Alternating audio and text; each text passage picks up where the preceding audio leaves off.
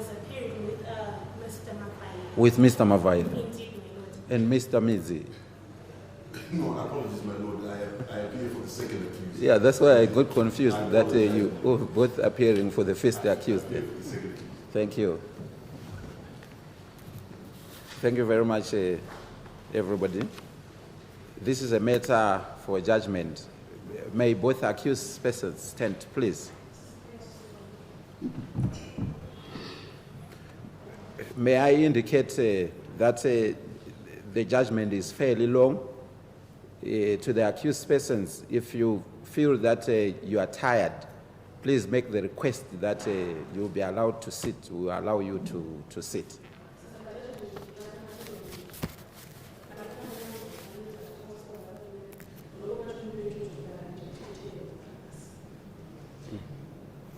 Like we've already indicated, this is a matter that is coming for judgment. Let me start from the premises that when the registrar of the High Court advised the parties to this case that the court's judgment, which had been reserved at the conclusion of the trial, would be handed down on 29 June 2023, the Zimbabwe Broadcasting Corporation and the Zimbabwe Newspapers 1980 Limited Television, which are some of the media houses which indicated that they had been following and reporting on the proceedings in this case right from their commencement, petitioned the court seeking permission to conduct live broadcasts of the conclusion of the trial. In their view, the trial was of public interest. They said it had attracted and held the attention of the entire nation.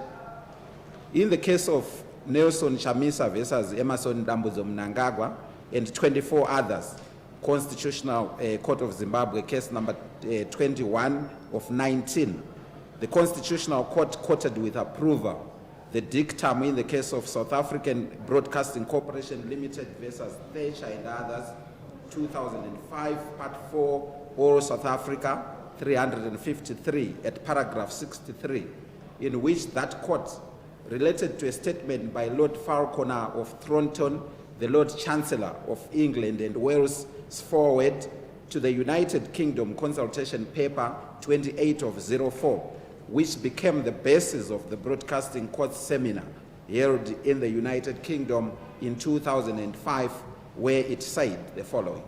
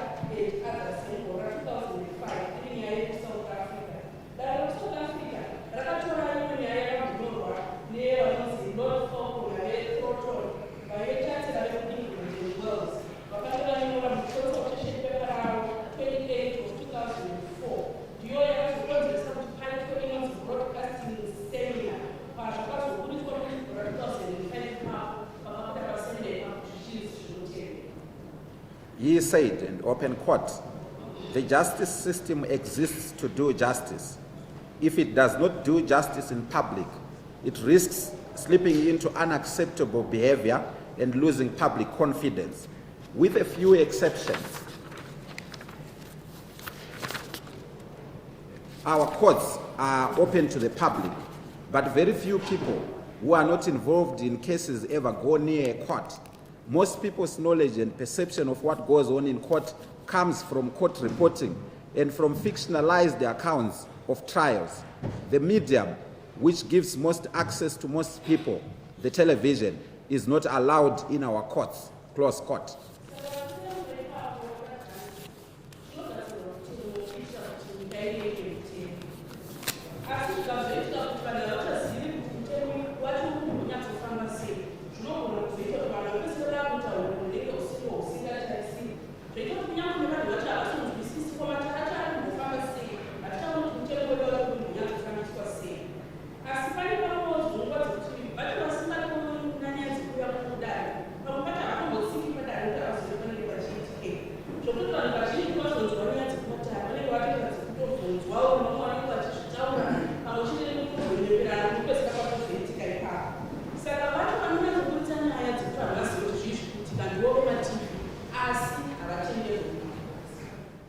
Writing for the full bench of the Constitutional Court in Chamisa versus Mnangagwa, Chief Justice Malava reviewed various authorities across many jurisdictions and arrived at the conclusion that it is progressive to open court proceedings to the full glare of the public.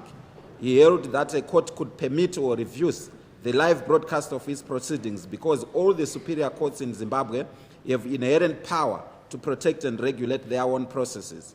He, however, emphasized that the overriding principle in whether or not to allow the live broadcasting of court proceedings is the consideration of the interests of justice. As such, to allow or disallow live broadcasts from the courtroom is the discretion of the court guided by the interest of justice concept, but subject to the limitation imposed by the call for every case to depend on its own facts and circumstances. The case before us is indeed extraordinary. The gruesome manner in which the deceased was killed required this court to make its judgment open to all citizens to enable the public to appreciate firsthand the court's reasons for the verdict it would return.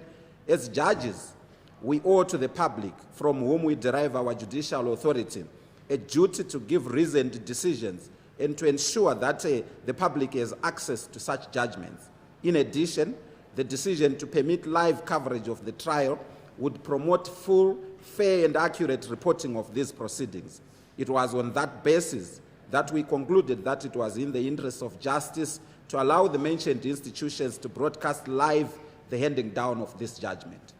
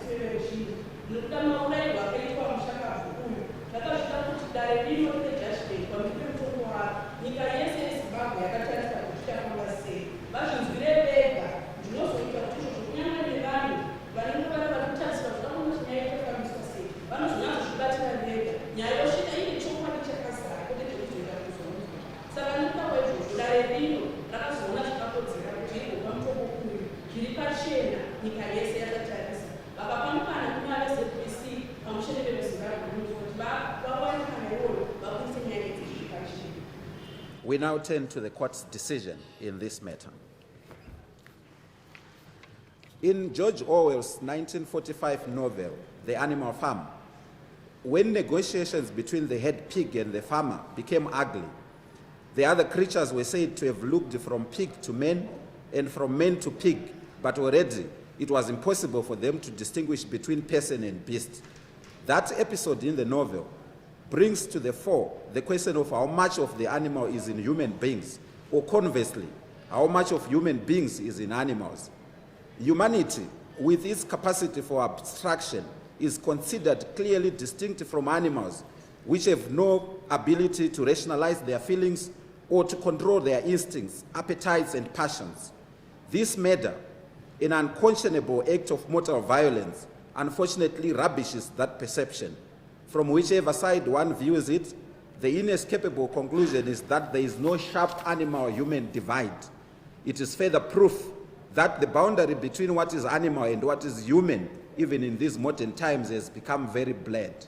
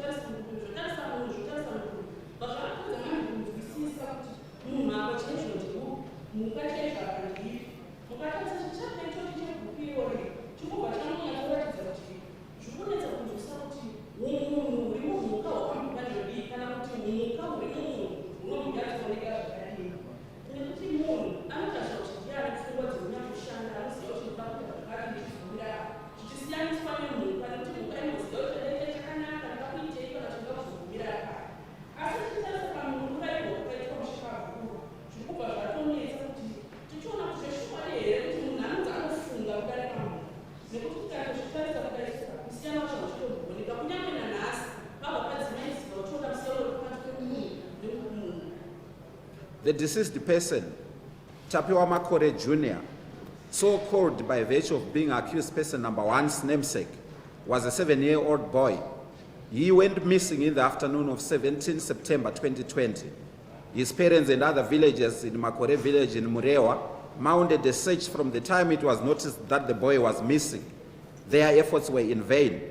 As will be illustrated later, his body, or what remained of it, with the head, both hands and both legs having been cleanly severed from it, was discovered the next morning at one of the villagers' premises, being dragged by dogs. It left little doubt, if any, that the boy had been killed for ritual purposes. Several pieces of his missing limbs were later separately discovered at various other locations, including in a disused village pit latrine. A series of events unfolded, which led to the arrest of Tafazwa Shamba, accused person number 1, and Tapiwa Makore, accused person number 2. The other accused persons, who were discharged at the close of the prosecution's case after the state withdrew charges against them, were also arrested. They were charged with the murder of the deceased boy.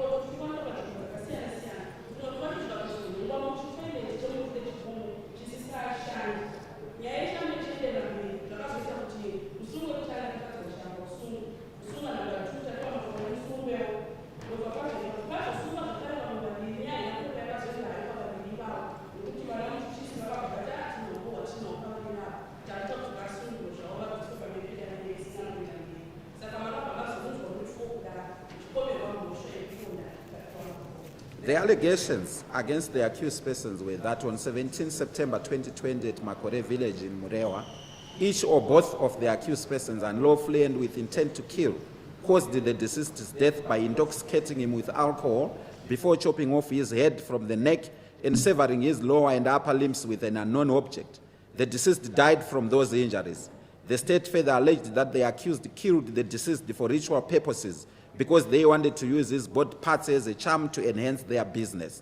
In pursuit of their objective, accused number 1 and number 2 lured the deceased from his mother's garden to accused person number 2's homestead. They locked him up in one of the rooms. Accused 1 proceeded to collect from accused number 2, who had bought it at Katsande, a homestead, 5 liters of an illicit brew, commonly called Skokian. He mixed the brew with sugar to make it palatable for the boy. He gave him the concoction to drink. The boy became inebriated. Around midnight, the 2 accused persons then took the child to the foot of a nearby mountain. Accused 1 carried the boy on his back. Once there, they laid him on some mats. Accused 1 set abreast the boy and callously cut off his head, whilst accused number 2 was holding the legs. Like butchers on a slaughtered beast, they set to remove the boy's hands and legs from the body. They packed the body parts into black plastic bags, and on their way, they dumped the deceased's torso at a place near a village graveyard. When they got to accused person number 2's homestead, they kept the parts in plastic buckets.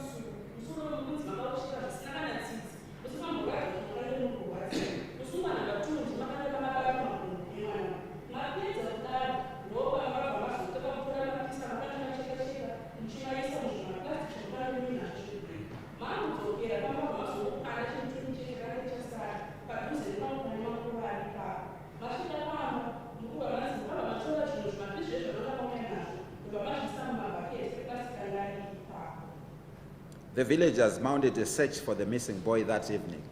Needless to say, he was not found. The next morning, the missing boy's torso was recovered from Sama Murwira's homestead, being dragged by dogs. A report was subsequently made to the police. Other parts from the boy's body were later discovered. The police arrested the accused person number 1 after they stumbled upon his blood-stained clothes. Accused number 1 then implicated accused number 2, leading to his arrest also. The police took the recovered parts for a DNA examination.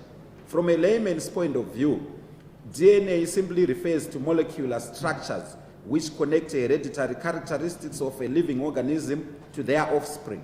The long and short of its use in the police investigations in this case is that it confirmed that the torso and the parts which were recovered at various locations were indeed those of the missing boy, because the head of the deceased was not recovered and that the body had been mutilated. The pathologist who conducted the post-mortem examination concluded that the cause of the boy's death was indeterminable. Both accused persons pleaded not guilty to that charge.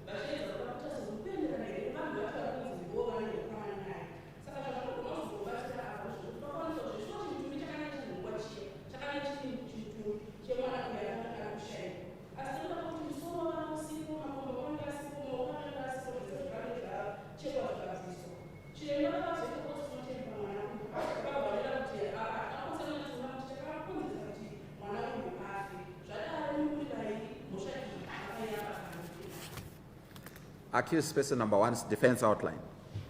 Accused one's defense outline was that he, at the material time, was an employee of accused person number two. He had spent the earlier part of the day in question with his co-workers watering vegetables in accused person number two's garden. After work, accused person number two had purchased the alcohol for him and the other employees. Accused two later went to the next village to follow up on a villager who owed him money. He said he only heard that the deceased was missing in the evening after he was told by one Edison Munanga, a member of the community's neighborhood watch. The following day, he reported for work as usual. Philip Makore later arrived to advise that some human body parts had been recovered at Samamurwira's homestead. Together with other villagers, accused one said he proceeded to that homestead where they saw the gory spectacle. He was equally surprised by the turn of events. The police were to arrest him after the discovery of his blood-stained pair of trousers at accused number two's residence. He admitted that he is the owner of those trousers, but that the stains on it were the blood of a chicken which accused number two had given him to slaughter. Accused two had gotten the chicken from someone who owed him money. He denied that the stains were from the deceased's blood. He also admitted knowledge of the blood-soaked white vest which was discovered from his house. He explained that the vest belonged to him, but his friend Terence Mbizo, he had used his room for purposes of engaging in sexual intercourse with his girlfriend at a time that the woman was on a menstrual period. That had happened a week before the accused's arrest. The accused further denied ever selling human meat to Joina Tangirire as alleged by the prosecutors. He argued that although he sold some meat, it was beef which he had obtained from one Japhet Shamb.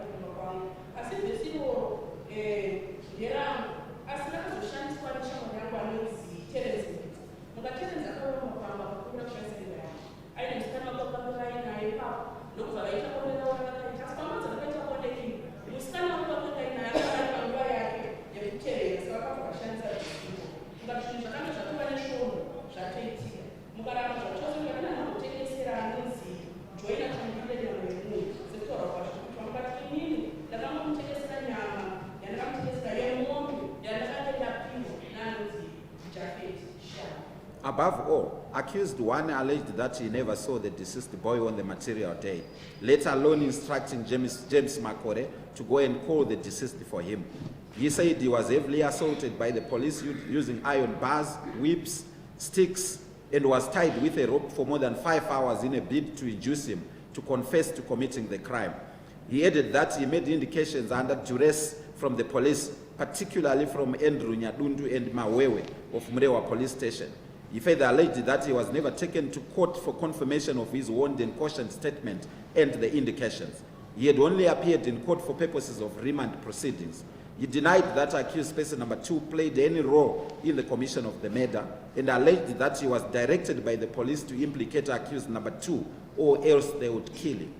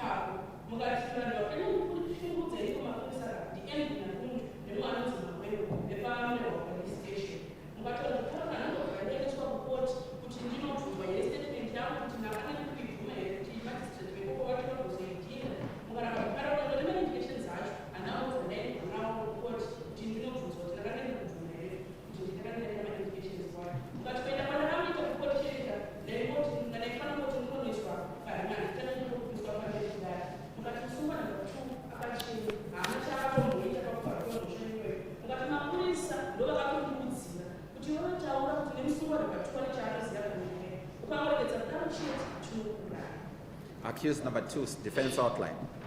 Accused 2 said he is a cousin to the deceased's father. He denied ever participating in, arranging, cooperating with, or conspiring in any way to murder the deceased. He alleged that he was bona fide in the search for the missing boy as any relative would be. When accused one's blood-stained pair of trousers was recovered, the police demanded to search the homes of all villagers in Makore village. His home, like those of many others, was also searched. The blood-stained trousers belonging to accused person number 1 was then recovered from his house. That led to accused person number 1's arrest. Accused 1, for reasons best known to himself, wrongly implicated him in the murder of the deceased. What is sure of is that the blood stains found on accused person number 1's trousers was blood of a chicken, which accused number 1 had slaughtered a few days earlier on his instructions. Besides accused person number 1's confessions, there is nothing that links him to the commission of the offense, so he alleged.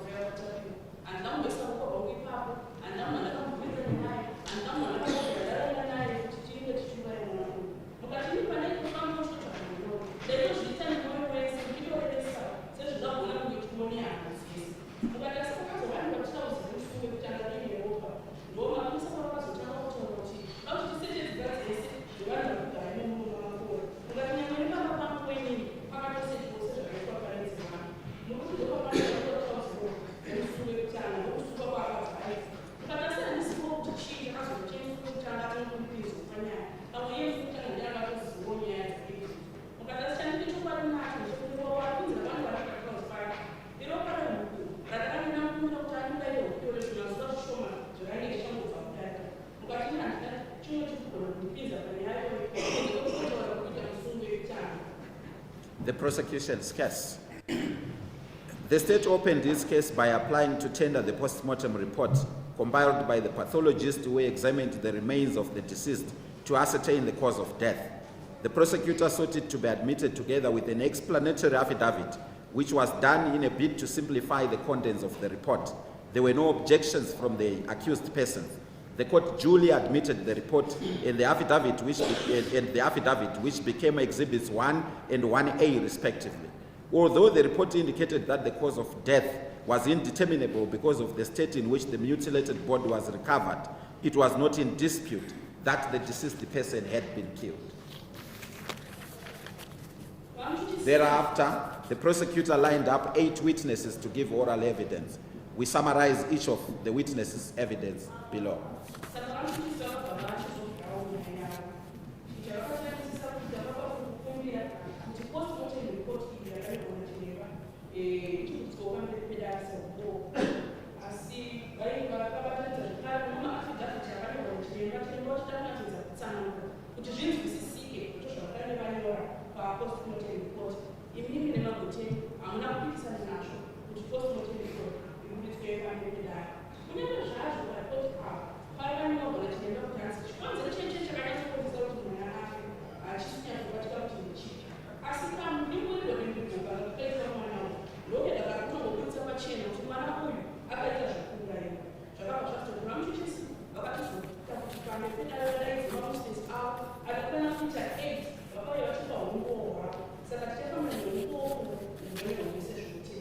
The first witness was Linda Munyori.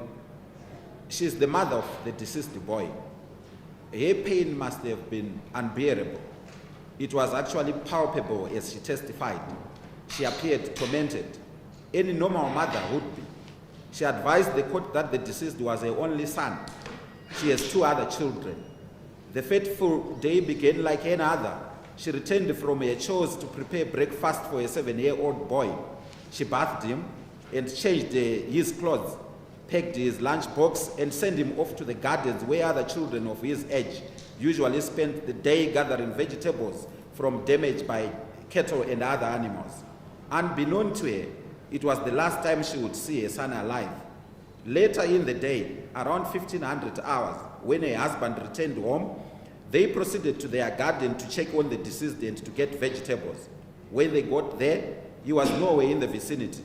His clothes, shoes, water bottle and his lunchbox were, however, in a heap outside the garden. Together with her husband, they called out the boy's name, but he did not answer.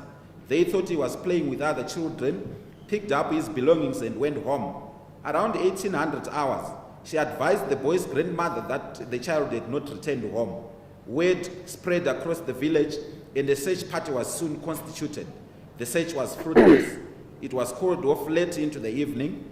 Accused number 2 participated in that search. A lot of the villagers gathered at the witness' homestead. Accused number 2 scolded the witness, accusing her of being careless and not properly looking after the boy. He suggested that maybe someone had taken the boy as a prank to teach her a lesson. The witness' sister-in-law interjected and stopped the accused person from making those obnoxious suggestions. It was debated what time the search would begin the next morning. Accused number 2 suggested that the search should start at 800 hours the following morning. He was vehemently opposed by other villagers, who pointed to him that it was not necessary to start the search before sunrise. Search before sunrise. They unapologetically told him not to be part of the team if he did not want to. And true to the villagers' determination, the next morning the search resumed very early. It did not, however, go on for long because someone came to call the villagers to proceed to Samamurwira's homestead, where a grisly discovery had been made. The witness was advised not to go there. Later, she learned of the torso that had been seen being dragged by Murwira's dogs at his homestead.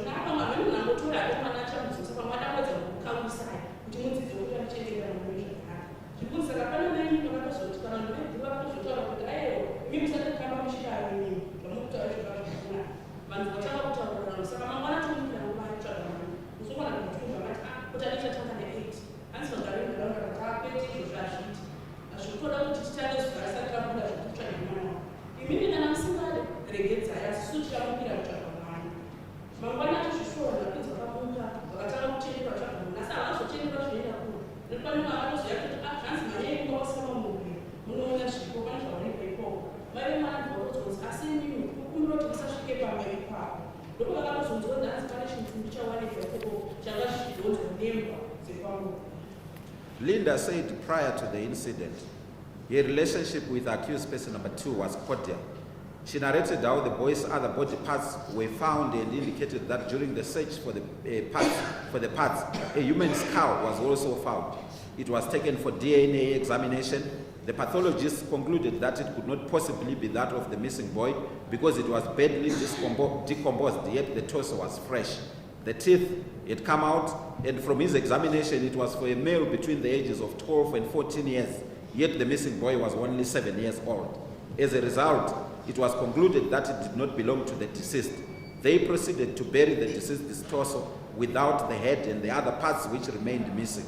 Part of the evidence cast aspersions on the accused person's character and is required by law. The court cannot and will not rely on it.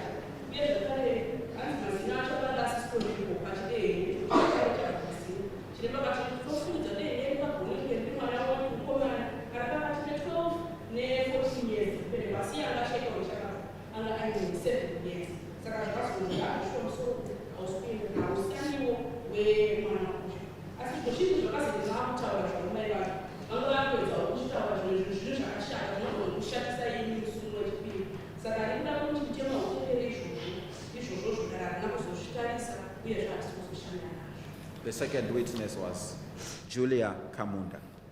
The evidence of that witness posed the challenges to prosecution. In their summary of evidence, it was indicated that she would advise the court on how her son James Makore had been asked by accused person number 1 to collect the deceased and hand him over to hand him over to him. He had complied with that directive and handed over the deceased to accused 1. James was alleged to have also advised the witness that he had been given some money and a green t-shirt by accused person number 2 as a way of thanking him for his role. The boy had then used the money to buy a radio. In court, the witness made a volte face and denied any knowledge of the issues in the summary of the prosecution's evidence. The issues had been summarized from a statement she allegedly made to the police. In court, she said her son James had only seen the deceased playing with other children and no more. She denied that he had ever said he was given money and a t-shirt by accused person number 2 as a thank you token. She agreed that she made a statement to the police, but that the police had muzzled her to make it. She confirmed that the signature on the statement was hers. She further alleged that the police had assaulted her husband and her son James. As a result, she was afraid. On the basis of that previous inconsistent statement, the prosecutor applied that the witness be declared hostile and that he be allowed to cross-examine her in terms of Section 316 of the Criminal Procedure and Evidence Act. And that section provides as follows. James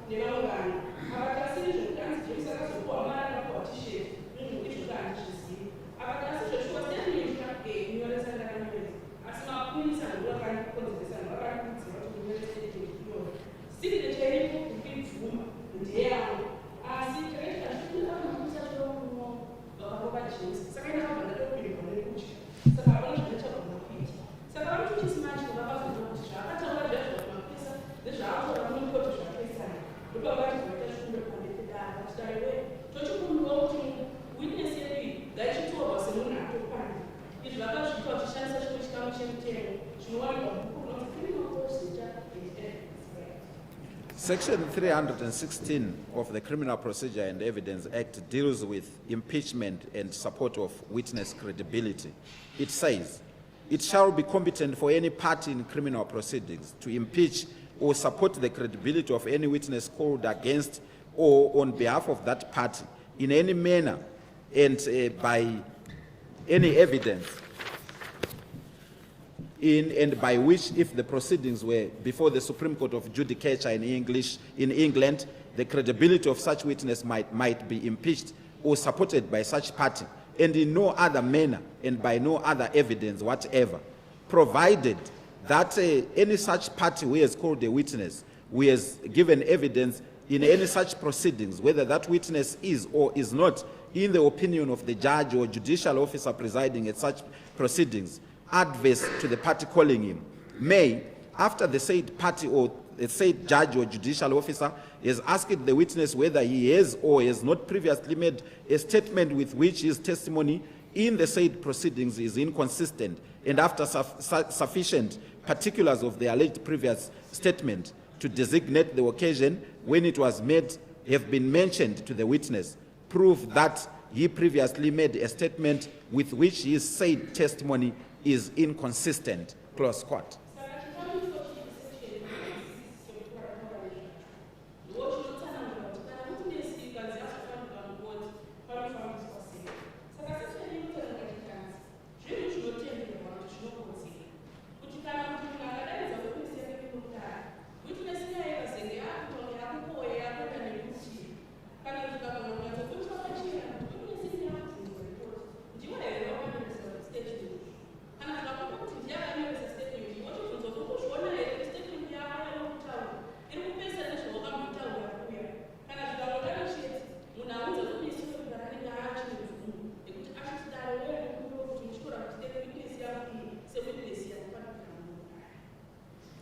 There is no argument that in this jurisdiction, a party calling a witness may not cross-examine that witness or in any way contradict, discredit, or challenge the witness' evidence.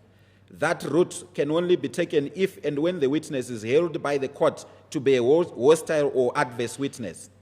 In the case of State versus Majambe and others, 1997, Part 2, Zimbabwe Law Reports, page 587, a hostile witness was held to be one who presents himself to have a mind hostile to the party calling him or to the interests of such party. Hostility is an aspect which is not usually readily admitted by the witness. It is for that reason that the law allows it to be deduced from a number of factors, such as the witness' demeanor when he or she is giving evidence in court, his or her relationship with either party, his previous conduct, or the fact that he or she has previously made a statement inconsistent with his or her oral testimony in court.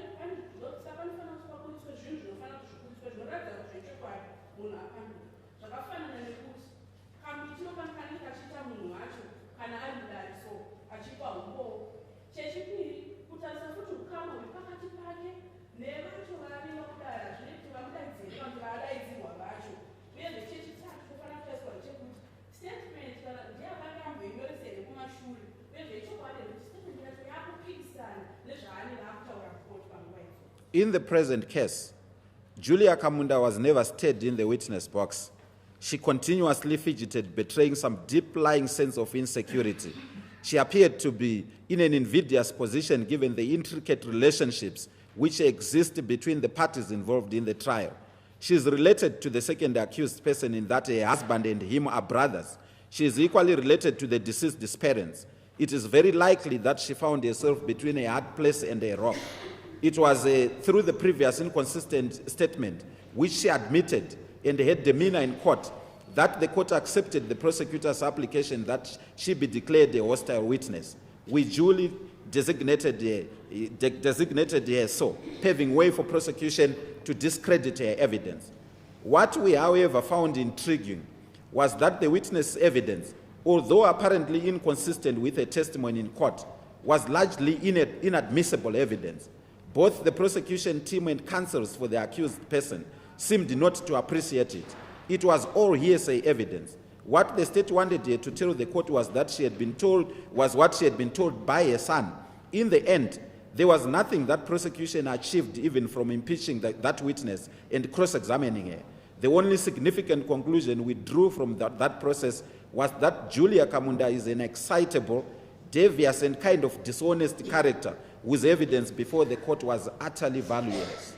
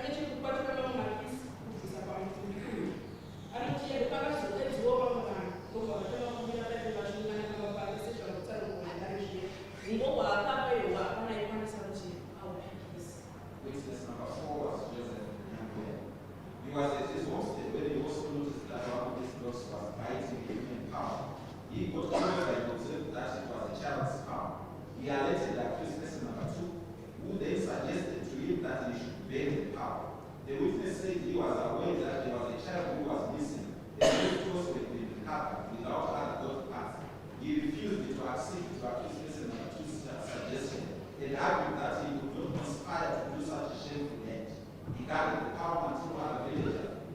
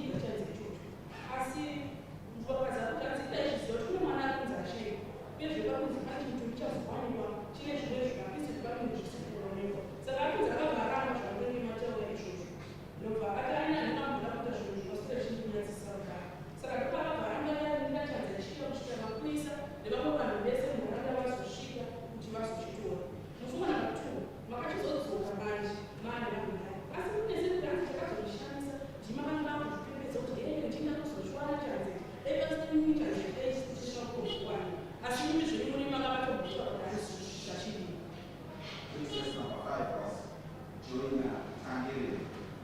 She was principally called to testify because she had got from her business number one, meat which was suspected to have been human meat. That had allegedly happened the day after the boy went missing. In court, she said the meat she bought and ate tasted like beef. She confirmed that accused person number two also ate part of that meat. The only time she thought accused one could have sold the human meat was when detectives came to inquire if she had bought meat from accused person number one at any material time.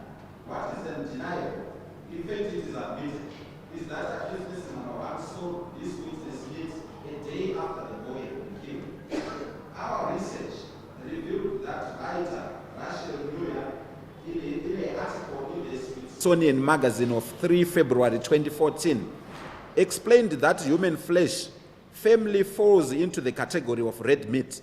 She concluded that beef would be the closest visual equivalent of a human fillet or rump roast. She concluded that beef would be the closest visual equivalent of human fillet or rump roast. In the article, the author recites the description given by William Seabrook, another journalist and author who claimed to have eaten human meat during his travels to West Africa in the 1920s. He says, among other descriptions of human flesh, I quote, "It was like good, fully developed calf meat, not young, but not yet beef. It was very definitely like that, and it was not like any other meat I had ever tasted. It was so nearly like good, fully developed veal that I think no person with a palate of ordinary, normal sensitiveness could distinguish it from veal. It was mild, good meat with no other sharply defined or highly characteristic taste, such as, for instance, goat, high game, and pork have. The steak was slightly tougher than prime veal, a little stringy, but not too tough or stringy to be agreeably edible. The roast, from which I cut and ate a central slice, was tender and in color, texture, smell, as well as taste, strengthened my certainty that of all meats we habitually know, beef is the one meat to which this meat is accurately comparable." Close quote.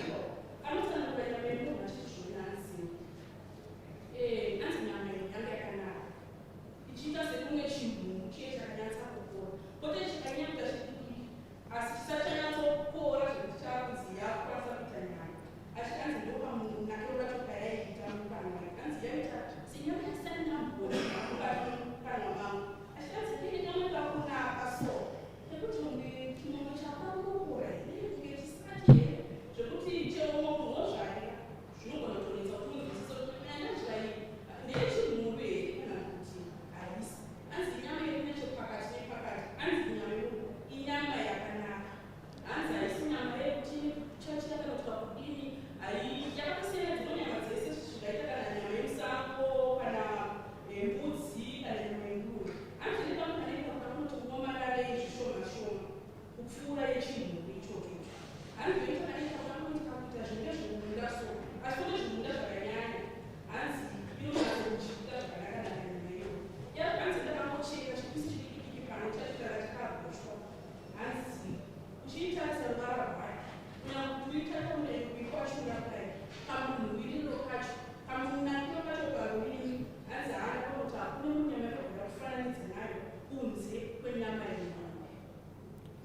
If the meat which Joyner Tangiri purchased was human flesh, Joyner would fall into the category of cannibals.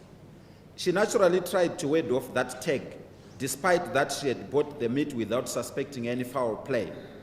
It is, however, a lame and very unconvincing argument by the witness that the meat was not human meat because it tasted like beef. It would equally be preposterous for us to believe the argument by prosecution that the meat was human flesh because it tasted and looked suspicious. If the above cited article is to be believed, the taste of human meat and beef is similar. In the process, we can't hold that the witness ate or did not eat human meat because that flesh was never tested to ascertain its origin. We are a court of law and cannot make decisions on the basis of conjecture. The matter must simply end there. If prosecution really wanted to support its case on such evidence, it was required to do more.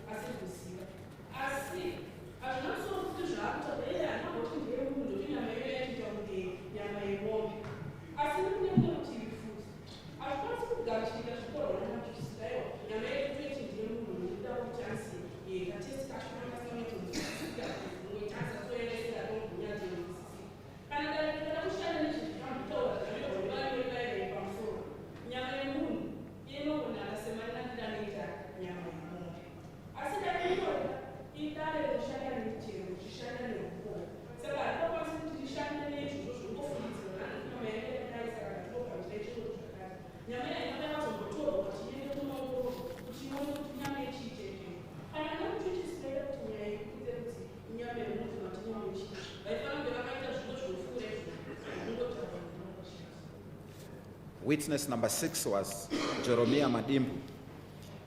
The witness is a detective stationed at Tapiwa Makore, attached to the Criminal Investigations Department. He was neither the arresting detail nor the investigating officer in this case. His participation in this case was that he led the team which went with accused person number 1 for indications.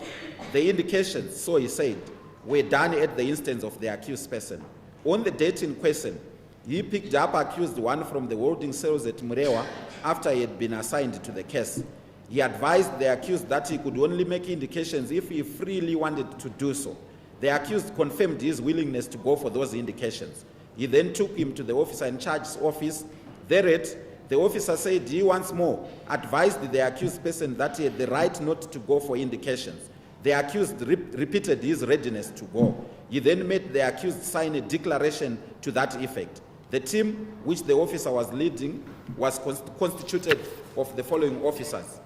1, Detective Constable Lunga, who was the driver, Detective Sergeant Mutombeni, who was the interpreter, Detective Constable Chuma, who was the photographer, Detective Constable Gadzani, who was a witness, and Detective Constable Chikaka, who was also a witness. Witness number 6, Jeremiah Madimbu.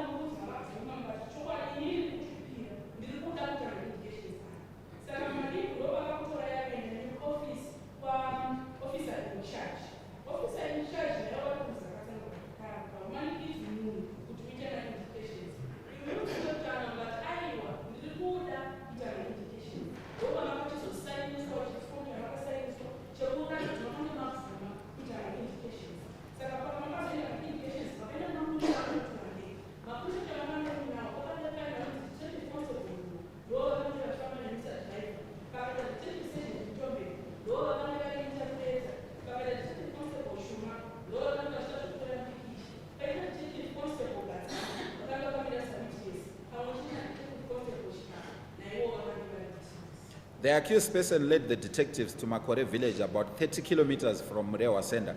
When they arrived there, the indication started around 1200 hours and lasted until 1700 hours. The witness further advised the court that the indications were done with the full participation of the accused person, who did not complain that there was anything untoward. The accused was free all the time. He was, however, in leg irons given the gravity of the crime and that the indications were being done in a bushy area. At the end of the process, the accused appended his signature to the indications, signifying his acquiescence to the details of the indications which appeared on the document. When the prosecutor sought to have the indications admitted as an exhibit, counsel for both accused persons objected to the production of that exhibit. Their basis was that accused person number one had not made the indications freely and voluntarily. The indications were not confirmed by a magistrate. The prosecutor persisted that he wished to produce the indications. The indications which the prosecutor sought to produce were not a simple pointing out of places and things which would otherwise have been admissible without much debate. They were accompanied by extra-curial statements which the accused allegedly made in the process. As already said, the prosecution team pushed that they wanted to prove that accused person number one had made the indications without duress or any form of undue influence. Inevitably, the proceedings drifted into a trial within a trial. It entailed the suspension of the main proceedings.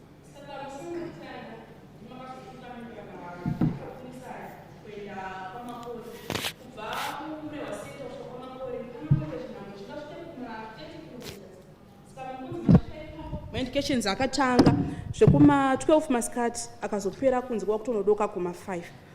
Witness imwe chete yakazotsanangura kuti hanzi patakaita ma-indications musungo wekutanga ndima yenyatsota kutoratidza zvese zvakange zviri kuitika, ndima kange muri pamberi pazvo muchizvitungamira, hamuna mbobvira magunun'una kuti chakati ichi handisi kufara nacho kana kuti ndiri kugunun'una nacho.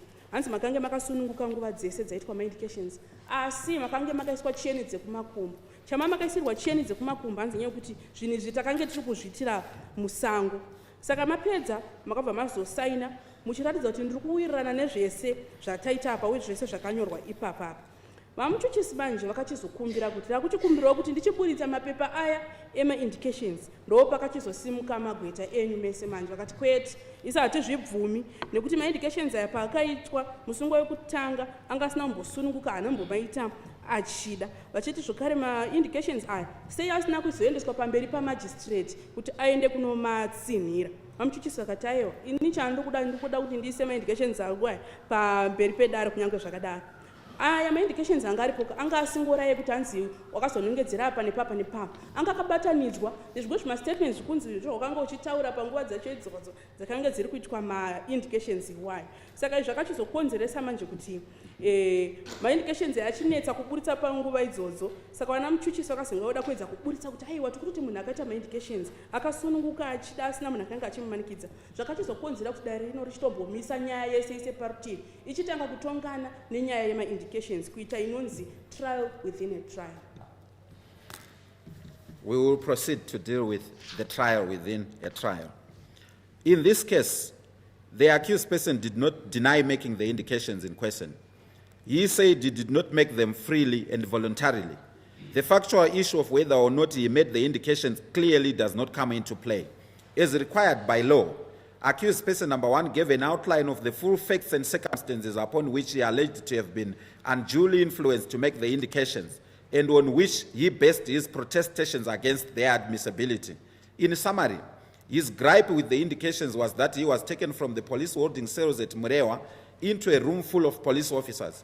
He was advised upon entering that room that at the station they did not accept any nonsense, and going forward, the officers expected his full cooperation with their directives. He was then advised that they would proceed for indications and that on arrival at Makore village, the officers would tell him what to say. The accused person flatly refused and protested that he knew nothing about the murder of the boy. He was immediately slapped by Officer Jeremiah Madimbu. The other policemen then fetched a rope and an iron bar. They tied his hands and legs together before slipping the iron bar between them. The bar was then used as a pivot between two desks. The accused was suspended between the two tables, facing upwards. The officer in charge of the station, whose name the accused could not remember, but was affectionately called the boss by his colleagues, brought a whip with which he thoroughly lashed the accused.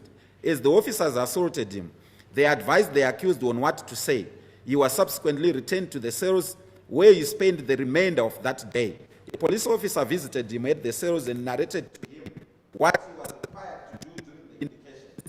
Accused insisted that he did not want to be part of the indications.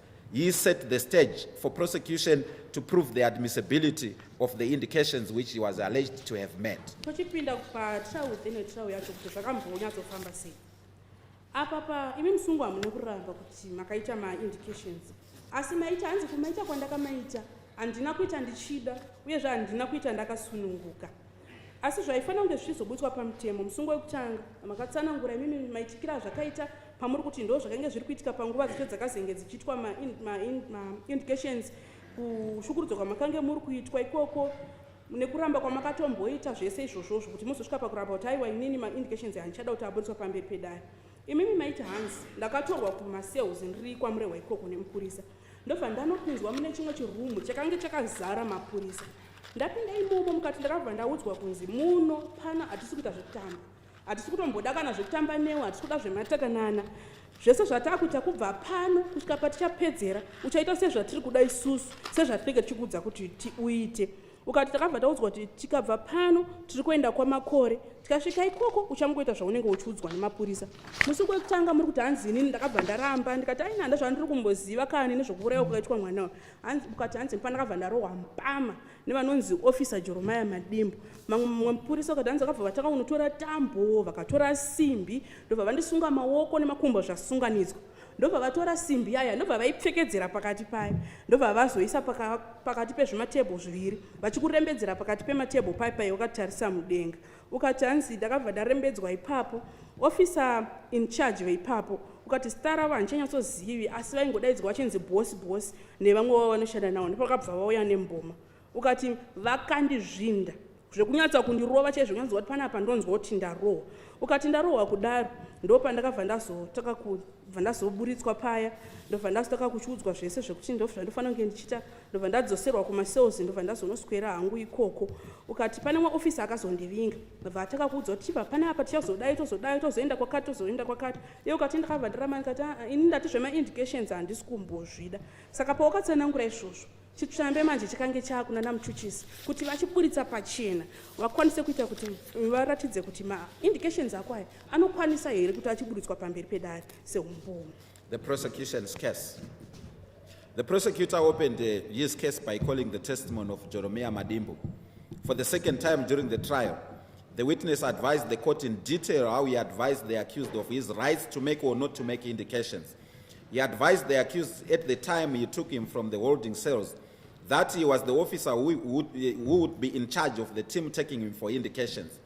Madimbo said he was speaking to the accused in English, but there was an interpreter to convey the message to him in the vernacular. He asked the accused if he had any complaints, to which the accused responded in the negative. He further advised the accused that he was not required to make indications if he did not wish to. The accused indicated that he was willing to go for indications. To show his willingness, the accused signed on the preamble to the indications, signifying his free will. The officer further stated that he advised the accused of the implications of making indications, particularly that whatever he would show the police would be recorded and would be tendered in court as evidence against him. In the officer in charge's office, the same protocols were repeated. The accused again confirmed his willingness to make indications. The same team which Madimbo described earlier then left for Makore village for the indications. Accused person number 1 led the way. On arrival at Makore village, the accused stopped the officers. He led them to the garden from where he alleged to have been taken the deceased. He led the detectives along a footpath to the gardens. He pointed to the spot where the deceased had been playing before he took him to accused person number 2's place. He lured the boy by promising him that he was going to give him a delicious meal. The accused then showed the detectives the road which he used to get to accused person number 2's place with the deceased. And when they reached the homestead, the accused indicated that he left the deceased seated on the house's pavement. Saka vamuchuchisi vakabva vachizovhura nyaya yavo apa tichiri patrial within a trial. Vakadaidza witness yavo Jeremiah Madimbo kanga kechipiri Jeromia Madimba achipa umbo pamberi pedare. Akangotsanangurira dare kuti imimi musungu wekutanga akakuudzai kuti ndachikutsanangurai kodzero dzenyu kuti mamune kodzero yekusarudza kuita ma-indications kana kuramba kumaita. Akatsanangura dare zvakare matorero akakuitai kumasales zvese achikuudzai kuti ndiye akanga achazotungamira pama-indications. Madimba anoti iye aitaura nechirungu asi pakange paina akanga ari pachikuturikira achikuisirai kururimi rwamai. Akazokubvunzai zvekare kuti manga muine here zvinyunyuto zvamakanga muinazvo, hanzi mimi mukati kwete. Akazokuudzai zvekare kuti hamusi kumanikidzwa kuita ma-indications, hanzi musunge kutanga mukati aiwa inini ndiri kuda kuita ma-indications iwayo, hanzi kutoratidza kuti mamuchida kuita ma-indications makatosaina pachipepa chacho chepamusoro chema-indications iwayo. Hanzi ofisa vari kuti handakatozokutsanangurai futi ndikati unofanira kunzwisisa kuti kana waita ma-indications ayo zvese zvauchatiitira nhasi zvauchatiratidza nezvauchataura zvichagona kuti zvizoburiswa pamberi pedare seumbowo. Hanzi musungu wekutanga mukati zvekare harisi dambudziko iroro. Saka ofisa vakazosimuka nemapurisa atambotaura nezvavo kumashure vakananga kwaMakore. Hanzi makangoti muchisvika mubhukure kwaMakore ikoko imi musungu ndimi makachitozovaudza kuti hanzi chimirai pano. Ndobva mamira vamaenda nemapurisa muchinovaratidza kugarden kwacho kwamakange matora mushakabvu, vamavaratidza karodhi kacho kamakange mafamba nako, ndovamanongedzera kuti mwana uyu akanga achitambira ari apa ndisati ndamutora. Mungati mwana uyu ndakatoita zvokutomukwezvera ndichimudza kuti hanzi andoendokupa chikafu chinonaka. Vamaratidza futi mapurisa kanzira kamakazofamba nako muchibva kugarden ikoko muchienda kumba kwemusungwa namba 2. Vamatsanangura zvekare kuti tasvika pamba panapa ini ndakabva ndazosiya mushakabvu uyu akagara apa mairatidza chistubhu chiri payadhi yepamba ipapo. Accused person number 1 then entered the house and brought sadza and relish in the form of some type of fish called matemba. The deceased ate that. When he had finished, the accused took him into the living room of the house. He implored him to remain there as he went to buy an illicit home brew, commonly called Sikokian. At that point, the accused advised the detective that he was working on the instructions of accused person number 2, who wanted to perform rituals to enhance his cabbage business. When he brought the boy to the homestead, accused 2 was not there. He was at a beer party with the other villagers. Accused number 2 had purchased the illicit brew, which the first accused went and collected. He returned with it. He drank it together with the deceased. He would mix the deceased's portion with sugar to make it palatable for the boy. The deceased got drunk and fell asleep. The accused laid him on a sofa in the living room. Later that evening, the accused indicated to the officers that he, with the assistance of accused person number 2, took the deceased to the place where they killed him and severed his body parts. He showed the police officers the exact spot where that occurred. It was about 1.5 kilometers from accused person number 2's homestead, at the foot of a hill. The nearest homesteads from that place were about 1 kilometer away. The spot was surrounded by grown trees. There were no struggle signs at or around that spot. The accused further indicated that when he killed the boy, he had pressed the boy's hands to the ground using his leg and then cut off his neck using a knife which he had brought from accused person number 2's homestead. During the murder, accused 2 was holding a torch which illuminated the boy's body for accused person number 1 to easily perform his task. The accused further indicated how he had proceeded to dismember both the deceased's arms and both legs from the body. They then put the arms and the legs into one plastic bag and the torso into another. They left the area proceeding back to accused person number 2's homestead. Along the way, they discarded the torso. He further indicated that they ultimately discarded the hands and the legs into a village pit latrine. He showed the police that particular toilet. The detectives then applied for permission to destroy the toilet, which they obtained.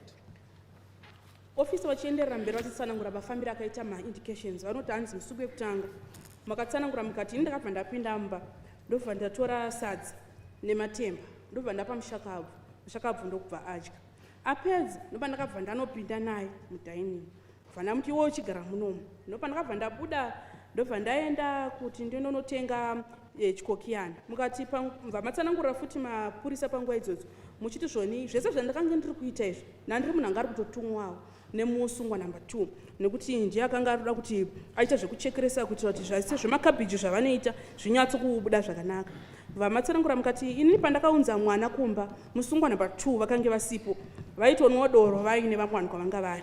mukati musungwa number 2 vakanga vatotenga kare chikokiyana chechiye ndobva ndaina ndobva ndanochitora ndobva ndadzoka vandataka kunwa nemushakabvu iye ndaimisira shuga kuti agone kunyatsonwa zvakanaka saka anwa akabva adhakwa ndobva abatwa nehope ndobva mamusimudza ndobva mamisa pasofa amanheri iwayo kutsanangura kwamaita uko mukati amanheri iwayo takabva tabatsirana nemusungwa number 2 ndobva tatakura mwana tikaenda naye panzvimbo pacho patikazonomurayira tikamucheka tiri ipapo makabva matoenda nemapurisa zveshuwa vamanovaratidza panzvimbo yacho ipapo maiti ndo pamakange mamuurayira ofisa vari kuti hanzi kungangoita 1.5 kilometers kubva kumba ikokoko kunosvika panzvimbo pacho muri mujinga megomo dzimba dziri padhuze neipapo dzingagone kungova 1 kilometer kubva ipapo panzvimbo apo pari kunzi pane miti yakatoti kurei paisaratidza kunge panzvimbo panga pamboita kunetsana kwevanhu kana kukikiritsana kana kurwisana panzvimbo pacho ipapo ofisa vanotsanangura zvekare hanzi imimi makazenge makutsanangura muchiti hanzi panguva dzandakamuuraya nandakaita zvekumutsimbidza pasi maoko ake nandakaita zvekumatsimbidzira nemabvi angu ndibva ndacheka mutsipa ndichishandisa banga randakatora kumba kwemusungwa number 2 panguva idzodzo musungwa number 2 vakanga vakabata tochi vakandivhenekera kuti zvinyatsofamba zvakanaka naivo futi vanga vakabatawo miri wemwana uyu vachimutsimbidzira pasi mukatsanangura zvekare mukati hanzi ndapedza kucheka kudaro ndakabva ndacheka makumbo nemaoko nevataisa muchiplastic cheblack vatatora chimutumbi vataisa zvekare mune chimwe chiplastic cheblack ndobva tazotakura takudzokera vatazongosiya takanda chimutumbi chachiya ndobva tazonokanda makumbo nemaoko mune imwe toilet iri muvhileji imomo ndobva tasiya imomomo ndobva tazongoenda saka mapurisa vakachizoita chikumbiro chekuti vaende kunopwanya toilet iyaiya ndokubva vapiwa mvume yekuti vapwanye toilet yacho. Additionally, Officer Madimbo advised the court that during the indications there were several other people who were there apart from the police officers. Some of them were locals from Makore village, but he had also later learned that amongst those people were journalists who were following the story. Thereafter, he was subjected to numerous questions in cross-examination.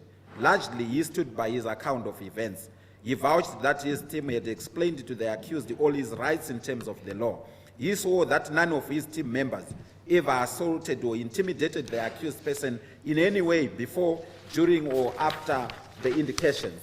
He added that the fact that accused person number 2 refused to go for indications and that the police did not force him to do so supports his contention that accused person number 1 voluntarily chose to do the indications. It further came out during cross-examination that the video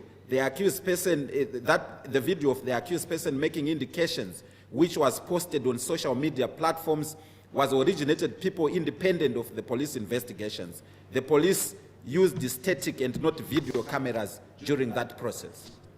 Officer Madimbo akazoedera mberi achitarangura kuti hanzi panguva dzaitwa ma-indications hanzi papatoriwo nevamwe vanhu vanga vatoripo vamwe vacho vanga vasitori mapurisa hanzi vamwe vacho ndive imomo mamakore imomomo hanzi ndakatozoziva futi kutoti pane vamwe vanhu majournalist vanga vatoripo futi vanga vatomhanya kuti vatevere nyaya iyoyi vapedza kupa umbo ofisa vakazotaka kubvunzwa mibvunzo nemagweta havana kuchinja vakaramba vachingotaura zvinhu zvavo zvimwe chete zvakanga vataura izvozvo vakati hanzi inini ndakamira pano ndiri kureverera mapurisa andanga ndinawo hakuna kana mupurisa umwe chete zvake akambobvira arova musungwa uyu kana kumutyichidzira chero nenguva ipi zvayo panguva dzataita ma-indications kunyange tapedza kuita ma-indications akasana kuti inga vane musungwa number 2 vakaramba kuenda ma-indications havana kumanikidzwa zviri kutongoratidza kuti suti hatisiri vanhu vakanga vari panguva dzekumanikidza vanhu kuti vaite ma-indications iwayo zvakatozobuda futi pachena panguva dzaibvunzwa ofisa ava mibvunzo kuti pane mavhidhiyo akazenge akutobuda pasocial media achiti hanzi akatoitwawo nevamwewo vanhu vanga vasinei nesu vasitombori mapurisa nokuti isusu taingoita zvekutora mapikicha chete hatina kuita zvekutora ari mavhidhiyo. The evidence of Kainos Chuma. He is a detective constable. He participated in the indications process as the official photographer of the proceedings. He said he took photographs as the accused narrated what transpired. He took the first photograph of the accused when he was still in the holding cells through him. 26 of the photographs which he took during the process were tendered as exhibits to support the prosecution's argument that the accused made the indications freely and voluntarily. Led by the prosecutor, the witness went through each of the photographs and explained its essence. He said throughout the indications, the accused was free and was not forced to indicate or say anything against his will. He maintained his evidence under cross-examination. In addition, He refuted the allegation that the police recorded a video of the proceedings. Instead, he supported the view earlier stated by witness Madimbu that the view was privately originated by members of the public. He also stated that the reason why the accused was handcuffed was to ensure his own security and the security of the police officers. Saka pakabva pauya imwe witness anonzi Kainos Chuma, uyu ndiye detective constable, naivo vakanga varipo pama-indications ndo vakanga vakabata kamera vachiita zvekutora mipikich. Vakatsanangura matorero vakaita mapicture vachiti ndakatanga kutotorera musungwa kubva achiri macells kusvika azobuda kusvika tadini. Saka pakabuda mapicture anokwana kuita 26. Saka vaizenge vachibvunzwa mibvunzo maringe nepicture imwe neimwe vachitsanangura kuti apa picture iyi zviri kureva kuti zvakati, apa zviri kureva kuti zvakati. Vakatsanangura vakati hanzi pese paitwa ma-indications musungwa haanambobvira ambunyikidzwa, haanambobvira amanikidzwa kuti ataure chinhu chaakanga asiri kuziva kana kuti anongedzere zvinhu zvisiri izvo. Akati hanzi hachisi chokwadi futi kuti isusu takambotora mavhidhiyo panguva dzakange dziri kuitika. Hanzi vhidhiyo rakatozobudawo riri rakatongotorwawo nevanhu vasina chekuita nesu isu semapurisa, zvitsigira nezvanga zvabva kutaurwa naofisa Madimbu. Vakati hanzi asi chakazoita kuti tinge tichishandisa cheni panguva dzema-indication nyaya taitoitira kuchengetedza iye musungo wedu watatiinaye uye kuchengetedzawo isusu semapurisa. The evidence of Andrew Nyadundu. He is a detective assistant inspector in the ZRP. He is the investigating officer in this case. His evidence was that when the accused was arrested and interrogated, he recorded a warned and cautioned statement from him. That statement was confirmed by a magistrate at Murewa in terms of the law. During those interviews, the accused intimated to him that he was prepared to show the police what had transpired at the time the offense was allegedly committed. A team which led the accused during the indications was then set up. It was led by Detective Assistant Inspector Madimbu, as already indicated. He accompanied them as an observer, but did not directly participate in the indications proceedings. At the time the indications were conducted, the accused was already on remand and was lodged at Murewa prison. Nyadundu said when an accused is in the custody of the Zimbabwe Prisons and Correctional Services, an institution which is administered separately from the Zimbabwe Republic Police, the police do not simply walk in and take out a prisoner. The procedure which was followed in this case of the accused person is that an application is made to the officer in charge of such a prison. On receiving that application, the officer in charge of Murewa prison interviewed the accused and asked him if he wanted to proceed to do indications with the police. The accused indicated his willingness to that officer in charge. Documentation to that effect was completed, and when the accused was returned to prison after the indications, the same formalities were undertaken. Documentation was again completed, and the accused was asked if he had any complaints against the officers who had taken him out or against the police generally. His response was that he did not. The document, called the Form 86, which is the application for release of a prisoner to the police, was by consent produced and admitted as an exhibit in the trial within a trial. The officer said he was in attendance throughout the indications process.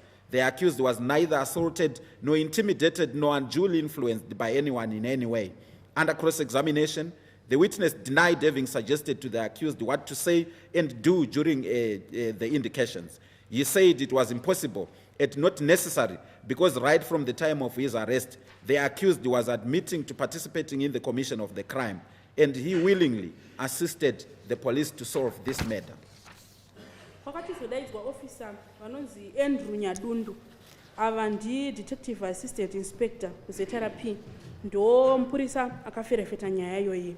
Vanotsanangura kuti ivo pashure pekunge masungwa imi musungwa wekutanga ndo pakauya akataura nemi achikubvunzai nezvenyaya iyi, akatora zvekare statement yenyu. Ndobva statement yenyu mazoendwa nayo kuMurewa court, kwayakasvika ikoko mukanoibvunzwa nezvaina magistrate statement iyoyo, mukanoibvuma magistrate vakaisaina vakaidhinda. Vakati panguva idzodzo vakanga vachitaura nemi officer, hanzi imi ndo pamakabva mataura mukati inini hangu ndakazvipira ndokwanisa kuti ndiende ndinokuratidzai ndikutsanangurei zvakare mafambiro akaita nyaya iyi. Saka ndo pakachibva pachizounganidzwa vanhu chigrupu chemapurisa chambotorwa nezvacho chichitungamirwa na detective assistant inspector Madimbu kuti munge muchienda kuma-indications. Officer Nyadundu vari kuti hanzi kuma-indications ini ndakaienda, asi handina rupande rwandakaita, ndaingoonawo zvangu ndiri kachana nichiona mafambiro akanga ari kuita ma-indications. vachiti hanzi panguva dzakaitwa ma-indications musungwa makange matoiswa kare makange muri maoko emurehwa prisons vakati hanzi kana munhu akanga atova maoko eprisons isusu sezatarapi hatikwanisi kungosvika tichingoita zvatinoda kana kungotora munhu hanzi tinotosvika tichiita chikumbiro seapa apa hanzi takatosvika ndobva tatoita chikumbiro chedu kutonyora chikumbiro kuna officer in charge wepajeri pamakange muri officer in charge vawana chikumbiro chiya vakakudaidzai musungwa vakataura nemi vakakubvunzai muri kuda here kuti munge muchibuda nemapurisa musungwa hanzi makabvuma zveshuwa makange muri kuda kubuda nemapurisa kuti muende kunoita ma-indications zvadaro mapepa ese akanyorwa ekuti mubudiswe mujeri muende nemapurisa ndokubva maenda mapedza izvozvo ndokubva madzoswa pakanyorwa zvekare mapepa akuratidza kuti munhu tabuda naye asi munhu uyu tadzoka naye ofisa vakakubvunzai ofisa in charge ipapo zvekare vakataura nemi kuti pane here zvamaitwa nemapurisa abuda nemi mune kugunun'una here kwamungava nako pane zvamaitwa nemapurisa hanzi musungwa makapindura muchiti kwete saka pakashandiswa fomu rinonzi form 86 ndo rinoshandiswa kana vekuzetarapi vachikumbira musungwa anenge ari mumaoko eprisons saka zvadaro pakazonge pakutsanangurwa ofisa vaiva kubvunzwa zvekare nemagweta enyu hanzi ndipo vakanga vakutsanangurwa vachiti aiyo isusu hatina kumbobvira tashungurudza musungwa panguva dzaakaita ma-indications haana kumbobvira amanikidzwa kuti ataure kana kuti aite zvinhu zvaakanga achinge achiita ipapo akatoti hanzi imimi musungwa panguva dzoma muri munhu anga ari kubvuma mhosva saka zvabakanga muri kutoita zvazviri zvekutotirerutsira basa rakanga riri kutonyatsofamba kuti nyaya ikwanise kupedzwa nokukasika.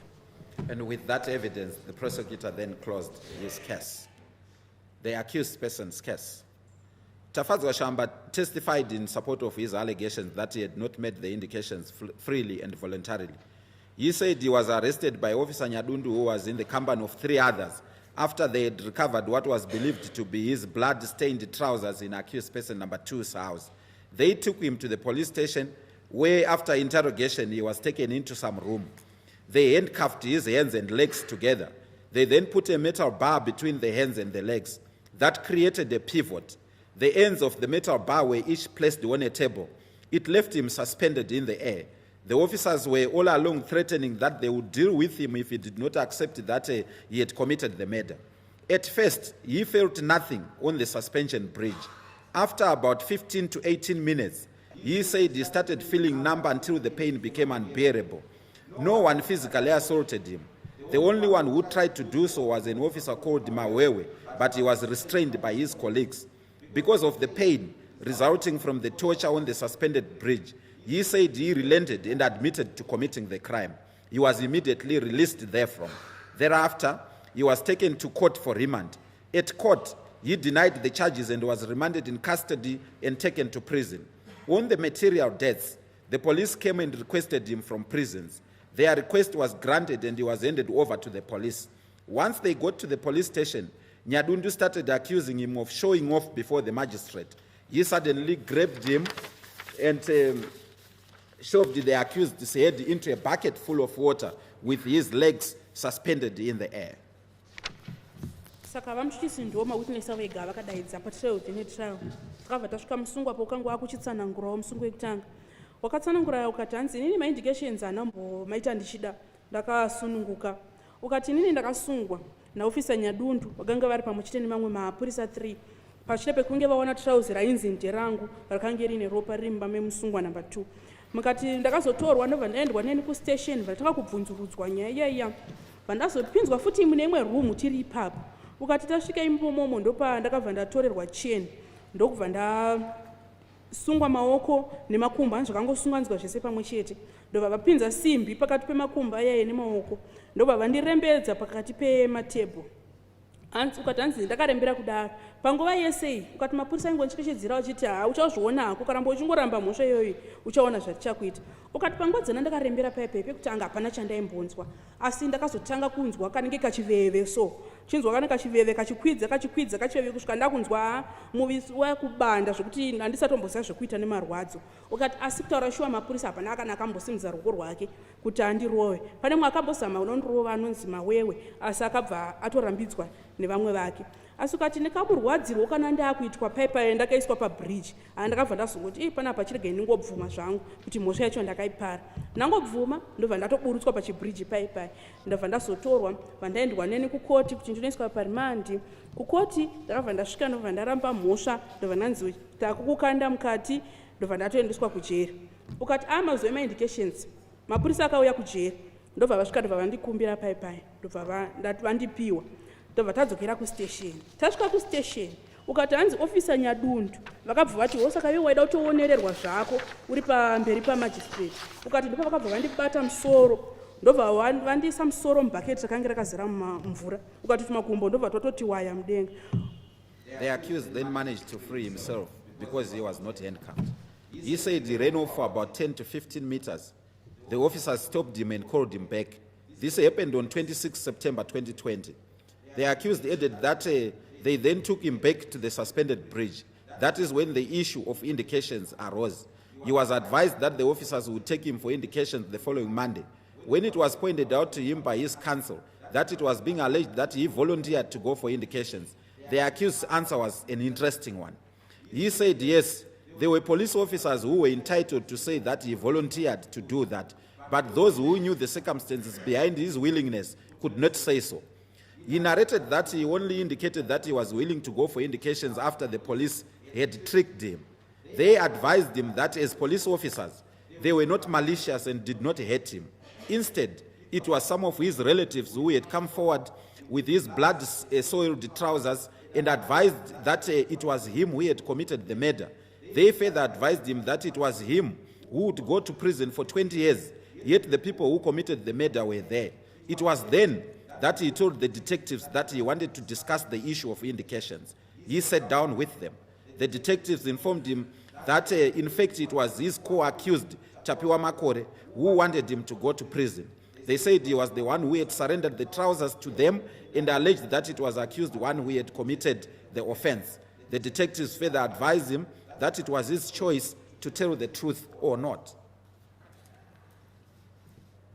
Saka musungwa maiswa musoro bucket paya mukati ndipo ndakakwanisa kubva ndapukunyuka watataka kumhanya ndakamhanya dzinenge 10-15 meters ndobva nanzi nemapurisa iwo mirapo mukati ndipo ndakabva ndamira ndobva ndadzokera.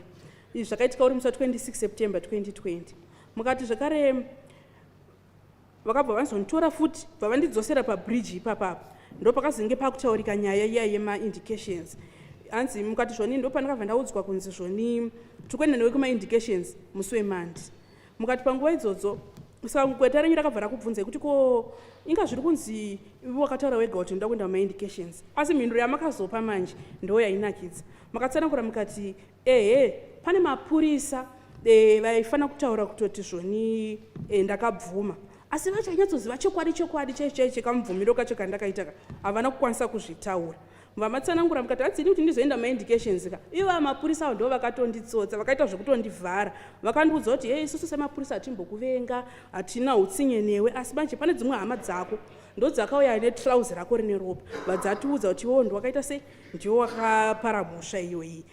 Vakatsanangura zvekare vakati hanzi iwewe ndouchaenda kujeri kwe20 years asi manje vanhu cheucha vakapara mhosva unoziva kuti vanogona kutongosara kunze uko saka kuti panguva dzimwe pandakabva ndati alright saka gatingotaurei nyaya yema-indications acho pamukabva magara pasi nemapurisa matakutaura nyaya yema-indications aya mapurisa mbva vazokuudza kuti aiwa kutaura shuwa musungwa number 2 Tapiwa Makore ndiye ari kutoda kutoti iwo uende kujeri vakati hanzi ndiye munhu acho akatouya netrauzi irororo achitaura kuti iwewe ndo wakapara mhosva vakati hanzi iwo zvakwauri kungotaura chokwadi chako kana kuti kuregedza. The police officers wanted to know accused number 2's involvement because they suspected it was him who knew where the deceased boy's head was wanted. Critically, accused person testified that it then occurred to him that what the detectives were saying was possibly true. He said it dawned on him that accused person number 2 wanted to remain out of prison whilst he languished in jail. It further became apparent to him that accused number 2 wanted to sell and reap the profits from the cabbages project whilst he was in prison. He added that he then thanked the detectives, and from then on, he started cooperating with them. He accepted that he had killed the deceased at the instigation of accused number 2. He said the police further suggested to him that the accused would indicate that the child had been murdered inside accused person number 2's house before discussing the idea, since it could be self-defeating because they needed blood stains in the house. It was then agreed that the accused would indicate that the murder occurred in the forest. They did not, however, agree on the exact spot. The detectives argued that they did not know the local forest well enough, and therefore it it was convenient that the child had been killed. The accused gladly advised the police that he had a spot in mind. They urged him not to leave accused 2 out of the picture. He added that the detectives told him to also think of a place where the torso of the boy's body was discovered and where a pair of blue jeans was also found. Curiously, the accused said he asked the detectives if there was anything in accused person number 2's house which could be used as evidence to incriminate him. Kuchenderera mberi musungo wekutanga uchipa umbo wako ndobva wati mapurisa vaida kuti vazivewo kuti musungwa number 2 akapindira sei panyaya yenu, kuti zvaifungidzirwa kuti musungwa number 2 ndo vangangodaro vachiziva kuti musoro wemwana uyu waimbonyatsodirirwa kupi.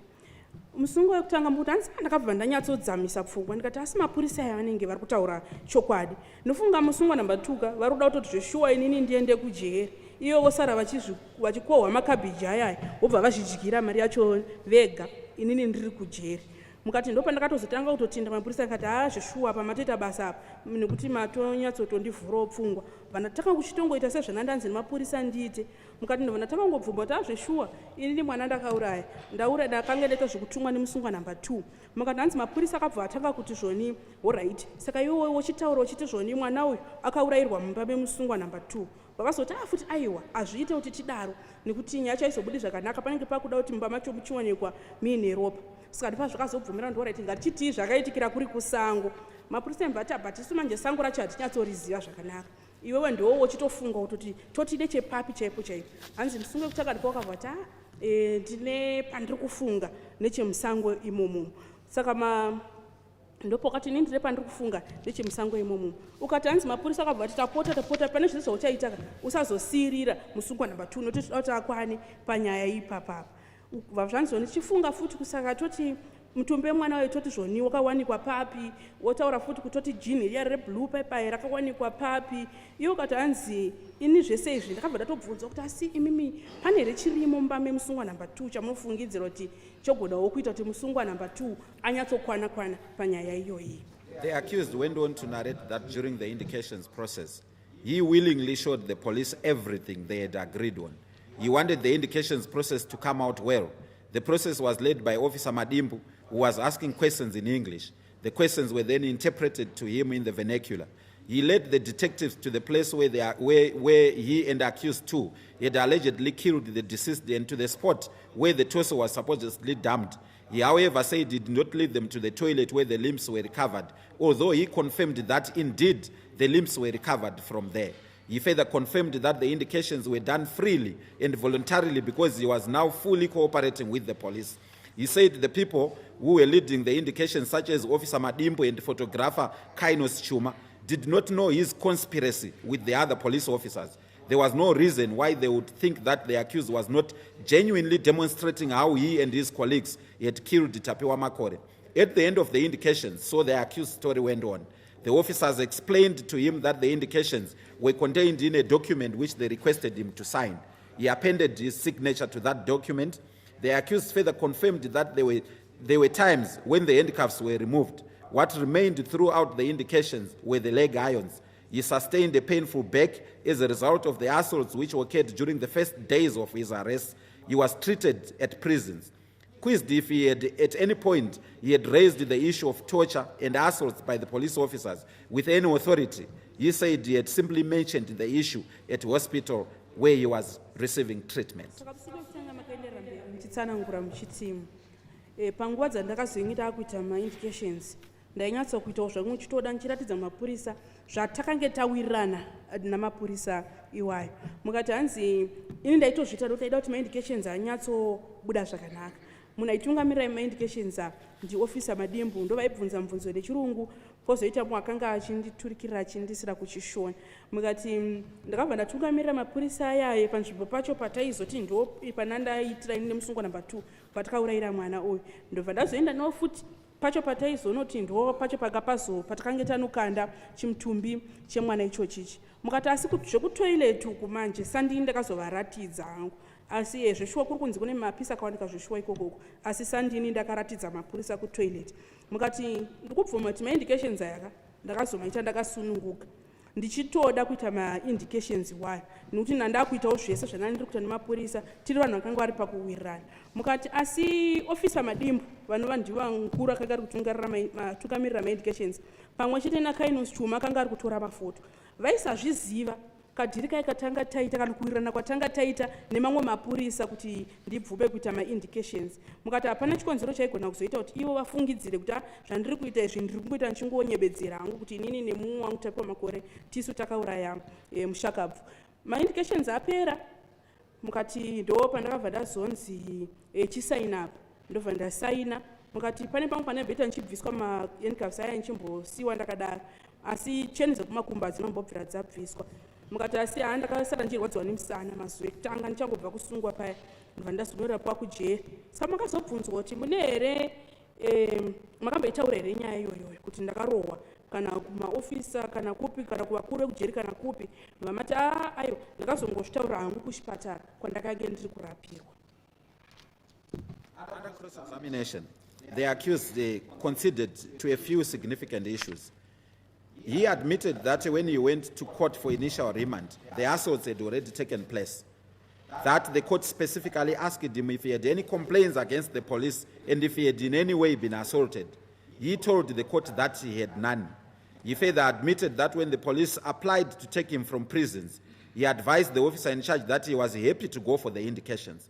He equally accepted that when he returned from the indications, he again indicated that he was happy and did not have any complaints against the officers who had taken him from prisons and gone with for indications. He confirmed that the Form 86 was therefore an authentic document which told the truth of what had transpired. The accused further conceded that after his initial remand, he went to court on several other occasions, but still did not raise the issue of assaults with any of the magistrates before whom he appeared. Thereafter, the accused person then closed his case.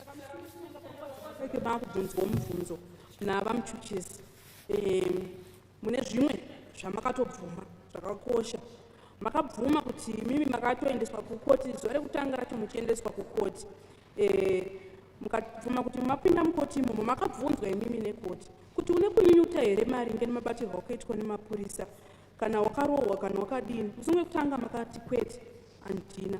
Ndokubva mazobvuma zvekare kuti imimi mapurisa akanga auya achikutorai kuprisons. Mva matozokudza officer in charge kuti nini ndakasununguka kuti ndinge ndichienda kuma-indications.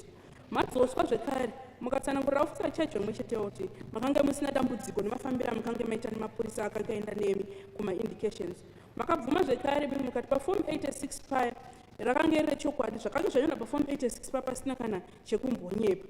Mukabvuma zvekare kuti musi wenyu wekutanga muchienda kukoti hamuna mbobvira mataura nyaya iyoyo yekuti makanga marohwa pamberi pamajistrate vamakanga muri pamberi pawo ndo wega umbohwa makazopa imimi ndobva magumira ipapo. The court's determination of the issues. The court proceeded to make a determination of the admissibility of the indications.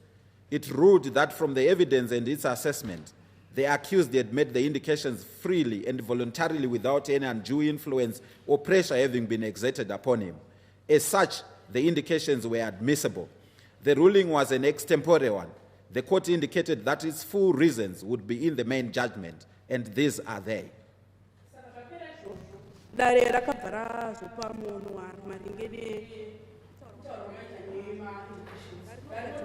Maonera andaita ma-indications aya ane kodzero zvachose kuti anga achiudzwa pamberi pedare rinotiko dare harina kumbotipa pointi kanimbonyora akabva atopa judgment ipo chako chokupedza kupa umbowo dare pachika ndichazopa zvikonzero kuti sei ina chima-indications yaakwanisa kubva kuchika nhasi ndichazopa zvikonzero zvozvizere pajudgment huru yacho. A trial within a trial is a side contestation apart from the main issue of the guilty or innocence of an accused person. It has been accepted that it is the domain of the judicial officer alone. It is so because the admissibility or otherwise of a statement is viewed as a question of law, because it is an issue whose resolution is solely dependent on the application of the principles of law. Its objective is to ascertain the conditions obtaining at the time an accused person made the statement, which he impugns as having been extracted from him by undue means. As can be discerned, the phrase freely and voluntarily has evolved to become a legal phrase. Its ordinary everyday usage, though, remains that freely means not being under anyone's control. Voluntarily, on the other hand, implies freedom to make choices without external pressure. In legal parlance, the phrase simply means doing or saying something without being induced by any combination or promise coming from someone in a position of authority. When such issues crop up, the judicial officer is therefore required to temporarily discontinue the main trial and focus on examining the admissibility or otherwise of the statement in question. As already said, the question is simply that whether or not the statement was made freely and intentionally without any improper sway. It has nothing to do with whether the statement is true or false, because as McNally J.A. would put it in the case of Donga and another versus the state 1993 Part 2 Zimbabwe Law Reports, open court, a trial within a trial is about admissibility of a statement and not its truth, for it might be the truth but which was improperly obtained, close quote.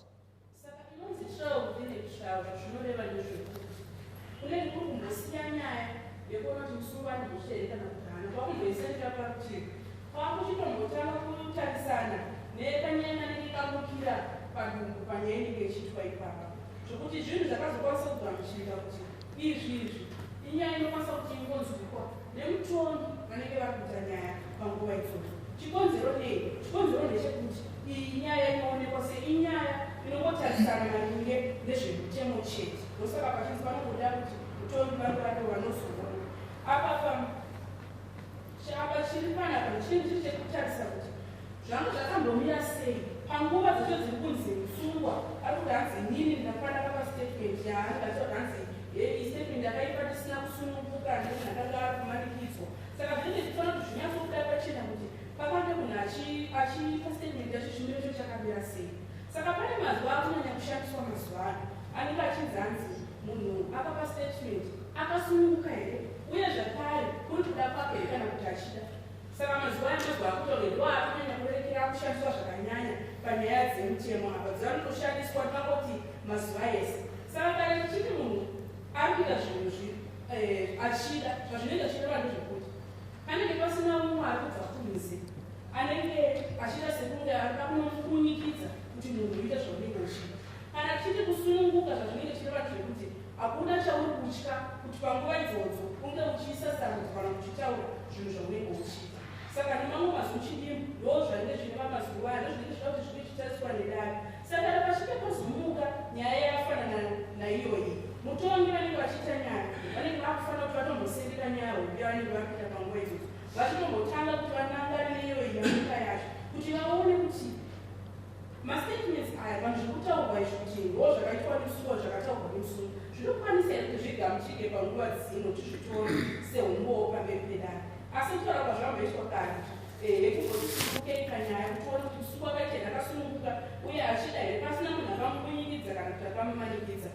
Tinenge tisingatarise kuona kuti zvaakataura zvacho ichokwadi here kana kuti kunyepa. Apa kungotaura kutarisa kuti akasununguka here uye achida sei zvakataurwa nevanonzi McNally J.A. vakataura panyaya yanonzi Donga and another versus the state inyaya yegore ra1993.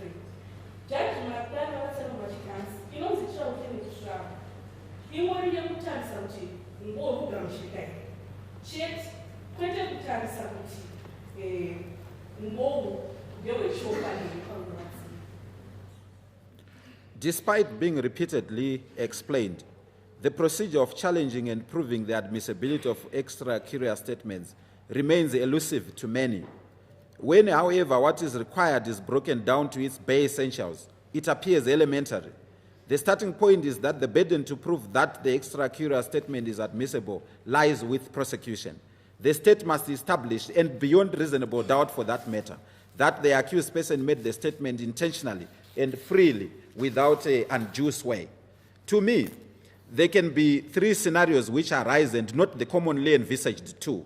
First, an accused can simply deny having made a statement and end there. In that case, the need for a trial within a trial does not arise. Assessors would participate in the resolution of the issue in the ordinary course of the trial. Second, an accused can admit having made a statement but deny that he made it freely and voluntarily. That amounts to a question of law which the judicial officer alone deals with. Third, an accused can deny both having made the statement and having made it freely and voluntarily. In that case, there is both a factual dispute and a question of law. I have often wondered if assessors then can participate under the third scenario. I pose that question because of its reality. It, however, does not arise in this case, and I would not therefore want to make any conclusions regarding it.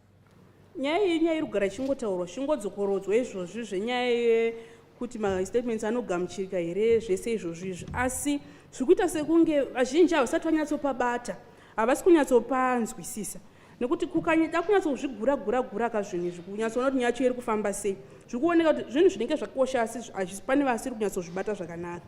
Sekuti chekutangisisa, vana muchuchisi ndiwo vane mutoro wekuedza kuburitsa kuti musungwa paakapa mastatements ake anga akasununguka uye zvakarakanga achida kuti ange achimaita pasina vakamushungurudza kana vakamumanikidza kuti vakamuudzira.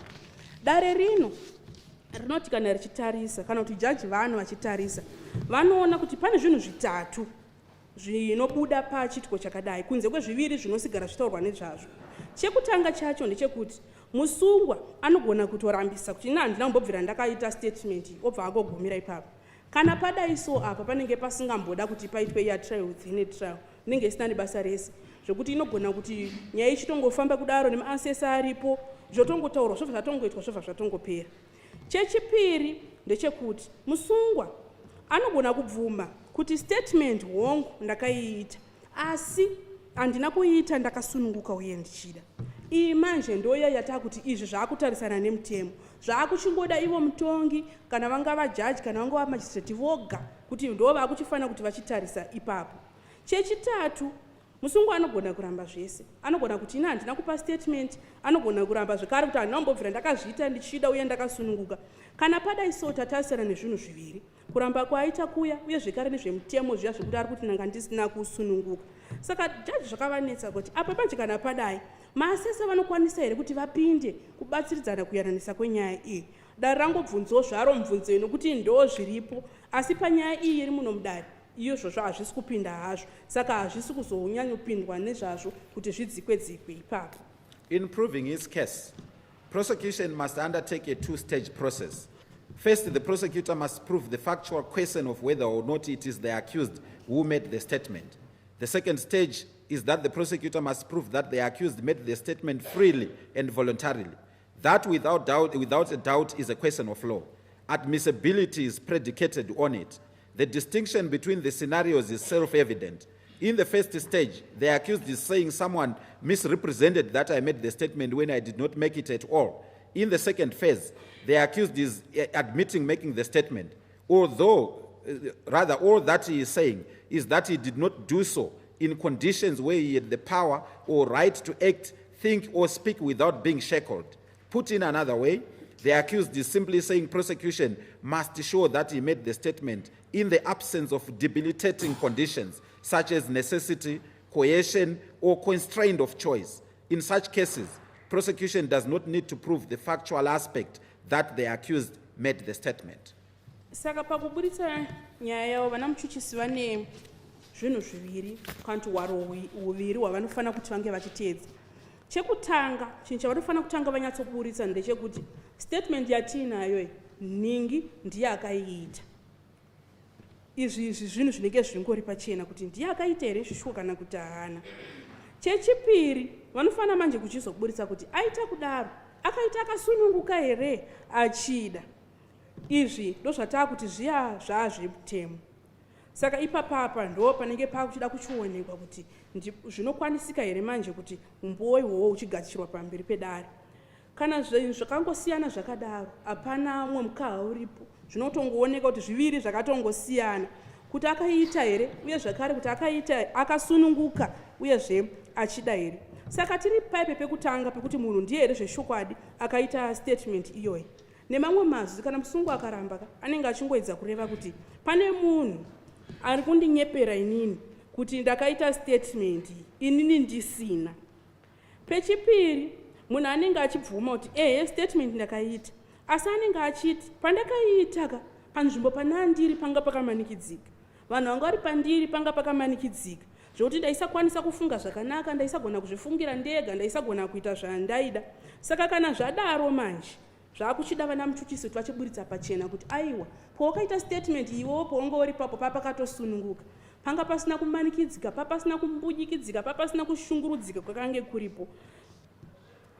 The admission into evidence of extracurricular statements is regulated by Section 256 of the Criminal Procedure and Evidence Act. It provides that, I quote, any confession of the commission of an offense and any statement which is proved to have been freely and voluntarily made by an accused person without his having been unduly influenced thereto shall be admissible in evidence against such accused person if tendered by the prosecutor, whether such confession or statement was made before or after his arrest or after committal, and whether reduced into writing or not. Close quote. Saka pane imwe section inotsanangura maringe nezvekugamuchirika kweumboo pamberi pedare kunyanya mastatements kana kuti musungwa kana achinganzi ane kwaakabvumira mhosva. Iyoyo inonzi section 256. Section inotsanangura chiti hanzi munhu akanzi abvuma mhosva paine umboo panyorwa kuti munhu abvuma mhosva handitika zvikagona kuburitswa pachena kuti kubvuma kwaakaita uku kana statement yaakapa iyi akaita ega achida asina kumbunyikidzwa asina kumanikidzwa, umboo ihwo hunotogamuchirika pasina kana nharo, hunogona kutounzwa pamberi pedare, womira pamberi pedare seumboo. It has come to be accepted without debate that indications made to the police by an accused person during the course of investigations are mute extracurricular statements in the same way that any other oral or written statement that an accused may make outside court is. In the case of State versus Ngomo, 1989, Part 3, Zimbabwe Law Reports 117, Supreme Court. The Supreme Court exorcised the misconception which many held about the position of indications in the realm of extracurricular statements. Once again, McNally J.A. at pages 124D to 125E said the following, open quote, sometimes I wonder if police officers and prosecutors labor under the mistaken belief that a statement is only a statement when it is written down. Therefore, they may think that rules of admissibility apply only to written statement. If that is a general belief, it is necessary to say firmly that it is wrong. No statements to a person in authority by an accused person made outside the courtroom may be produced if it is in writing or quoted if it is oral, unless the rules have been observed. That is to say, unless the court is satisfied that it was made freely and voluntarily and without undue influence being brought upon to bear. Close quote. Zvinhu zvakazosvika pakugamuchirika iko zvinozvi kuti mastatements aya anoitwa nemunhu kana achinga nemapurisa zvekutongohudzana kana kuti munhu achitongonongedzera kuti apa neapa, iwe pacho zvaitori statement yakatokwana, yakangofanana nekunge munhu ataura nemuromo, yakangofanana nekunge statement yaita zvekutonyorwa pasi. Asi panyaya imwe yakamboitwa kuSupreme Court mugore ra1989 yakanga iri pakati paState versus Nkomo, ipapo Judge McNally vakatsanangura zvekare vachiti hanzi dzimwe nguva zvinondinetsa kuti mapurisa nevachuchisa asi vanovhiringika here kuti chinongonzi statement ndoiya inenge yakaita zvekunyorwa pasi kana kuti ndopega pavanongofunga here kuti ndo panongoshanda mitemo yekugamuchirika kwemastatements pamberi pedare. Kana uriwo mufungiro wavo papo vakatorasika sandizvo, nekuti hapana statement inoitwa kumunhu anenge achitarisirwa kuti aitirwe panguva idzodzo kuri kunze kwedare inogona kuburitswa muno mudare zvisinei kuti akaita zvekunyorwa kana kuti akaita zvekutaurwa nemuromo kunze kwekunge patoteedzerwa mitemo inofanira kuteedzerwa. Mitemo yacho iri kuteedzerwa ndeipi? Yekuratidza kuti dare ragutsikana, kuti munhu paakapa statement yake iyi akaipa akasununguka uye zvakare achida pasina kumbunyikidzwa kwakange kuriko kunze uko. Section 258, subsection 2 of the Criminal Procedure and Evidence Act, however, appears to place indications into a special category of extracurricular statements. It provides as follows, I quote, "It shall be lawful to admit evidence that anything was pointed out by the person under trial or that any fact or thing was discovered in consequence of information given by such person, notwithstanding that such pointing out or information forms part of a confession or a statement which by law is not admissible against him on such trial." Close quote. Asi tikatarisa zvakare section 258 inotsanangura maringe nekugamuchirika kunogona kuita umbo pamberi pedare. Inoita sekunge inotsanangura ma-indications inomapatsanura yomamisa pawo ega akazvimirira egawo sema-statements anenge aitwa nemunhu. Section inotsanangura ichiti hanzi zvinotenderwa pamutemo kuti kana nyange musungwa akaita zvekutonongedza chunhu, zvinotenderwa pamutemo kuti kunyange musungwa akapa ma-statements ake iwaya anenge apa panguva dzinenge dzichipiwa umbo, kana kuri kunzi akaita zvekutonongedza chunhu, kunongedza akaita ikoko kukagona kubereka zvibereko kuti pawanongedza apa potobuda chinhu chinogona kutobatika toti chinhu ichi zvechokwadi chiri kutotinangisa panyaya tiri kuteera nezvaipapo. Izvozvozvo zvinotonyange zvichiroradza kuti musungwa yange akanzi kubvuma kana kuti istatement ipi yaakaita zvake pamutemo, umbo ihwohwo hunogona kutogamuchirika zvekare pamberi pedare. Paraphrased, the above provision entails that when an accused points out something without verbal or written utterances, that demonstration may be admitted into evidence without the need for a trial within a trial, which usually precedes the admission of other objectionable extracurricular statements. In addition, where a fact or item is discovered as a result of information made available by the accused, that fact or item shall also be lawfully admitted into evidence, despite it being linked to a confession or statement which in itself is by law not admissible. In this case, for instance, if the prosecution had simply wished to produce indications made by the accused person without accompanying statements allegedly uttered by him during the course of those indications, there would not have been any need to conduct a trial within a trial. Additionally, if the state had also wished to rely on facts or things which were discovered as a result of such indications or other information made or given by the accused person, the need for a trial within a trial would have been equally obviated, as was held by the Supreme Court in the case of S versus Ngomo, already cited, except where torture is alleged, or other irregularities which usually serve to impugn the admission of extracurricular statements do not apply. Muchidipu section yataurwa nezvaizva inongoreva ndezvekudai so. Kana musungwa akangonongedzera chunhu asina kutaura, asina kuita zvokuti chinyorwe pasi, asi zvobva zvagona kutongoburitsa matuso sezvatambotsanangura paya, panenge pasina basa rekuti paswere pachiitwa iyadi yatikutaura zvainonzi a trial within a trial.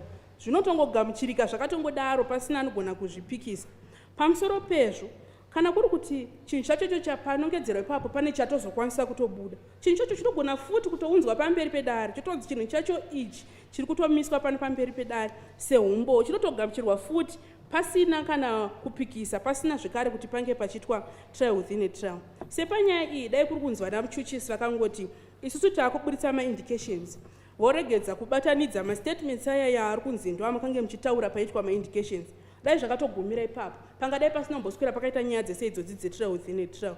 Uye zvakare nyange dai vana muchuchisi vakange vari kuda kuti vangoshandisa zvacho zvakazowanikwa pashure pekunge mimi manongedza kuti apa nepapa futi, dai zvakatongobuda zvakatodaro pakadai pasina kumboswera pachiitwa trial within a trial. Sekutsanangura zvakaitwa panyaya tambotaura nezvaiya yakaitwa kuSupreme Court ya State versus Nkomo iyayo, zvimwe zvese izvi zvinogona kutongoitwa zvotongopera zvakadaro kunze kwokunge patozongoburitswa izvo zvokuti pane kakufungidzira kana kakupomerana kuti ndakazozviita nekuda kwekuti pane zvikonzero zvakadai. Ipapapo ndo panogona kuzotadza kuti pachiburitswa ma-statements aya kana zvadaro.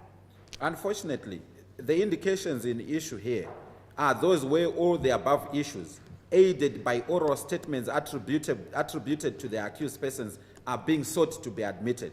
Once the accused raised the objection that those unconfirmed indications which the police allege were made by him were not made freely and voluntarily, it became inevitable to hold the trial within a trial to determine the admissibility of those indications. Asi neropo rakaipa manje apa manamuchisi wakachizokumbira kuti vachiburisa ma-indications pamusoro pezvo nema-statements amuri kunzi ndiwo amakange mataura nezvawakazosvika pakunyorwa pasi kuti vachida kuti zvigamuchirwe pamberi pedare. Saka ipi musungo pamakazenge mautongoita nharo kuti aiwa inini ma-statement handina ma-indications angu haana kuzenga anokonfemewa mapurisa vakazenge vachitishukudza vakazondimanikidza, panga pasisine nzira yegona kuitwa nayo nedare kunze kwekutongoita yo trial within a trial kuti dare rione kuti zvaikodzera here kuti ma-indications aya achigamuchirwawo pamberi pedare. Accused persons, you may sit if unless you don't wish to. Munokwanisa kugara kunze kwange muchida kumira zvenyu. What is regarded as undue influence is any practice which would be ordinarily repugnant to the values of a fair trial in terms of the Zimbabwean law. The courts have acknowledged, for instance, that the police have several methods of investigating crime. As long as those methods remain within the bounds of the law, their application and use in a particular case cannot be a basis to vitiate the freedom and voluntariness of a statement or indications made by an accused person. In the case of State versus Ngomo, 1993, Part 2, Zimbabwe Law Reports 131, again a Supreme Court judgment, the Supreme Court remarked that, for instance, confrontation is a permissible element of police interrogation procedures, provided it is not persistent. It also added that the police are allowed to tell a suspect that his co-accused has confessed to committing the crime where that is true, or that they are aware of other issues connected to the commission of the crime. Undue influence does not extend to a situation where an accused makes a choice and regretting it as a damning miscalculation later. Saka kana zvichinzi munhu ashandisirwa kumbunyikidzwa kana kuti kumanikidzwa munyika yedu munomu yeZimbabwe, ndo zviya zvinenge zvaitwa pamunhu pekuti zvinogona kutozoita kuti atadze kusununguka kuti nyaya zvekare isazonyatsokufambiswa zvakanaka pamberi pedare. Uye zvekare matara naye anozviziva kuti mapurisa vane nzira dzavo dzavanoshandisa kana vachiferefeta nyaya. Asi kana kamitiro kave ikako vakangokaita chete vachiteedzera zviri pamutemo, izvozvo zvatingati munhu anobva ati hanziyeni kuti vazozviita izvi kana handisina kusununguka kana kuti zvandazoita izvi ndakandisingadi. Sepanyaya yaState versus Nkomo yatambotaura nezvayo, Supreme Court yakatsanangura ichiti hanzi mapurisa vanototenderwa kunyatsoramba vachikubvunzurudza kusvika panguva dzavanenge vachiferefeta. Zvese izvozvo zviri pamutemo. Chisingazotenderwa manje chekuti kubvunza kwacho kuzoramba uchibvunzwa zvisingaperi, vanofanira kubvunzwawo kusvika pazvinofanira kugumira. Zvikazoenderera mberi zvekare zvitsanangurwa nzanzi mapurisa anotenderwa futi kuti vatoudza musungwa kuti iwewe mumwe wako musungwa atiudza kuti zvakati atobvuma mhosva achiti zvakati chero zvavanenge vachingotaura izvozvo zviri chokwadi zvinotenderwa zvakare kumapurisa kuti vatotaura kuti isusu tiri kutoziva kuti zvakati maringe nenyaya iyoyi kuti iwe uri kukwana pano. Zvese izvozvo zvinobvumidzwa. Asi kana kunonzi kumbunyikidzwa hakuzosvika paipe kuti munhu wataura zvawataura waita zvawataura wazoti maiwi paipe ndairasi wozotanga kudzoka mashuro kuti aiwa paipe ndakazozviita nekuda kwokuti ndiri munhu anga ari pakumanikidzwa. The application of that law to the facts in this case. In this case, I am convinced that the accused person volunteered to make the indication. To begin with, he was arrested together with 3 other accomplices. Amongst those suspects was accused number 3, a woman. Given that position, my view is that that woman appeared more susceptible to undue influence than accused person number 1. That fact supports the prosecution's contention that if accused 1 had not elected to go for indication, the police would have left him alone, like they did with the rest of the accused persons who did not choose to go for indications. Further, the first accused himself admitted that it was not the assaults by the police that made him choose to do the indications.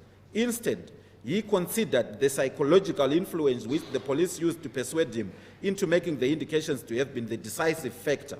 By that, The court understood the accused to be saying that he openly chose to make indications because he believed his co-accused, particularly accused person number 2, wanted him to go to prison for a long time, whilst he remained behind to enjoy the profits realized from the sale of the cabbage crop they had planted together. For that reason, accused person number 1 chose to cooperate with police investigations.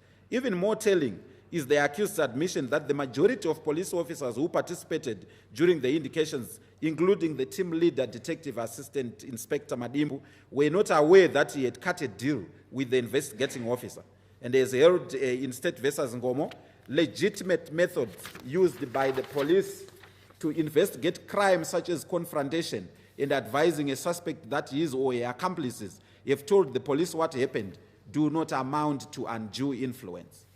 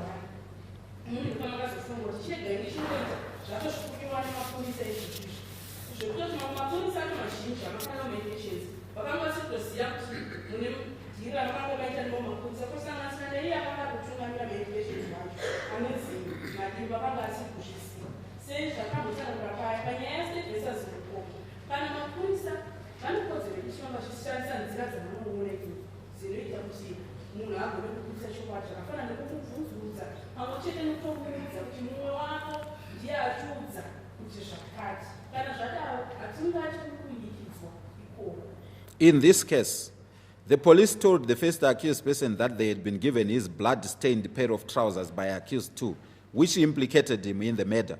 From the evidence before us, that was a substantially true statement by the police.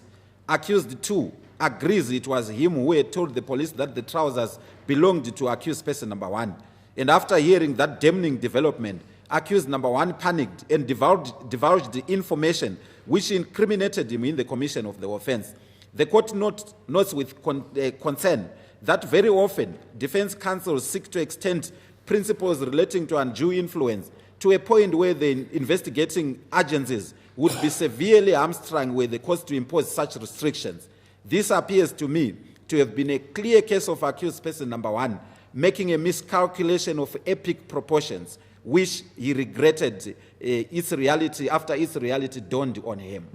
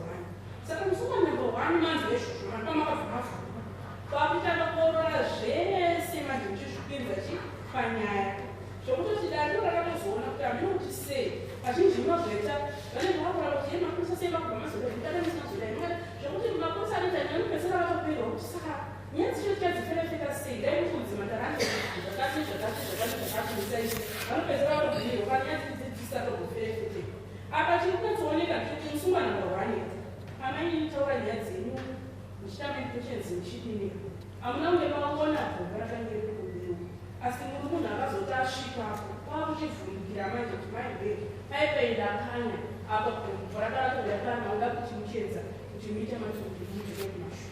Accused one alleges that he was assaulted. He did not report the alleged assaults to anyone as expected. I admit it can be very difficult for someone in bondage, but his situation is different because he had many opportunities at his disposal to do that. He appeared before different magistrates on many occasions. In some instances, he was directly asked about his treatment by the police. He admitted that the magistrates had, on his first appearance in court, asked him whether he had any complaints against the police, to which he had advised the court that he had none. That appearance was at a time he alleged the police had already assaulted him. His answers were that he had no complaints, betraying the presentation of this grievance at this stage as an afterthought and a futile attempt to reconcile from a damning situation. He also had opportunity to report to prison officials about the assaults. He equally conceded in court that he had been advised that he was not forced to go with the police for indications. In the face of that warning, he was at liberty to choose not to go for indications, but he chose to do so.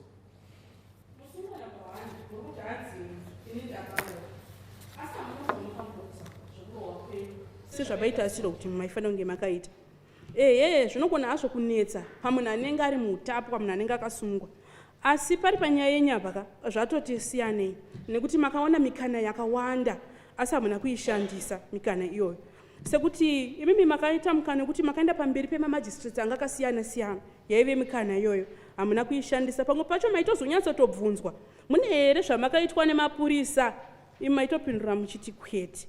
Mukatoti panguva yekutangisisa muchipinda pamberi pedare, dare rakatokubvunzai, une here kunyuta kwauinako nemabatiro akaitwa nemapurisa, mukati kwete.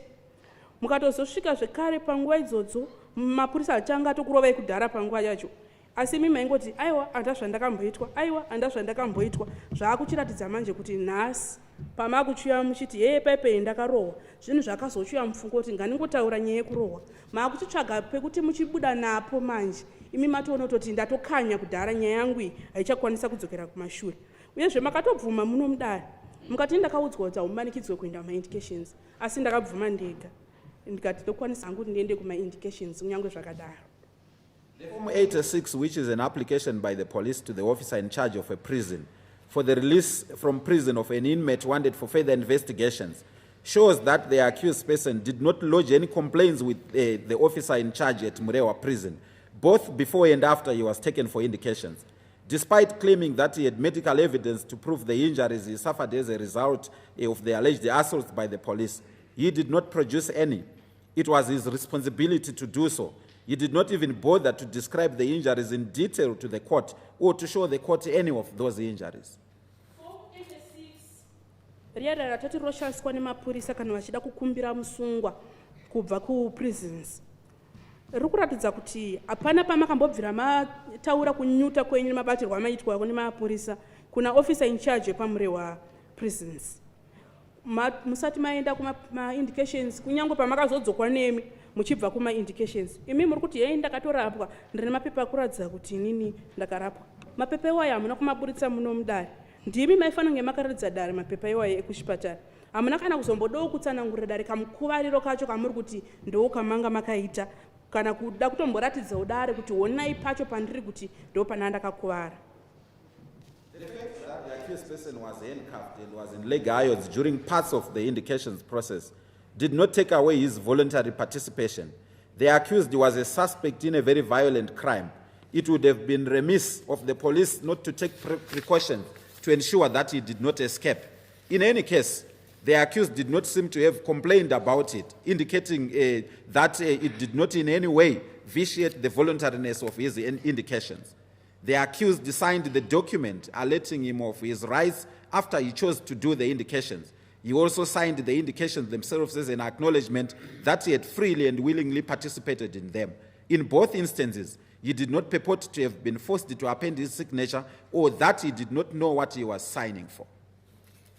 Kuti musunga kutanga makaiswa cheni maoko nemakumbo pamwe pacho panguva dzakanga dziri kuitwa ma-indications, hazviratidzi kuti muri munhu akanga asingade. Imi manga mabatirwa mhosva iyi yekuponda nenzira inorwadza zvisingaite kudai. Zvokuti dai mapurisa akada kuita zvinyekenyeke zvaisazobuda zvakanaka, vaitofanira kutodzirira kuona kuti hamutizi here. uyezve imimi wacho hamuna mubvira mambogunun'una nezvazvo panguva dzakange dziri kuitwa maindications acho ipapo. Saka hazviratidzi kuti muri munhu akanga asingadi.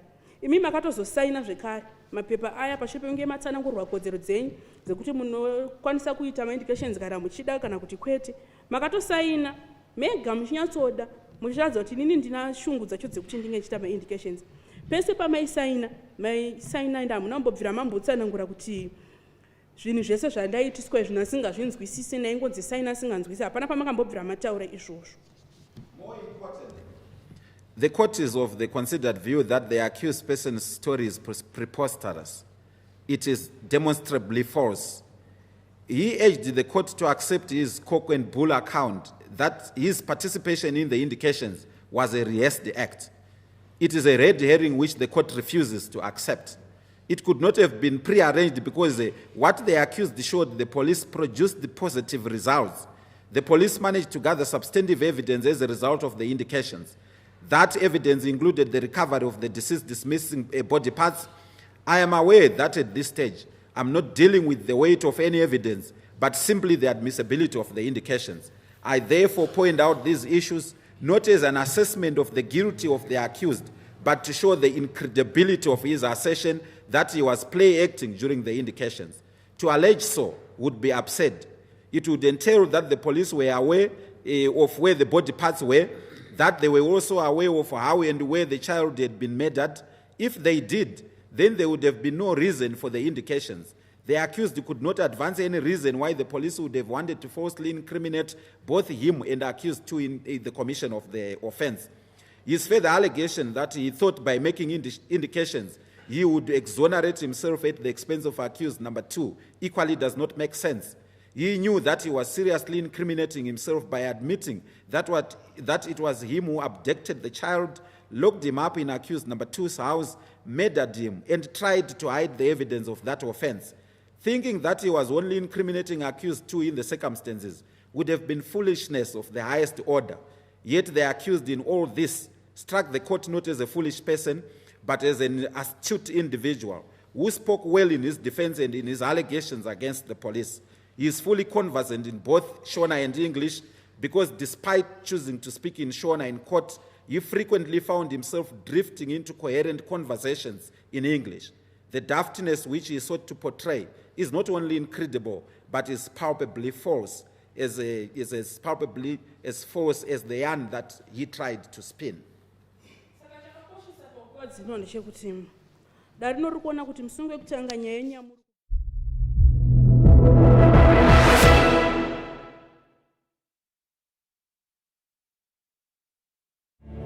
My name is Mufano.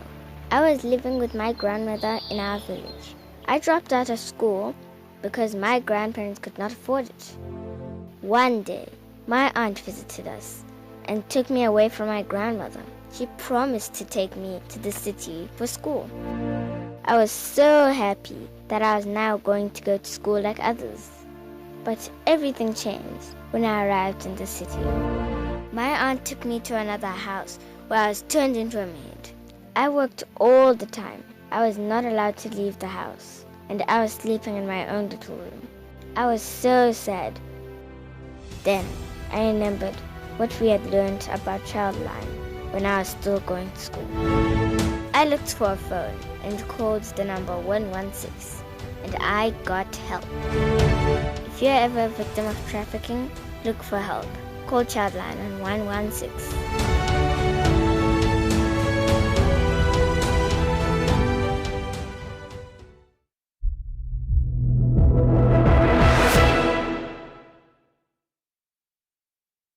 Makange maita ma-indications acho iwayo. Nekuti imimi futi muri kuti hanzi pandakaita ma-indications, pfungwa dzangu dzakanga dziri dzekuti pamwe ndinogona kubva ndafumura musungwa number 2. Asi ini ndobva ndazviburitsa panyaya iyoyo. Izvozvozvo hazvina kana nemusoro wese. Mainyatsozviziva zvandiri kuita izvi, ndiri kunyatsozvipinza inini panyaya. Zvichanyatsoburitsa pachena kuti mwana ndini ndakamutora, mwana ndini ndakamukira mumba memusungwa number 2, mwana ndini ndakamucheka, ndini futi nyakuzama kuvanza umbowo hwese hwekuparika kwakaitika mhosva ipapo. Uye zvekare kuti titi musungwa number 1 maifunga kuti mucharoverera musungwa number 2. Hauna ubalance ungasvika ipapa pakadai so apa, nekuti dare rakati richikutarisaika rakaona kuti muri munhu anonyatsonzwisisa, makange mati muno mukoti ndoda kushandisa chishona, asi pamwe pacho maitozongori kana maakutaura chirungu, kwete chirungu chakatyoka chaitonyatsoza chirungu chaicho chakatonyatsotswasanuka zvekutoti dare rakatoona kutoti muri munhu aitonyatsotoziva zvaakanga ari kuita. Saka hazvingamboita kuti mungoye pano pamberi pedare moda kunyepedzera kunge muri munhu akadzungaira pamberi pedare, imimi muchinyatsokuziva zveichokwadi chamakange muri kuziva panyaya yenyu. Test on whether there has been undue influence in the recording of a statement from an accused person is as was formulated in the case of Ara versus Ananias, 1963, Rhodesia and Nyasaland, it's page 938, as quoted by, with approval by Musakwa J, as he then was, in the case of the State versus George Francis Lovell, HH 220 of 2016, where it was held. I quote, "Was there anything in the facts of the case to suggest that the confessor's will was swayed by external impulses, improperly brought to bear upon it, and calculated to negative his freedom of volition?" Close quote. Zvekuti patariswe kuti munhu ane kumbunyikidzwa kwaakaitwa here zvakambobuda zvekare panyaya yakamboitwa kare yanonzi it's Ara versus Ananias, ndiye mugore ra1963. Nyaya yakazoshandiswa zvekare najaji vainzi Jaji Musakwa panyaya yavakazoitawo yanga iri S versus George Francis Lovell yemugore ra2016. Pakaburiswa pfungwa dzekuti wanga uri mubvunzo uri wekuti pane here chakabuda paumbowo chiri kuratidza kuti uyu nyakureurura ane kuvhirikidzwa kwaakaitwa nezvakaita kuti pfungwa dzake dzipese dzaakutaura zvisiri izvo. Pane here chakagona kubuda kuti adanzwo akazotaura pamusoro pazvo. Zviripo here zviri kuratidza kuti munhu akanga asisina rusununguko rwake rwokuti aite zvaaida kuti anga achiita. From what I have said above, there is nothing to suggest that the accused person made the indications due to external pressure from the police or from any quarter. And it was for those reasons that the court found that the indications in question were made by accused person number one freely and voluntarily and without any due influence exerted on him. They are therefore admissible. With the admissibility of the indications disposed of, the main trial resumed. Jeremiah Madimbu continued with his testimony. He retold the events which took place during the indications exactly like he said during the trial within a trial. It will be pointless for the court to restate that narration once more, save to say it then became part of the state's evidence in the main trial. Through that witness, the state applied to produce the indications and accompanying statements made during those indications at Makore village in Mrewa on 29 September 2020. They were admitted and became exhibit number 3. Dare raona kuti hapana chiri kumboratidza kuti musungo wekutanga pamakaita ma-indications muri munhu akanga ari kumbunyikidzwa nemapurisa chero nani zvake. Saka nekuda kwaizvozvo zvakaita kuti dare rino riti ma-indications aya anokwanisa kugamuchirika pamberi pedare, uye zvachiratidza kuti musungo wekutanga makamaita muchida uye zvakare makasununguka. Ma-indications pashiri pekunga agamuchirwa pamberi pedare, nyaya yakabva yachizoenderera mberi ndokubva dare rapfuurira achibvira paumbo hwakanga hwasiyirwa panzira naJeremiah Madimbu akangotsanangura sematsanangurira angangoita kubva pekutanga. Dare rino harichazongoramba richidzokorera zvaakataura izvozvo. Vana mutuchisi vakazongoti akutora umbo hwake ihwohwo zvakare hwakazongoshandiswa nedare pakuzobuda nejudgment inoyi. Ma-indications iwayo akazoiswa pamberi pedare akamira ari se-exhibit number 3 akaitirwa kwamakore musi wa29 September 2020. Continuing with the main trial, witness number 7 was Andrew Nyadundu. He is the investigating officer. He also restated the evidence he gave during the trial within a trial as part of his evidence in chief in the main trial. It is also read on record and will not be repeated. Outside that, the witness testimony was that soon after the report of the murder was made, he attended the scene. And on arrival, he inspected the torso which had been recovered, or rather which had surfaced in the village. The head, both legs and both arms had been cleanly cut off. It was the torso of a juvenile male. He concluded so because the genitals were still on the torso and depicted that. Together with his colleagues, they went back to the village the next day. It was then that they discovered other parts of the deceased's body, which included a palm and what appeared like a part of a buttock. Accused 2 claimed to have discovered the palm. That, however, was controverted by Joseph Nyambua, who was witness number 5 for the state in this trial. It was him who had actually discovered that palm. The second accused had attempted to secretly dispose it. The flesh, which resembled part of a buttock, was recovered in the premises where accused number 2 and accused number 4, before he was discharged, reside. Accused number 2 and number 4 are twin brothers who had different houses in the same compound. The flesh was found closer to accused 4's residence than that of accused number 2. And the discovery of these body parts forced the police to conduct a random search of homesteads and houses in the village, particularly those which were close to where the body parts had been recovered. Tazodzokera panyaya kwakachizodaidzwa Andrew Nyadundu. Ndiye mupurisa akafirefeta nyaya iyoyi akangotsanangurawo zvimwe chiti zvaanga ambotsanangura paya patrial within trial. Akazoenderera mberi achitsanangura iye achiti pakamhangarwa nyaya iyoyi akasvika panzvimbo pakange paparirwa mhosva. Anoti vakasvika ndobva vasvikoona paine chimutumbi chakange chiripo chakange changori kana chanyukawo munzvimbo iyoyo, asi pakange pasina maoko, pasina musoro, pasina maoko, zvakaita zvainyatsa kuchekwa zvakanaka. Mutumbi wairatidza kuti wakangori wemwana mukomana.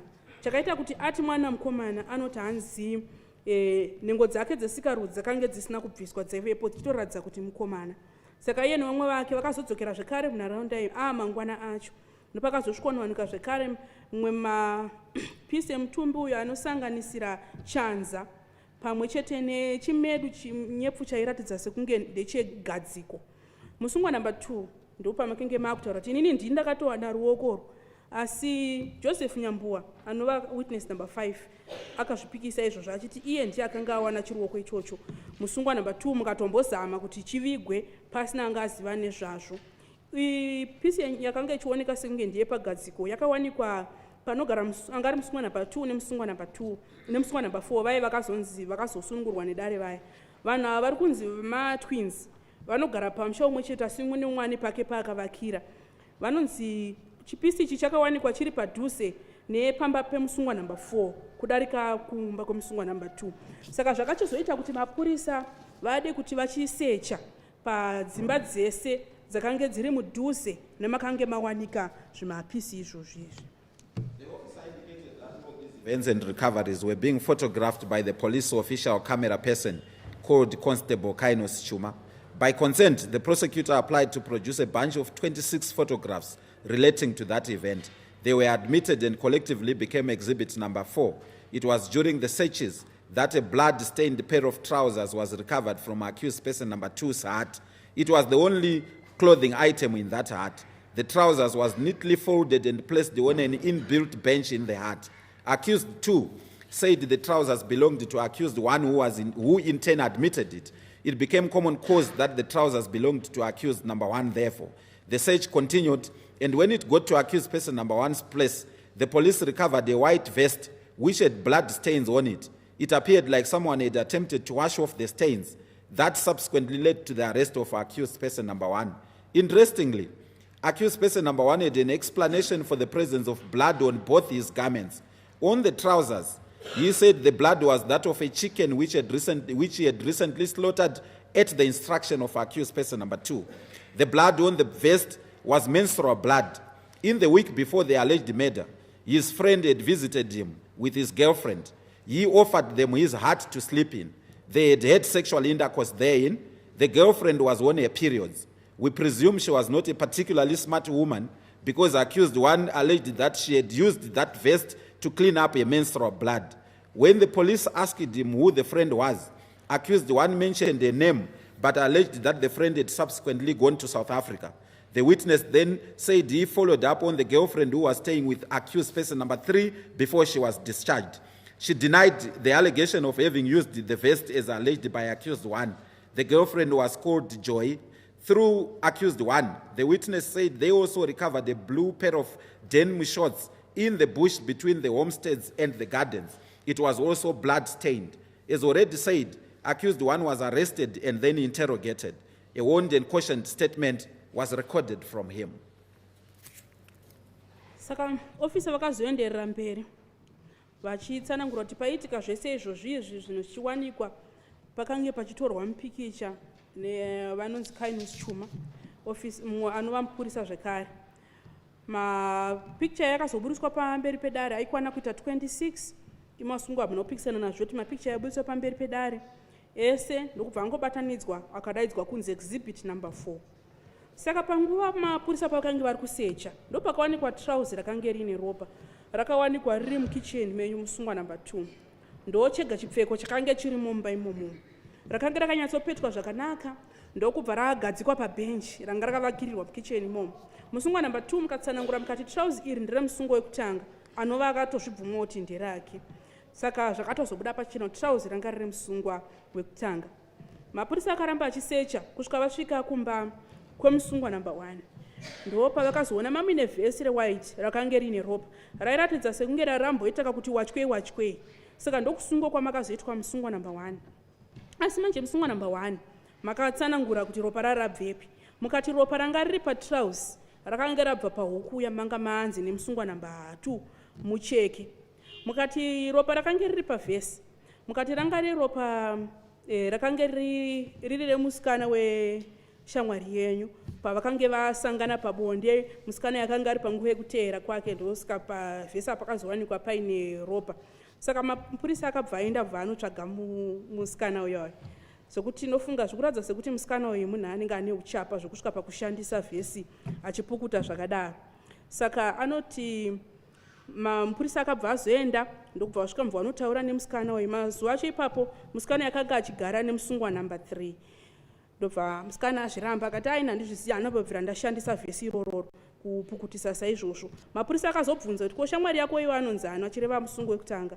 Makataura zita asi shamwari yacho yainzi zvoni yakange yaenda kuSouth Africa. Saka musungwa number 1 muri kunzi ndimi akazobatsira zvakare mapurisa pakazowanikwa chishoti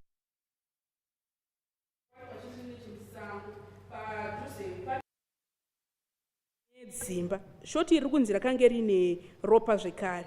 Saka sezvambotsanangurwa zviya musungwa makazotorwa nemapurisa vakakubvunzai nezvenyaya iyoyi kusvikira pakuzotorwa kwestatement yenyu. After the recording of the warned and cautioned statement of the accused person, the accused one was taken to court at Murewa, where he appeared before a magistrate, and the warned and cautioned statement was confirmed after due process was followed. The prosecutor applied to tender the confirmed statement. The court admitted it, and it became exhibit number 5. That statement was extensive. It is critical to the determination of this case, and for that reason, we restate it here under in full, exactly as it appears in the original, complete with spelling errors and the ungrammarly statements, the accused person said. Yakazogabuchirwa ikamira seexhibit number 5. Statement iyi yanga yakanyatsa kuudzama ine zvese zvakange zviri mukati mayo zvekuti dare rino rakazoona kuti zvakakosha kuti statement iyi tinyatsoikuiongorora pakuzobuda nekugurwa kwenyaya iyoyi. Saka dare rakabva rangotora statement iyoyo iri sezvairi nekutyoka kwayakaita ikoko chirungu nemazwi mamwe asina kunyatsa kunyoreka zvakanaka. Inotsanangura ichiti zvinotevera. I have understood the charge, and I admit to the allegations being leveled against me. What transpired is that on a certain day, whilst we were watering cabbages, we discussed about the development of our business. We suggested on different ways which can assist us, hence we enlightened each other on different the allegations being leveled against me. What transpired is that on a certain day, whilst we were watering cabbages, we discussed about the development of our business. We suggested on different ways which can assist us, hence we enlightened each other on different ways until Tapiwa Makore said, if you are brave, it needs culture. I asked him what culture is, and he said murdering. At first I thought it was a joke until he asked me that you are laughing. we stopped discussing the issue because certain people came in. On another day, when he drank and was drunk and in a jovial mood, he started saying, "What have you said about my issue?" I asked him to tell me, citing that I am now brave, and he told me that if he needs the person, it needs the person one who shares a name with. I told him that I don't share a name with anyone, and he said he do have him, the son of Munyarazi, and I told him that I know him. We changed the discussion because we were at a beer drinking, and people had gathered. Statement yenyu yacho yamakanyora makati hanzi mhosva yandiri kupomerwa ndainzwisisa uye ndiri kuibvuma. Zvakaitika ndezvekuti nemusi uyu takange tichidiridza makabheji pataitaura nyaya yekuti tosimudzira sei bhizinisi redu. Ndo patakazotanga kutaura nzira dzakasiyana siyana tichiedza kuonesana kuti toita sei ndina Tapiwa Makore. Tapiwa Makore ndo paakazotaura kuti kana wakashinga zvinhu izvi zvinotoda chivanhu. Ndo pandakabvunza kuti ko chivanhu chacho chii, iye ndobva ataura kuti kutoponda munhu. Pekutanga ndakafunga kuti aiseka zvake, kusvika atondibvunza kuti ko uri kusekei. Saka takabva tambomira kutaura nezvenyaya iyoyi nekuti pakabva pasvika vanhu. Wamwe musi anwa adhakwa achifara, ndo paakazondibvunza kuti kwakazoti kudini nyaya yangu. Ndobva ndamubvunza ndikati ndiudzei nyaya yei, iko zvino zvindane ushingi. Ndobva andiudza kuti zvinoda munhu ane zita rakafanana neredu. Ndobva ndamuudza kuti inini handina munhu ane zita rakafanana nerangu. Iye akati inini ndinaye, mwana waMunyaradzi. Ndikati inini ndomuziva. Ndopatakabva tachinja nyaya nechikonzero chekuti patakange tiri patainwa doro pakange paine vanhu vanga vakaungana. The day of going to the garden early in the morning, it was on a Thursday morning. We went and watered. We were with Frederick Makore, Benjamin Office, Victor Bashi. Upon completion, we went to Katsande for a beer drink with our group of workers and bought 20 liters of home-brewed beer, and we drink whilst we were many and chatted. That is when we started the issue, and he asked me, when can we do it? And I told him that at any time, and he asked me even today. I said, no problem. Buying beer till noon, I went and peeped in the garden where they were playing, and so many children playing, and went back to drink beer at Katsande. Around 2, I went back and saw him playing alone outside the garden, and I called him. I talked to him whilst walking, asking him his favorite food, and he said rice and chicken. We were going to Tokoto. Upon arrival, we got into the kitchen and took sadza and matemba and got into the dining.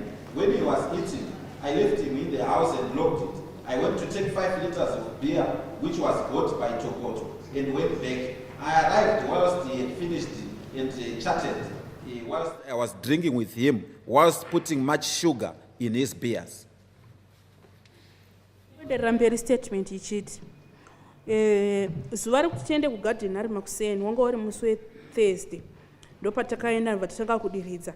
Takange tiri pakuchena Frederick Makore, Benjamin Office na Victor Bashi. Tapedza basa ndo patakabva tazoenda kwaKatsande kunonwa doro tine vamwe vatinoshanda navo. Ndobva tateka 20 liters yedoro redu ipapo ndobva tatanga kunwa tichitaura nyaya. Ndo patakazotanga kutaura nezvenyaya iyaya.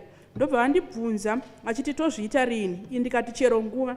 Akandibvunza kuti kana nhasi here? Ini ndikati hazvina dambudziko. Saka takazoenderera tichinwa kusvika masikati. Ndo pandakazoenda ndikanodongorera kugarden kwavaitamba. Ndobva ndaona kuine vana vakawanda vakanga vachitamba ipapo. Ndobva ndadzokera kunonwa doro kwaKatsande. Dzaakuma 2 ndakazodzokera ndikasvikomuona achitamba ega ari panze pegarden ndikamudaidza. Ndobva ndatanga kutaura naye tichifamba ndichimubvunza kuti chikafu chaunofarira chii? Iye akati rice nenyama yehuku. Panguva idzoso taifamba tichienda kwaTopoto. Tasvika takasvikopinda mukitchen ndikatora sadza nematemba tikapinda mudining. Iye achidya ndakabva ndamusiya ndokubva ndakiya. Ndobva ndaenda kunotora 5 liters yedoro rakanga ratengwa naTopoto. Ndobva ndadzokera. Ndasvika ndakamuona apedza kudya. Ndobva tatanga kutaura tichinwa doro. Ini ndaimisira shuga yakawanda mudoro rake. When he slept, I left him on the sofa and went back to beer until around 7, when local police officers came and took 6 cards as exhibits. One police officer by the name Edison Makore came back and said to Frederick and Topoto, "Uncles, you are drinking beer. A child went missing. Let's go," and they all left. Upon their departure, I went back home and began to drink that 5 liters until Topoto came around midnight. We planned to do our task, and I took a towel and carried him on my back. I was at the front, Topoto behind till we arrived at the place of killing, and I took him down, but he was asleep.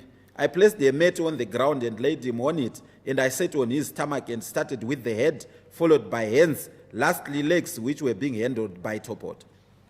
Katanzi paakarara ndakabva ndamusiya pasofa ndikadzokera kunonwa doro kusvika kuma7 ndo pakazoya mapurisa emunharaunda vakasvikotora masikadhi 6 seumpowo. Mumwe wemapurisa anonzi Edson Makore ndo paakabva azosvika akati kuna Frederick naTopoto, vana baba muri kutonwa zvenyu doro, mwana ashayika. Ndo pavakabva vasimuka vese ndokubva vaenda ndakabva ndaenda kumba ndobva ndatanga kunonwa 5 liters yedoro rakanga rasara kusvikira Topoto azouya pakati peusiku. Ndopatikazoronga kuti tochiita sei basa redu. Ini ndakatora towel ndikatakubereka mwana uyu kumusana, ndaifamba kumberi, Topoto ari kumashure kusvikira tasvika panzvimbo patakamuurayira. Ndakabva ndamuburutsa asi akanga akakotsira, ndikawaridza chimeti pasi ndokubva ndamurarisa ipapo. Ndakamugarira padumbu ndikatanga nemusoro, tevere maoko, ndikapedzesera nemakumbo akanga akabatwa naTopoto. We placed the arms, lips together, head and abdomen together, and carried proceeding. Whilst on our way, he said this abdomen is being heavy for nothing, and we left it near a certain Shezakudo tree, which is near graves, and went home, where we put them in the bucket and placed them in the dining. At daybreak, we cooked dessert. Since we didn't eat, and we cooked with mackerel. Just after eating, message arrived that a child had been seen. We left in the company of Efriji, Chaungamo, Amai Evelyn, Fikiriza Philip, and Topoto to see. Upon arrival, we were shown the body and where it had been placed by dogs and Samite. I was there for a short while and passed through home to a beer drink at Katan, but they refused me to buy, and I went to Scanner. We drank beer until late. When it was evening, when I went home, I arrived whilst Topoto was already there, and they told me that the situation was now tense. This bucket must be taken out and find somewhere to place it, even behind Samita's mountain. At midnight, I carried and placed it there whilst they were in a sack, and I went back. At this time, the funeral was no longer reachable because of the police dogs, so we were now hiding at the gardens and beer gatherings until I was arrested by the police. Close report. Kuenderera mberi katanzi takabva tatora maoko, makumbo, musoro necho chidumbu chacho ndobva tazvitakura ndokubva taenda. Tiri munzira ndopaakazotaura kati hanzi ichi chimutumbi ichi chiri kungoremawo isina nebasa rese. Ndopatakabva tachisiya padhuze nemuti unonzi mutsvedzagudo uri padhuze nepamakuva. Tikaenda kumba ndobva tanosvikoisa mumabhaketsi tikabva tagadzika mudhainingi. Kwaedza tikabva tabika sadza asi hatina kuzoridya, takaribika nemazityi. Ukati kwaedza tikabva tabika sadza sezvo takange tisina kudya ndokubva taribika nemazityi. Tapedza kudya ndopakabva pasvika shoko rekuti kune mwana akanga aonekwa. Takabva tabuda tiri pamwe chete naEfredi Chaungama, amai Evelyn, Fikiriza Philip naTopoto tichienda kunoona. Tasvika takasvikonoratidzwa mutumbi wakange uripo pawakange waiswa kumba kwaSamaita pawakange waiswa nembwa. Saka ndakangogara kwechinguva chidiki ndokubva ndazobva ipapo ndobva ndapfuura nepamwe pekuti ndinonwa doro pakatsandi, asi vakaramba kunditengesera doro. Ndopa ndakabva ndaenda kwaScanner ndobva ndanwa doro ikoko kusvikira usiku dzamanheru. Ndopa ndakabva ndaenda kumba ndobva ndasvika ndikatoona Topoto atoveko achitontaurira kuti zvinhu asisina kumira mushe. Bhaketi iri rinofanira kuburitswa ritsvage pamwe pekunoiswa kana kuseri kwegomo rekwaSamaita. Usiku ndakabva ndatakura ndobva ndanorisa ikokoko zvakange zviri mumasaga ndobva ndadzokera. Panguva idzi parufu pakange pasasvikike nenyaya yembwa dzemapurisa, saka takange tangohwadhinda kugadheni pamwe chete nekungotsvaga munenge muine doro kusvikira ndazosungwa nemapurisa. We will return to deal with this statement in due course. The officer then said after the accused had told them the above story, they followed it up and had critical evidence in the process. Through that, they discovered the place where the boy had been killed. They recovered a blood-stained pair of shorts They found a place where the ground was also blood-stained. It accused person number 2's homestead in the sitting camp eating room. They found a 5-liter container with the inscription Topoto, which contained the illicit brew that accused person number 1 brought to drug the deceased before the murder. Topoto happened to be accused person number 2's monitor. He is the one referred to as Topoto in accused 1's sworn caution statement as read above. The prosecutor then sought the admission of the container inscribed with the word Topoto on the sides as an exhibit. Counsel for both the accused persons did not object. The court admitted it and it became exhibit number 6. In addition, the prosecutor sought to produce the certificate of DNA test carried out on the limbs and other pieces of flesh recovered after the death of the boy. By consent again, the court admitted it and marked it as exhibit number 7. The investigating officer, however, said he had no clue if anything came out of the forensic examination of the clothing items which the police recovered. Saka tichazodzoka zvedu papaya kustatement iyi. Asi officer anotsanangura achiti hanzi pashure pekunge musungo wekutanga matsanangura nyaya iyoyo ndipo vakazotanga kunyatsoiteeredza vakakwanisa kutowana umbowo hwakatobatsira panyaya iyoyi. Vakakwanisa kutowana nzvimbo yacho pakange paurayirwa mwana, vakakwanisa kuwana shot rakange riine ropa, vakakwanisa kutowana panzvimbo pacho pari kunzi paurayirwa mwana pakange pachitoriwo neropa. Kumbe kwemusungwa number 2 musitting room macho munoshandiswa futi same dining imomo makawanikwa mine chigubhu 5 liters chakange chiri imomo chakange chakanyorwa kunzi Topoto, ndo chakange chine chikokeana chacho icho chakange chaunzwa nemusungwa number 1 kuti agonwisa mwana uyo asati amuuraya. Topoto iyi nickname yenyu imimi musungwa number 2 ndimi mainzi Topoto nemusungwa wekutanga pastatement iyayi yatabva kuverenga. Saka vamuchuchisi vakazokumbira kuti chigubhu chiya chakanyorwa kunzi Topoto chiburitswe pamberi pedare seumbo. Magwetenya haana kuzvipikisa, chikabva chamiswa pamberi pedare chikabva chava icho exhibit number 6. Pamusoro pezvo vamuchuchisi vakazokumbira zvekare kuti paburitswe macertificates ema-DNA akaitwa pane zvimapisi zvakazowanikwa zvese pashure pekunge mwana uyo ashaya zvikakwanisa kuburitswa zvekare izvozvo zvikamira seexhibit number 7. Officer akati chandisingazoziva hangu ndechekuti hembe dziya kana dzakazoenda kuforensiki kuti kune chii chakazokwanisa kunge chichibuda ikoko.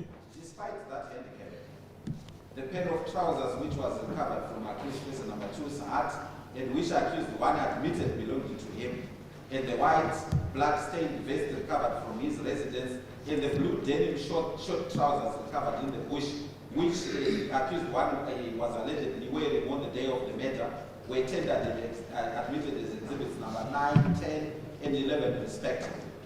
Asked to comment on the accused's explanation of the blood stains on each of the exhibits, the investigating officer stated as follows. The accused had said the blood on the trousers was that of a chicken he had slaughtered a few days before the murder at the instruction of accused person number 2. Accused 2 explained that he had gotten the chicken from his relative called Mrs. Chaukama. The police had followed up that link. Mrs. Chaukama was from the Makore clan but was married in some other neighboring village. She said she indeed had at one time given accused person number 2 a chicken, but that it had been more than 2 months before the murder. On the blood-stained vest, the officer had again attempted to follow up accused 1's story that it had been used by his girlfriend to wipe menstrual blood at the time the friend had sexual intercourse with her at accused person number 1's residence. The friend could not be located because the accused said he had gone to South Africa. The alleged girlfriend, a woman called Joy, denied those allegations.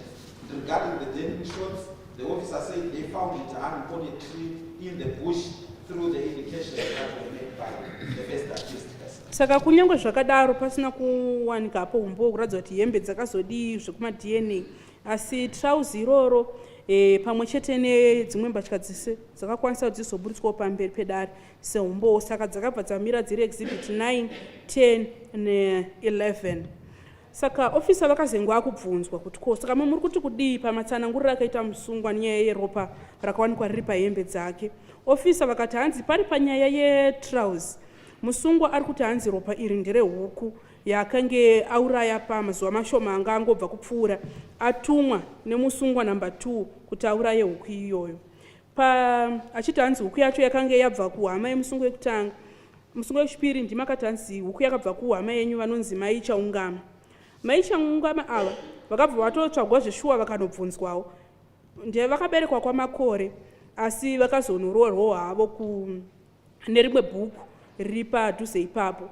Vakabvuma kuti huku vakakupai asi vachiti hanzi zvazvaane nguva zvokupanana huku. Vachiti hanzi dzinenge dzatopfuura 2 months chitwe chisati chatomboitika kubva pamakapiwa huku iyoyo.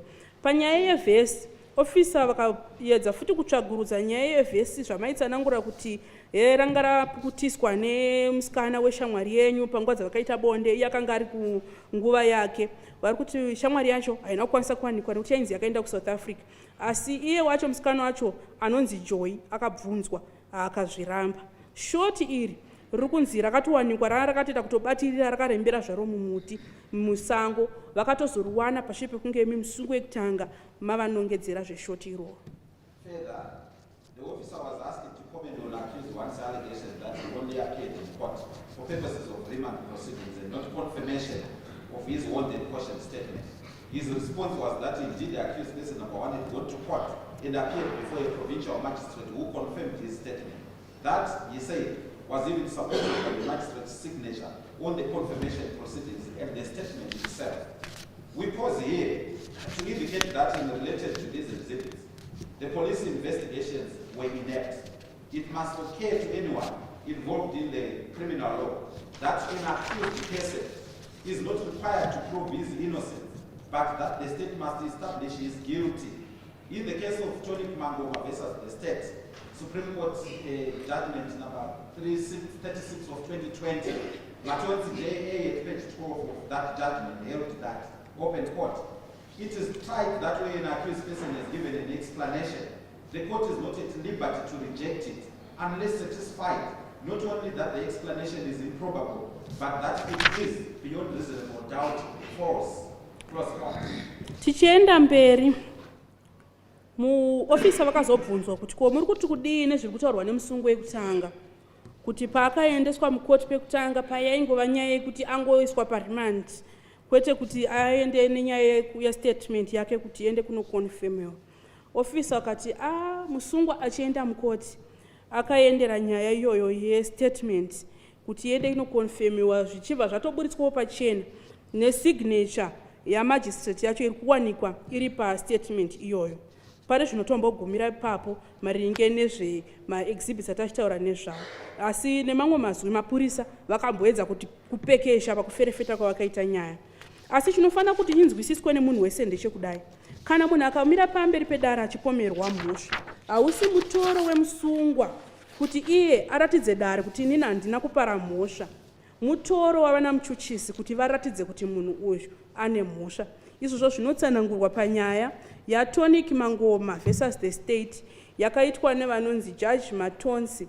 Judge vanotsanangura vachiti hanzi zvakakoshesesa zvikuru kuti kana musungwa achinge apa tsananguro yake dare harikwanisi kubva rangoti aiwa tsananguro iyoyo haisi yechokwadi kunze kwekunge dare iri ranyatsogutsikana kuti zviri kutaurwa nemusungwa izvi hazvingagone kunge zvine chokwadi mukati kana kuti asi kuti dare ranyatsogutsikana kuti zviri kutaurwa nemusungwa izvi inhema kusvika pekupedzesera. Prosecution was equally culpable in this instance. The importance of a forensic examination of the blood stains found on the various garments recovered by the police from the accused persons must have been very obvious.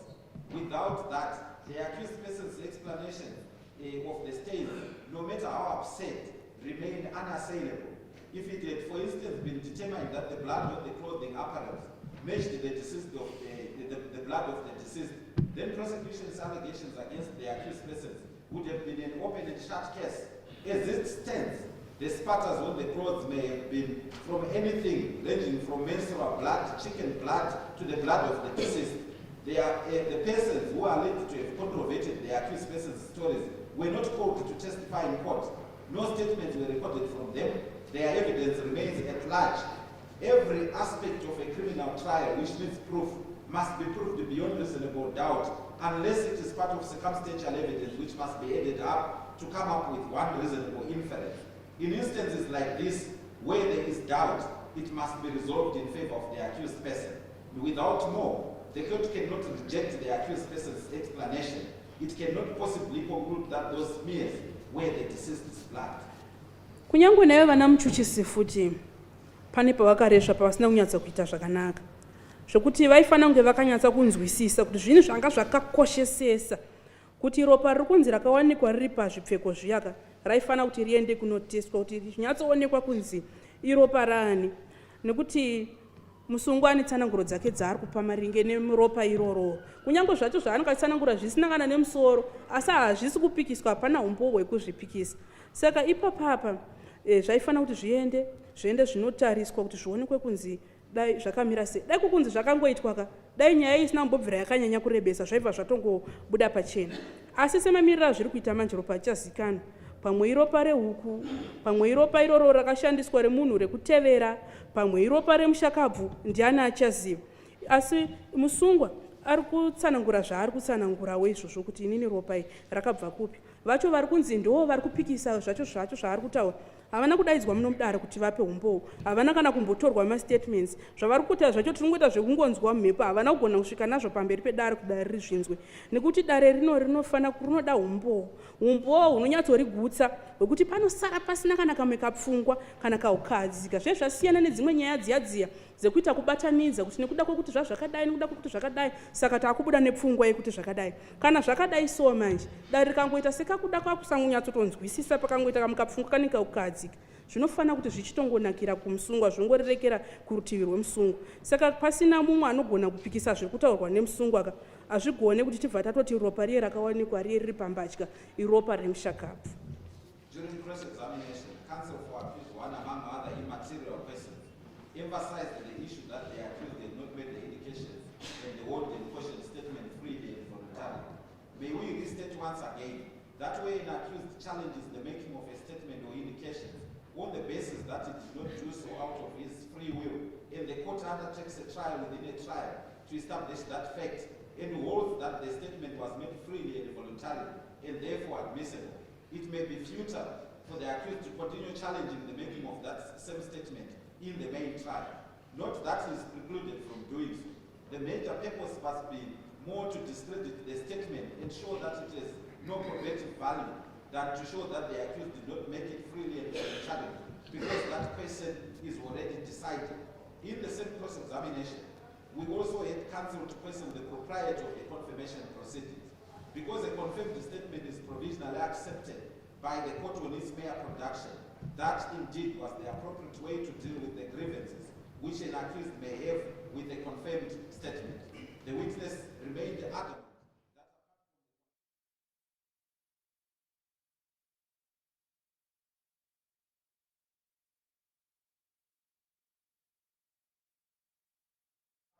Of the deceased's limbs which were found in the disused pit latrine, he stated that if it had not been the accused's indications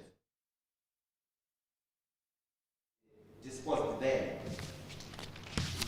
Saka gweta rakachizonge rakutsanangura gweta remusungwa number 1 richibvunza ofisa vaye mubvunzo raibvunza mubvunzo zvayanga isina kana nebasa rese. Imwe yemibvunzo yacho yakanga iri kubvunzwa ipapo yanga iri kuramba chikuti musungwa haana mbopa statement akasununguka anga asingada anga kadidi ameno dare roramba chingopa dzokorera zvekare. Kana nyaya statement ikatenge atoya pamberi pedare musungwa akaramba kuti aiwa ini statement handina kuita ndakasununguka, pobva pachitoitwa trial within a trial dare robva ratoti inini ndagutsikana kuti statement iyi ngaiburiswe pamberi pedare seumbo. Zvinenge zvatopera, hazvizoshandi kuti musungwa aramba achingodzokorera nyaya achamba achingotaura achingoramba achingotaura nezvayo nekuti zvinenge zvatopera. Hazvisi kureva hazvo kuti musungwa anorambidzwa kuti arambe achitaura. Chaangatoita ndechekuedza kutoratidza kuti aiwa statement yeye kuitwa yakaitwa zvayo, asi panyaya iyi tinoda kuti ishaye basa iregedze kuburitsa umbowo hwairi kufanira kuburitsa hwokuratidza kuti munhu ane mhosva pane kuswera vanhu muchingopikisana kuti haana kuzoita akasununguka izvo dare ratotaura kare kumuonero waro rinenge raitwa, nekuti izvozvo zvekutongoti statement yagara irigona kutongogamuchirika itongori sezvainenge iri izvozvo, ipapo ndokapanenge paine mukana wacho ipapo kuti munhu agara pazvinyunyuto zvake zvigara zvatotaurwa. Kana zvatoitwa izvozvo zvinenge zvatopera. Asi nyangwe zvakadaro ofisa vakati vachibvunzwa vaingoramba vakangomira naizvozvozvo vachingotsanangura kuti isusu ndozvaakataura pamusoro pezvo takazowanawo izvi. Iye ndiye akatotiratidza kwatakakwanisa kunowana mamwe makumbo nechi zvatakanowana zviri mutoilet yanga isashandiswe. Vakatoti hanzi dai asiri musungwa number 1 tingadai tisambogara takazviwana zvinhu izvozvo nekuti iye ndiye akatotiradza pazviri. Counsel for accused number 2's cross-examination was also centered on the origins of the blood stains on the clothes. We have already decided the fate of that issue. There is no point in going over it again. The witness disclosed through questioning by counsel that the police had also found black sanitary bags in accused person number 2's residence, which matched those described by accused person number 1 in his warned and cautioned statement. Saka gweta remusungwa number 2 ndo vakanga vachibvunzwawo nenyaya yeropa iri rakabva kupi asi nofunga dare ratopapfuura kare papo hapacharamba pachingodzokororwa. Saka witness akazenga vangotsanangura pavaibvunzwa negweta remusungwa number 2 vachiti ivo semapurisa vakakwanisa kuzowana mamwe mapepa eblack akanga ari pamba pemusungwa number 2 akanga achingoenderana nematsanangurwa anga amboitwa nemusungwa number 1 mustatement yake. The evidence of James Makore. He is a juvenile witness aged 14 years. He denied the allegations that he is the one who had been sent by accused 1 to call the deceased for him. He denied that he was given money and a shirt by accused 1 to buy his silence over the matter. Despite having made a previous inconsistent statement to the police, the prosecutor chose, in his wisdom, not to seek an impeachment of the witness. His evidence, therefore, became non-discrete. Saka witness imwe yakachizotevera ndiye James Makore, mukomana ane makore 14. Akaramba kuti ndiye akatumwa nemusungu wekutanga kunodaidza mushakabvu. Akaramba zvekare kuti handambobvira ndakapiwa mari nesheti nemusungwa number 1 kunditenda kana kuti kundinyararidza panyaya iyoyi. Kunyange zvake anga ambonyoresa statement ikazosiyana zvakanga akutaura muno mukoti. Asi vamuchuchisi vakachizongosarudza zvavo kuti chirega ndichingosiyana hangu naye akadaro ndisamutore sewitness yandipadukira. Saka umbo hwake hwakabva hwangomirawo hwakadaro usina zvaunobatsira zvakanyanya. The evidence of Chiedza Makombo Gatsi. She is the magistrate who confirmed the accused person number 1's warned and caution statement at Murewa Court. She narrated to the court the procedure she followed when she confirmed the accused 1's statement. It was as exactly as required by law. She said the conclusion was that the accused had made the statement in issue freely and voluntarily. She endorsed the conclusion on the accused statement. She was shown exhibit number 5, and she confirmed that indeed it was the statement she had confirmed. She was surprised that accused 1 alleged that he had not appeared before her for the confirmation proceedings because she had not only confirmed the statement, but that the accused had also appeared before her on various other occasions for purposes of remand.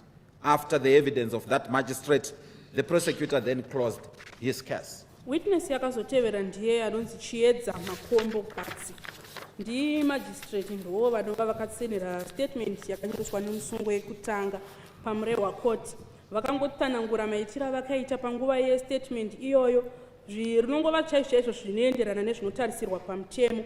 Vakatsanangura vakati ivo vakaona kuti musungwa statement yake akanga aita akasununguka nezvakare achida pedzezvo vanoti vakabva vazoisa chidhiro chavo pamwechete nekusaina pastatement ipapo.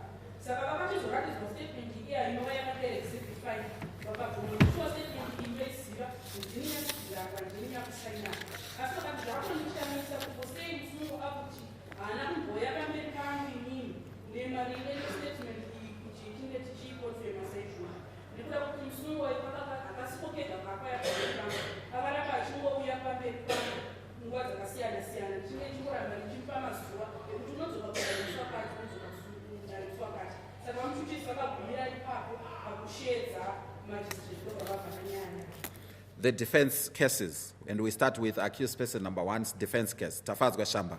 He incorporated his defense outline into his evidence in chief. He added that on the day in question, soon after watering the vegetables at the garden, he proceeded to a beer drink at Katsande Homestead in Makore village. He never saw the deceased that day. He did not see James Makore, whom it is alleged he sent to call the deceased for him. He spent the rest of that day at the beer party. He was with several other people whom he mentioned by name. He said he was arrested after his blood-stained pair of trousers was recovered at accused person number 2's homestead. He then repeated the explanation he gave earlier about the origins of that blood on his garment. He denied knowledge of the blue denim short trousers. He restated his contention that he later made the alleged indications after he struck a deal with police officers to incriminate accused person number 2. Further, he went over his earlier story about the whole episode on indications being a rehearsed act and that the magistrate never confirmed his statement in his presence. He rounded his testimony by asking for forgiveness from accused person number 2 for falsely implicating him in this matter.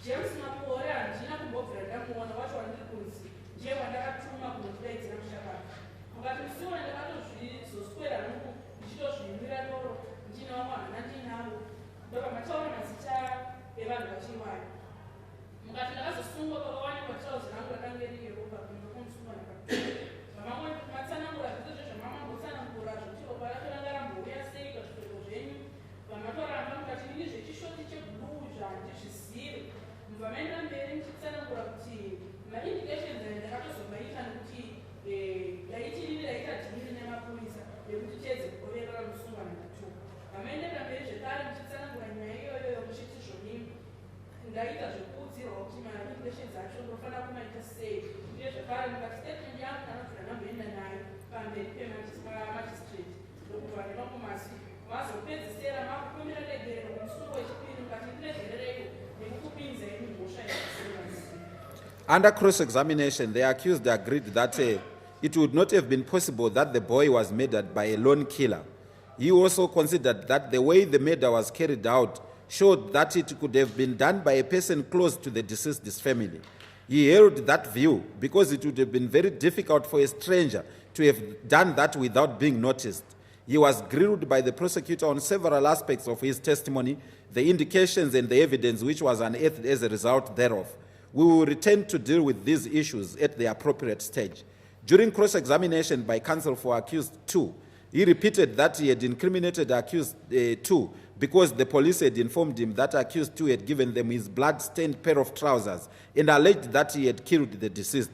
During indications, he said he continuously mentioned the accused 2's name because as per his plan with the police, that name was supposed to be involved. The accused did not call any witnesses and thereafter closed his case. Saka pamusungo wekutanga papa makubvunzwa bvunzo nawamuchuchisi makabvuma mukati maurayirwa akaitwa mwana uyu hanga hazvigoneke kuti akaurayiwa nemunhu mumwe chete.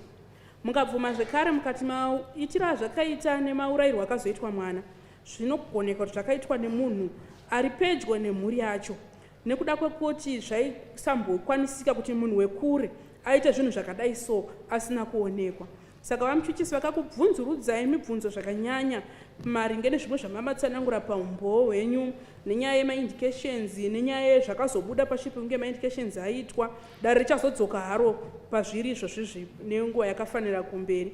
Asi panguva dzamakange mobvunzwa mubvunzo nemusungwa namba 2 negweta remusungwa namba 2 maingoramba muchidzokorera zvimwe chete izvozvo muchiti inini panyaya yemusungwa namba 2 apa inyaya zvacho zvandakange ndaudzwawo nemapurisa nekuti ndiye akanga abudisa trouser rangu rakange riine ropa achiti inini ndindakauraya mushakabvu.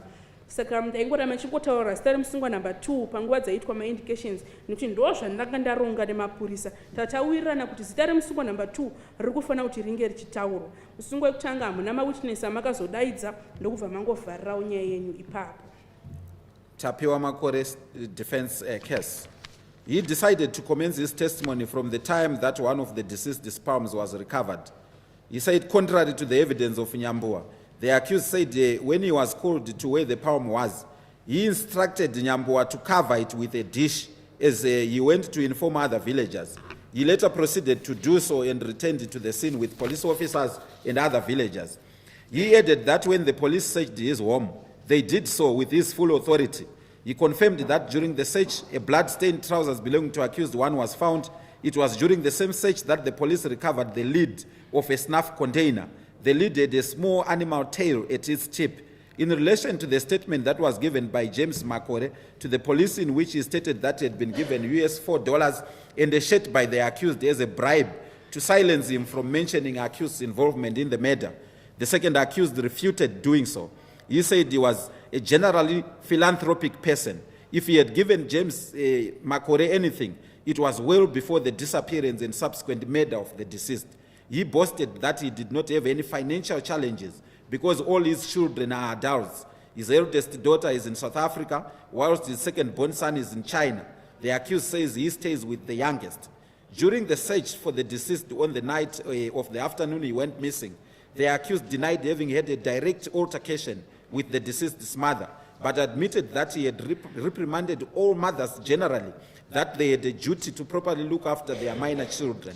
He then got to the point when he was arrested and taken to Murewa police station. There, he was interrogated and assaulted by police officers who said they wanted him to confess. Tochienda paumbo wakazopiwa nemusungwa number 2 Tapiwa Makore. Makasarudza kutangira umbo hwenyomutsanangura kubva panguva yakawanikwa chanza chemushakabvu. Asi zvamaitsanangura zvakabva zvasiyana zvakanga zvatsanangurwa naNyambuwa. Nekuti imimi muri kuti hanzi panguva dzakawanikwa chanza ichi, ini ndakaudza Nyambuwa kuti chingokwidibira nedhishi ndiimhanya ndinoudzawo vamwe vanhu munharaunda munomu. Saka ndopamuri kuti ndakabva ndazoenda ndobva ndazodzoka ndaane mapurisa nevamwewo vagari vemunharaunda. Makazoenderera mberi mukati mapurisa pavakazonosecha kumba kwangu, ndini ndakange ndava pamvumo yekuti vaite izvozvo. Pavaisecha ndopavakazowana tirauzi remusungwa number 1 rakanga riine ropa mumba imomo. Mukati panguva dzavaisecha zvakare ndo pavakabva vaona chigaba kana kuti chinhokwe changu chinogara bute. Mukuti vakaona kari kachikamuvharo kenhokwe iyoyo. Mukati nechekumusoro kwacho panga paine kamuswe kemhuka kanga kari ipapo. Pari panyaya yestatement yakapiwa naJames Makore kumapurisa yekunzi makamupa $4 nesheti muchiitira kuti asataure kuti vangwane chekuita nenyaya iyoyi. Musungwa number 2 makazviramba. Mukati aini ndiri munhu ndiri chipavhurire, ndiri munhu anongoburitsa nchingopa. So kana kuri kuti James ndine zvandakamupa ndakatomupa mwana waye asati ashayika, mwana waye asati atombopondwa. Mukatoti ndiriseni zvangu zviri zvemari zvaisitombori dambudziko. Noti inini ndine vana vangu vatokura, mumwe wacho ari kuSouth, musikana mukuru, mukomana wangu wechituhu ari kuChina. Kunoku ndiri kugara nemudiki wacho. Panguva dzaisechwa ipapo musi wacho uri kunzi wakashayika mwana. Mukati ini anombobvira ndainetsana namai vemwana. Asi zvakaitika ndezvokuti ndaitongotaurawo nevamwe ana amai vese ndichitongovatsiura ndichivaudza kuti imana amai ibasa renyu rokuswera muchichengetedza vana vadiki. Saka muchitsanangura kudaro makabva masvika pakutsanangura pakuzosungwa kwamakaitwa, muchiendeswa paMurewa police station, kuzobvunzudzwa kwamaitwa nemapurisa nekurohwa kwamakaitwa nemapurisa, muchiti zvoni vaikuroverai vachiti bvuma mhosva. Under cross-examination, accused number 2 agreed that the murder had been a grisly act. He agreed that accused person number 1 had assisted the police in investigating the murder. It was, however, not true that there had been any conspiracy between them to commit the murder. He considered that Topoto was his nickname, and that when accused person number 1 was talking about Topoto in his statement, it was in reference to him. He further advised that when accused 1 referred to slaughtering a chicken, he recalled that on 14 September 2020, his brother's son had given him a chicken, which he instructed one Tobias to slaughter. Tobias had in turn given the chicken to accused person number 1 to slaughter, and it was slaughtered on 14 September 2020. Musungwa number 2 panguva dzamakange mubvunzwa mibvunzo navamuchuchisi makabvuma mukati zvechokwadi maurayirwo akaitwa mwana uyu anorwadza. Mukabvuma kuti zveshuwa musungwa number 1 akabatsira mapurisa pakufefeta nyaya iyoyi. Mukati asi hachisi chokwadi kuti inini ndine rupande rwandakaitawo inini pakuti mwana uyu anga achiurayiwa. Mukatobvuma kuti inini zvechokwadi ndini ndodaidzwa nichinzi Topoto. Ndini Topoto akanga ari kurehwa nemusungwa number 1 mustatement yake yaakanyoresa iyoyo. Mukatsanangura zvekare mukati panga pachitorwa nyaya yehuku nemusungwa number 1 ndabva ndarangarira kuti musi wa14 September ndakapiwa huku nemwana wamukoma ndobva ndaudza inini Tobias kuti auraye huku iyoyi. Asi Tobias ndiye akabva azopa huku iyi kumusungwa number 1. Saka huku yakazourayiwa musi wa14 September. The court once again pauses here to observe and comment that this piece of evidence is telling. It directly contradicts what the accused person told the police. To the police, accused person number 2 said he had been given the chicken by one Mrs. Chaungama, who was his relative. Those versions are mutually exclusive. He therefore either lied to the police or is lying to the court. He is apparently seeking to tailor his evidence after the investigating officer alleged in court that Mrs. Chaungama had denied giving accused person number 2 a chicken at any time closer to the time that the murder occurred. Instead, she said she had done so about 2 months prior to the commission of this crime. Sakada rombo mira rakadai so rimbonyatsa kuongorora patafamba kusvika iko zvinozvo. Zvakataurwa nemusungwa number 2 munomudare. Muchaona kuti zvakabva zvapesana nezvamakataura kumapurisa. Kumapurisa makataura mukati huku ndakaipiwa kwamai Chaungama amai yangu. Munomudare makutaura zvamuri kutaura izvozvo.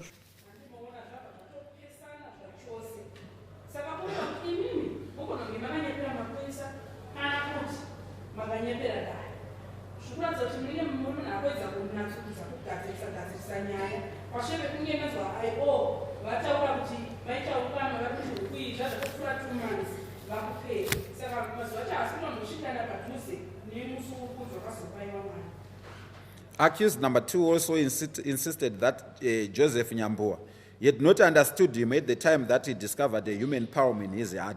He said he had instructed Joseph to cover as opposed to bury the palm which Joseph had discovered. To us, that was another attempt by accused person number 2 to wriggle his way out of trouble. The witness Nyambua did not hear the words cover and dish like the accused seeks the court to believe. There was an exchange of words between the accused and the witness, such that if he had been misunderstood, the accused had all the time to correct his instruction. He did not do so. It illustrates that what Nyambua told the court is the truth of what happened. Even during cross-examination, accused 2 never suggested to Nyambua that he had misunderstood his instructions. Instead, what seemed to be the thrust of accused 2's argument was that he had asked Nyambua to guard the palm and not to cover it. An accused person, particularly one who is represented by a legal practitioner, who has a different version of events from that of a witness, but does not put that version for the comment of the witness, disempowers himself or herself from relying on it. It is for that reason that we reject the second accused's version of what transpired at the time that Nyambua discovered one of the deceased's palms at his premises. It cannot reasonably be true. It is false. And we accept Nyambua's story that accused person number 2 exhorted him to bury the palm. Admittedly, that does not make the second accused person guilty of this murder. It is, however, more than curious that a person who was closely related to a boy who had just gone missing and had been discovered murdered would instruct a neighbor who found his dog dragging the palm of the missing boy to bury it without informing the police or other villagers. It is akin to destroying evidence. Accused 2 appears to us to be an enlightened man. He knew how vital the resolution of the question of the boy's murder, every piece of evidence which surfaced was. We will later illustrate the importance of the second accused person's indiscretion in this regard. Musungwa number 2. Makaramba muchikoti mimi hanzi Joseph Nyambua haana kunyatsondinzwisisa inini pangwadza ndakamudza zvekuita paakawana ruoko urwu mukati mechivanze chake. Makati inini Joseph ndakamudza kuti kwidibira kwete kuti viga chanza ichi. Apa dari kuona futi kuti apa mama angu da kuedza zvenyu kuti mongosvotoka sei muchibuda panyaya iyi. Muri kuedza kureva kuti Nyambua haana kunzwa mazwi ekuti kwidibira nezwi rekuti dish sezvamuri kuda kuedza kuudza dare nyini. Pamakatotaura naJoseph makatomboita chinguva muchitaurana muchiudzana zvekuti kana makaona kuti hasi kundinzwisisa ka ndongori mukana chete aiwa ndiri kuti inini ita zvakati asi hamuna kuita saizvozvo. Zviri kubva zvamuratidza kuti iye Nyambua akaudza dare rino chokwadi chaicho zvakanyatsoitika. Kunyange panguva dzavakanga achibvunzwa mubvunzo iye Nyambua wacho, imi musungwa number 2 hamuna kubvobvira mazvisa kwaari Nyambua kuti aiwa paipe wakatadza kunyatsondinzwa zvakanaka. Maingoita sekunge maidangwedza kubudisa pfungwe kuti Nyambua makamudza kuti chisara wakarindira kwete kuti akwidibire, makamuti sara wakarindira. Anti muri kuona musungwa kunyanya kana akatomiririrwa negweta aine muonero wake wenyaya uri kusiyana nemaonero ari kuita mawitness. Obva aregedza manje kutaura zvacho zvake zvaari kuti ndo maonero enyaya, orega kuzvisa kumawitness. Munhu iyeye nemamwe mazwi anenge atozvibvisa panyaya, haachagona manje kuti achiramba achiti yeni ndiri kumira nezvakati, nekuti zvinhu zviya zvinenge zvisina kumbobvira zvabvunzwa kumawitnesses. Saka zvamuri kutaura izvozvi zvekuti hanzi makamuti kwidibira achingambova chokwadi, kunyepa dare riri kuona kuti zvakataurwa naNyambuwa ndicho chokwadi chaichai chamakamuudza imimi kuti viga ruoko urwu. Asi kunyange zvakadaro izvozvo hazviratidze kuti imimi mune mhosva yekuti ndimi makaponda mwana uyu, asi zvinongoudzawo pfungwa dzekungoti imimi muri weukama, ukama hunga huri pedyo nemwana uyu, mwana ashayikwa, mwana ari kunzi awanikwa akapondwa. Uye zvakare muri munhu akuratidza kuti muri munhu akachangamuka, muri munhu anoziva zvekuti maifanira kunzwisa kuti kese kadiki kawanikwa umbowo hwakatokosha, asi mochiti hanzi chiviga ruoko urwu. Zvakangofanana nekuti maida kuedza kuparadza kana kudzima umbowo hwese. Saka dare chaenderera mberi richazonyatsa kutsanangura kuti imimi sei riri kuti muri munhu akanga ari kuziya asi achida kuedza kuvhara nyaya iyi pamberi. And with that, the second accused also then closed his case. Ndo pamakabva mangogumirawo nyaya yenyu ipapa musungo wechipiri. The court will proceed to deal with the common cause issues and those that it was already resolved. Whilst a number of issues are common cause in this trial, others have already been determined and conclusions arrived at by the court. These are that A, although the cause of his death could not be determined because of the state in which the body was recovered, the deceased person was murdered. B, the manner in which the body was cleanly dismembered suggests that the murder was for ritual purposes. C, the torso of this body was recovered on the morning of the day following his disappearance. Various other pieces were later recovered. These included the lower limbs, which were dug out of a pit latrine in the village. They were all DNA tested and confirmed to be parts of the deceased's body. His head, however, remained missing and is unaccounted for to date. D, accused person number 1 freely and voluntarily made indications to the police. E, accused person number 1 confessed the murder to the police and his confession was confirmed by a magistrate. F, accused 1 and 2 had a cordial relationship in addition to being employee and employer. G, a blood-stained pair of trousers belonged to accused 1, a 5-liter plastic container inscribed Topoto, a small animal tail and black plastic bags were recovered from accused person number 2, Swarmstead. H, a blood-stained vest was recovered from accused person number 1's house. And I, after Joseph Nyambuwa found his dog dragging one of the deceased's palms, accused number 2 exhorted him to secretly dispose of that piece of evidence. Saka iko zvinodare richatarisa pazvinhu zvapachena iko zvimwe zvisina ari kuzvipikisa nezvimwe zvakatoonekwa kuti izvi zviri pachena. Kunyangwe azvo zvinhu zvacho zvese zviri pachena pakufamba kwenyaya dare rine zvimwewo zvarakachibva ratoti aiwa izvi zvimuono wangu wakamira wakadai so. Saka chekutanga ndechekuti kunyangwe zvazvo chiremba wakati hanzi zvakauraya mwana asi kunyatsooneka kuti chii chiripo ndechekuti mwana uyu akaita zvekupondwa. Chechipiri mwana akaita zvekunyatsa kuchekwa kuita kuvedzengerwa zvakanaka zvobva zvangoratidza kuti uku kwanga kuri kuuraya kwekuita zvekuchekeresa. Chechitatu chimutumbi chakazowanikwa mangwana acho pashure pekunge mwana awanikwa vapazotanga kuwanikwa mamwe mapatsi zvakare pafamba chinguvana zvakazowanikwa zvosanganisira makubo zvakazowanikwa munharaunda imomo ndokubva zvese zvaendeswa kunotestwa zvikaonekwa zvakanga zviri kuenderana nemutumbi wemwana uyu akange ashayika. Asi musoro wemwana uyu hauna kuwanikwa. Kunyangwe nanhasi musoro uyu hapana anoziva kwauri. Toenderera mberi, musungu wekutanga wakaita ma-indications awakasununguka wega uchida uchiita kumapurisa. Pamberi musungu wekutanga zvekare wakabvuma kuponda mushaka uyu uchibvuma kumapurisa. Wabva pamusoro pezvo ndokubva wazoendeswa kukoti ukasvikonobvuma statement yako iyoyo yekubvuma kuponda kwaukange waita. Musungu wekutanga newechipiri muri vanhu vakanga vari kudyidzana zvakanaka. Pamusoro pezvo manga muri kushandirana, mwari mushandi mwari mushandirwa. Tobva taenda mberi pakazowanikwa trouser rakanga riine ropa, trouser remusungu wekutanga.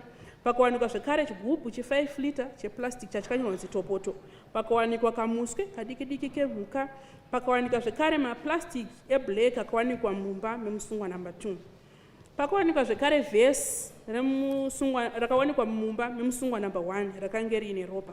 Chekupedzesera, pashure pekunge Joseph Nyambowa aona imbwa yake ichidhonzana neruoko, musungwa wechipiri makazomuudza kuti avige ruoko irworworwo pasina anozviziva. The court proceeds to deal with the issues that remain for determination. Given the above, the question which remains for resolution in this case is who killed the deceased? In other words, the issue is whether the accused persons were involved in the murder of the deceased. And the starting point for the court is to acknowledge that no one witnessed the murder of that boy. What links the accused persons to the crime is the indirect evidence which litters the record of proceedings in accused person number 1's confession that he conspired with accused person number 2 to kill the boy. We propose to begin with accused person number 1's confession, and that necessarily calls for a discussion of the law that governs confessions. Saka tochipinda pa dara kuda kuchinyatsa kuongorora kuti saka zvida kunyatsonzverwa panyaya iri ndezvipi. Pamusoro pezvese zvanga zvitsanangurwa nezvazvo izvozvi, changosara apa ndechekuti darione kuti ndiani akaponda mwana uyu. Nemamwe mazwi tiri kuda kunzwisa kuti musungwa number 1 nemusungwa number 2 ndimi here makaponda mwana uyu. Saka pekutangisisa chaizvo ndechekuti hapana akaona mwana uyu achipondwa. Chiri kuzongokupinzai panyaya iyi inyaya yeumbuwo huripo huri kubatika apo nepapo hwese huchibatanidzwa muno mudare, zvichizosanganisirwa nekubvuma kwakaita musungu wekutanga achibvuma kuti takaroka nemusungu wechipiri kuti tinge tichiuraya mwana. Saka dare rino richatanga rambotsanangura mutemo unoongorora nekunzi munhu abvuma, dare richange richimbopinda zvakadzika nezvemutemo iwoyo. It is permissible for a court to convict a person accused of crime on the basis of his or her confession. That it is so is supported by Section 273 of the Criminal Procedure and Evidence Act, which prescribes that 273 conviction on confession. Any person, any court which is trying any person on a charge of any offense may convict him of any offense with which he is charged by reason of a confession of that offense proved to have been made by him, although the confession is not confirmed by other evidence, provided that the offense has, by competent evidence other than such confession, been proved to have been actually committed. Close quote. Saka pane section 273 yemubhuku rinonzi Criminal Procedure and Evidence Act. Zvinotenderwa kuti munhu anokwanisa kuti abatwe nemhosva zvishandiswa kubvuma kwaanenge aita. Ndichatsanangura zviri pasection iyoyi. Section inotsanangura ichiti hanzi dare ripi neripi zvaro rinenge richitonga mhosva yemunhu yaanenge achipomerwa rinokwanisa kubata munhu iyeye nemhosva yaanenge achipomerwa richishandisa kubvuma kunenge kwaita munhu wacho iyeye, kana zvikagona kungoburitswa bedzi kuti pasina humwe umboo hunenge huripo kuti mhosva iyoyo ichokwadi kuti inenge yakaparwa. The statute does not define a confession. Its meaning appears to be something that has been taken for granted. At common law, a confession is an unambiguous admission of guilt synonymous with a plea of guilty before a court. It follows, therefore, that all the safeguards employed to ensure that a plea of guilt is genuine equally apply in the measurement of the truthfulness of a confession. For instance, where an accused makes a statement supposedly admitting the commission of an offense, but the statement includes the possibility of a valid defense, that statement is simply considered as an admission and not a confession. In the statute, the import of Section 273 is that a court does not require any evidence to support the facts stated in the confession. In other words, the issues stated in a confession do not require corroboration.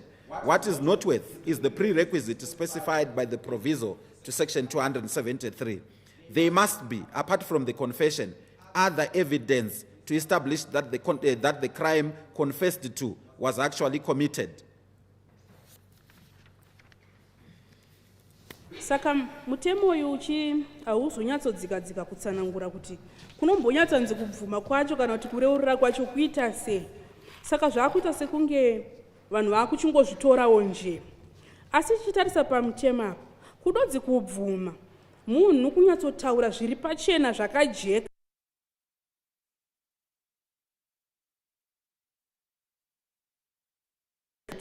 Panofanira kuti pateedzwe matanho achese anoteedzwa kuti zvioneke kuti uku ndiko kubvuma kuri kutaurwa nezvazvo.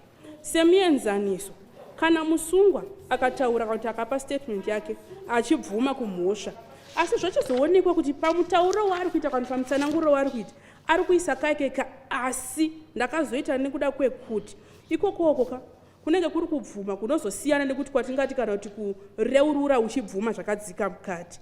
Sekuti tichitarisa zviri kurehwa nesection yatataura nezvayo, section 273, zvazvinoreva ndezvekuti dare haridi humwe nemamwe mazwi. Zvazvinoreva ndezvekuti umbowo hwekubvuma hapana humwe huchadikanwa, kubvuma kwawatoita ikoko zvinenge zvatokwana. Ndo zviri kunyatsotsanangurwa pasection 273 ipapo. Asi manje zvazvinofanira kuzongobuda chete nezvekuti munhu wengu abvuma, asi chaabvuma chacho chakaitika here, kune mhosva here yakatodaro iyoyo iri kunzi ndo yaakapara yazoita kuti munhu yeye abvume. Nekuti hazvina musoro kuti munhu anobvuma mhosva inenge isipo isina mbobvira yakatomboparwa.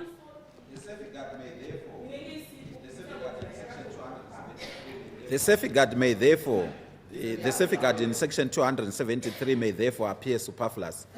In reality, however, it is not uncommon that a person may admit to a crime which was not committed in the first place. In the case of the State versus John Sinara, HH 829 of 22, I had occasion to deal with the same issue. I remarked at page 6 of the cyclostyle judgment that, open court, the world over, hundreds of convicted prisoners, some of them awaiting execution, have well after their convictions been exculpated from wrongdoing. Analysis has shown that police-induced false confessions are a leading cause for the conviction of otherwise innocent persons. Although largely outside the field of law, the scourge of false confessions raises stinging concerns about false convictions. They influence error in the judicial process and are a major source of false evidence, which the courts are eager to latch onto for easy determination of complex cases before them. Needless to say, however, false evidence inevitably leads to false convictions. Put simply, a false confession entails a situation where a suspected offender falsely confesses to committing the crime under investigation. That can be followed by him or her giving a detailed account of how he did it. Because of those grave consequences, the legislature saw it fit to design safety nets to ensure that an accused can only be convicted on the basis of a confession which is genuinely true. Close quote. Zvisina nebasa rese. Asi kutaura zvechokwadi chaizvo hazvina kujairika kuti munhu anongorika nangobvuma kumhosva isina mbogara yakaparwa zvachose. Pane imwe nyaya yakamboitwa yemwe anonzi John Sinara, iri nyaya ya 2022 case number 829 pano paHigh Court. Jaji vamwe chete ivava vakawana mukana kuti vasanganidza nenyaya yakangofanana neiyoyi. Jaji vakatsanangura mujudgment yavo yavakanyora panguva idzodzo vakati, munyika munotenderere tine vasungwa vazhinji vakabatwa nemhosva, vamwe vacho vakatomirira zvida pamwe kutourawa chaiko, asi vamwe vacho nyaya dzavo dziri kupedzesera dzatozonzi aiwa munhu uyu aisafanira kuti anga achibatwa nemhosva nekuda kuti zvinhu zvei zvaitwa nenzira isiriyo. Kuri kunyatsa kuongorora vanhu vanozopedzesera vabvuma nekuda kwekuti vanenge vakonzeresa vanhu vambunyikidzwa nemapurisa, zviri kuita kuti vamwe vanhu vapedzesere vabatwa nemhosva ivo vasingafanirwi kuti vange vachibatwa nemhosva. Kunyange tichitarisa kunze uku, izvo munhu zvekumanikidzirwa kubvuma zvaanenge asina kuita izvozvo zvinoita kuti vamwe vanhu vapedzesere vatosvika panguva yakaoma. Saka izvozvo zvaakuitwa kuti nyangwe nekumatare kuno kuzvinopinda munhu achisvika achipinda pamberi pedare nekubvuma kunenge kusiriko chaiko kwaairevesa, munhu opedzisira apinda mudare zvoshanda zviri saizvozvo munhu opedzisira akutonzi abatwa nemhosva. Saka izvozvo zvinogona kutoti nyangwe vamwe vanhu vanopedzisira vakubvuma panguva yekutoti nyaya inenge iri kutoferefetwa. Asi iye munhu achiziva kuti zvinhu zvazvina kumbofira zvafamba saizvozvo undozonzwa mumwe wacho akutotsanangura nemo kuti aiwa ndakazodai. Saka nekuda kwaizvozvo vanotigadzirira mitemo yedu vakati aiwa regai titore matanho ekugadzirisa nyaya iyi kuitira kuti kana mataro oongorora vanyatsogutsikana kuti munhu kubvuma kwaakaita uku akanyatsa kubvuma achiziva zvaari kubvuma uyezve achinyatsorevesa.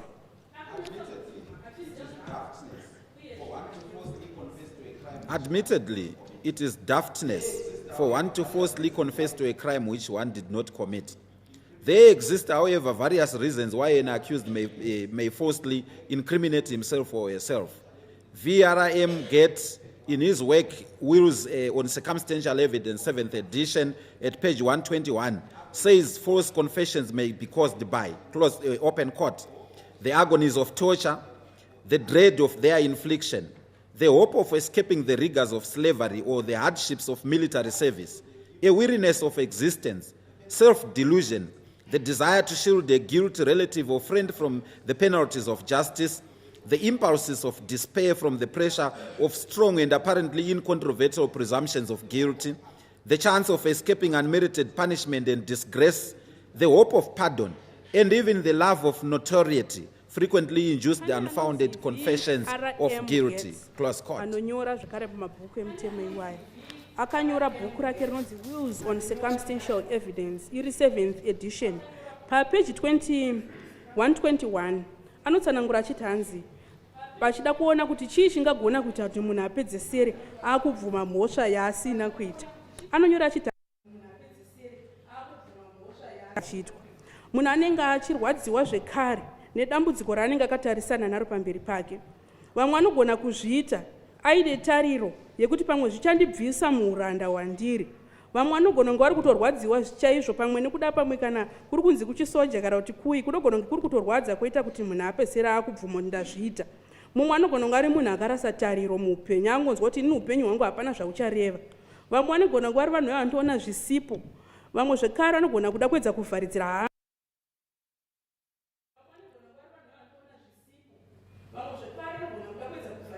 anogona kunge ari munhu wekutoti haachatoziva kuti ndoita sei ari munhu uye anenge angopererwa. Kana kuti mwana anogona kunge aine zvimwe zviri kungomupusha zvinenge zviri kumashure kwake zvekuramba zvingomudza kuti wakazviita munhu osvika pakutogumirwa achaziva kuti oita sei. Vamwe anogona kungoti ganingozviita kuti ndisanyadziswa kana kuti ndisazosvika panguva dzekunzi ndozonzi ndakupiwa chirango. Vamwe anogona kungozviita kuti pamwe ndikazvitaka ndiko kuti ndinzwirwe tsitsi ndobva ndasunungurwa. Vamwe vanotozviita chaizvo nekungoda kunzi ndini wacho ndobva ndazivikanwa kunzi ndini ndinozviita. Zvese izvi zvinhu izvi zvinoita kuti munhu abvume zvinhu zvaanenge asina kuita.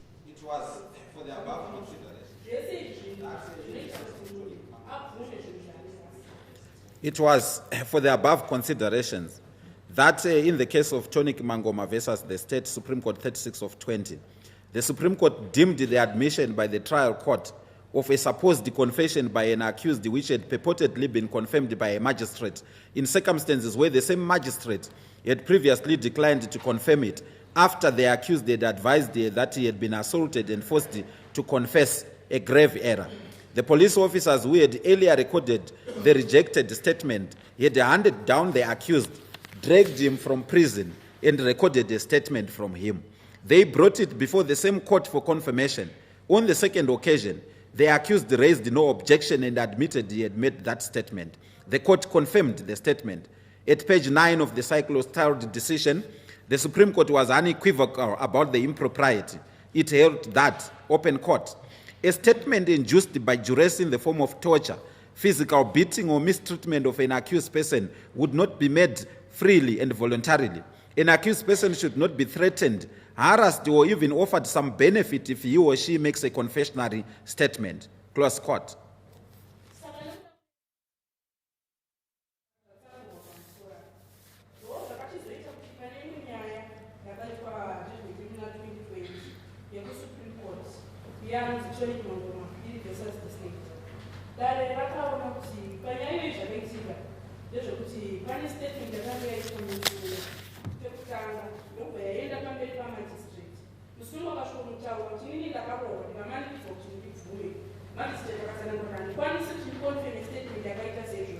Mapurisa yakunzi akazomutevera zvekare ndokubva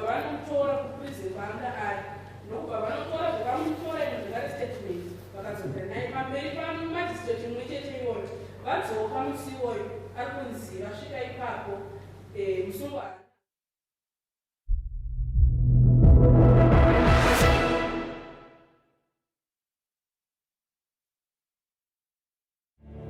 My name is Mufaro. I was living with my grandmother in our village. I dropped out of school because my grandparents could not afford it. One day, my aunt visited us and took me away from my grandmother. She promised to take me to the city for school. I was so happy that I was now going to go to school like others. But everything changed when I arrived in the city. My aunt took me to another house where I was turned into a maid. I worked all the time. I was not allowed to leave the house, and I was sleeping in my own little room. I was so sad. Then I remembered what we had learned about child line when I was still going to school. I looked for a phone and called the number 116, and I got help. If you're ever a victim of trafficking, look for help. Call Childline on 116.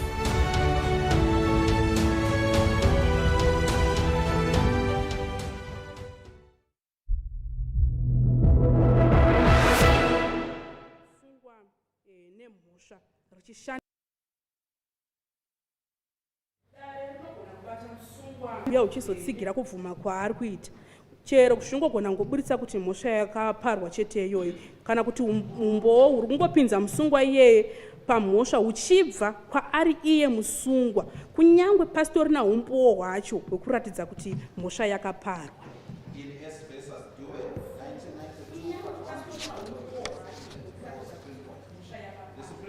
In S versus Dube, 1992, Part 1 Zimbabwe Law Reports 234 Supreme Court. The Supreme Court, interpreting Section 301 of the Criminal Procedure and Evidence Act, which is the precursor of Section 273, referred with approval to the dicta in the case of Ara versus Tapiwa, 1966, Rhodesia Law Reports 662 at page 667E, where Louis J. stated the following, open court. The effect of Section 301, subsection 2, seems to me to be that where there is evidence aliunte proving that the offense has actually been committed, the court may satisfy itself of the genuineness of the confession by the accused that he committed or took part in it from the nature of the confession itself. Where, however, there is no evidence aliunte proving that the offense itself has been committed, the court must, in addition, go outside the confession and be satisfied that it is confirmed by other evidence. In the leading case of Ara versus Blythe, 1940 AD, Tyndall J.A., delivering the judgment of the full bench of the appellate division, laid down that the confirming evidence required by the statute must be such as to corroborate the confession in a material respect, although it need not directly implicate the accused in the offense, and that the statutory requirement in this regard was similar to that in respect of an accomplice, as explained by Solomon A.C.J. in Ara versus Lakatula. Applying this test to confession, it seems that the confirming evidence need not amount to evidence directly confirming that part of the confession in which the accused actually implicates himself in the commission of the offense. It need only be evidence which is sufficiently corroborative of a material part or parts of the confession to satisfy the court that it can safely rely on the confession as a whole to convict the accused person. Close court. Supreme Court apa nguva idzodzi yakanga iri kuedzawo kutsanangura manzwisiro akanga vari kuita section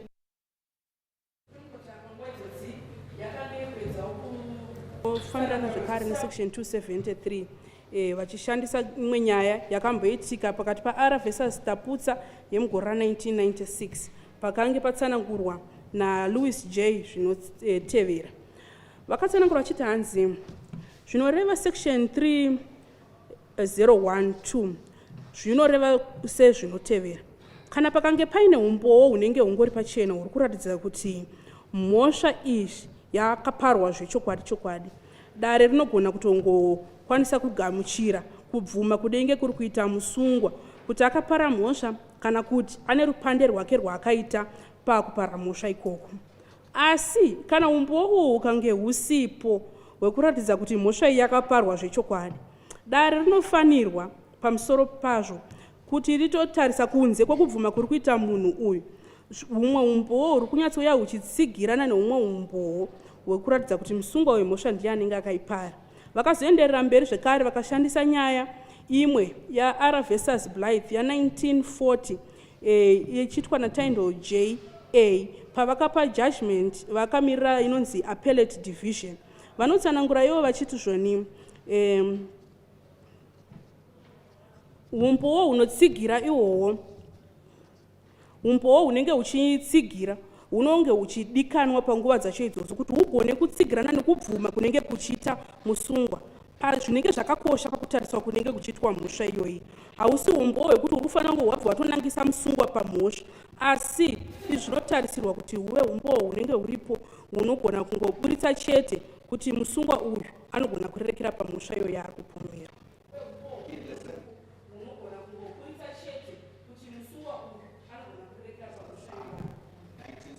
In the same case, the court continued by making reference to the decision in R versus Sambo, 1964 Rhodesia Law Reports 565 at 572 A to C, where Chief Justice Bidor said, open court, if the accused mentions facts in his confession, the knowledge of which could only come by being connected with the crime, the mentioning of such facts will, of course, be the most cogent evidence to show that the confession is genuine. But even if the accused may have been questioned by the police on these very facts, their mention still has considerable probative value. If an accused freely makes a long statement and all the known facts fit in their proper sequence into that statement, this may often be sufficient on which to base a conclusion that the confession is genuine, even if the police may previously have questioned the accused on these facts. Because unless the police put the actual words of the statement into the accused's mouth, if his only knowledge of the true facts has come from police questioning, he is hardly likely to present a coherent and convincing story into which all the known facts dovetail perfectly. A confession of such a type will often therefore prove its genuineness. Close quote.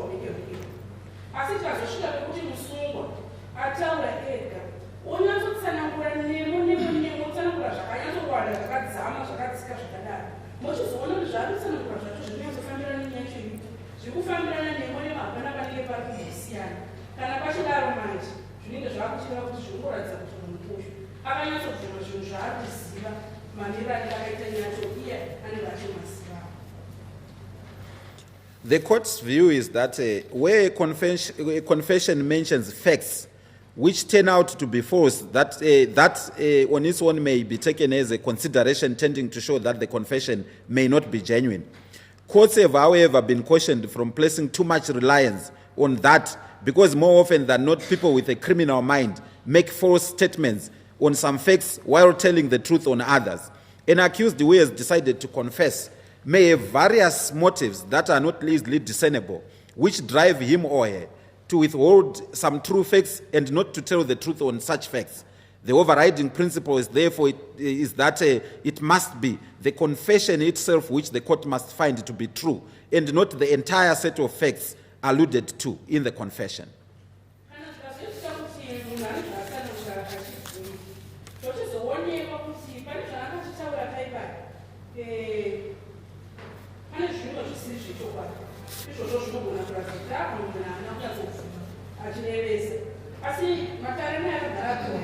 kuti izvozvo musanyanya kumira nazvo nekuti kune vamwe vanhu vatori nepfungwa idzodzo dzekutongogara gosha saka vanozviitisa kuti pamwe pacho anotaura zvinhu zvechokwadi pamwe pacho achitaura zvinhu zvinenge zvisiri zvechokwadi nekuti hazvimbozikanwa kana musungwa paanenge afunga kuti reiri kuvhuma gosha hazvizikanwa kuti anenge achizviitire chii saka pamwe pacho anogona kuzopedzisira kuvhuma otaura chimwe chokwadi osiyirira chimwe chinhu yatobva ataura zvinenge zvisiri zvechokwadi saka kana zvinofanira kungoitwa chitini dare zvekuti dare rinofanira kunonangana nezvinenge zvakabvumwa nemunhu rokuregeza kunonyopindapinda pane zvino zvese zvaanenge akazotanga kutsanangura pakuvhuma kwake.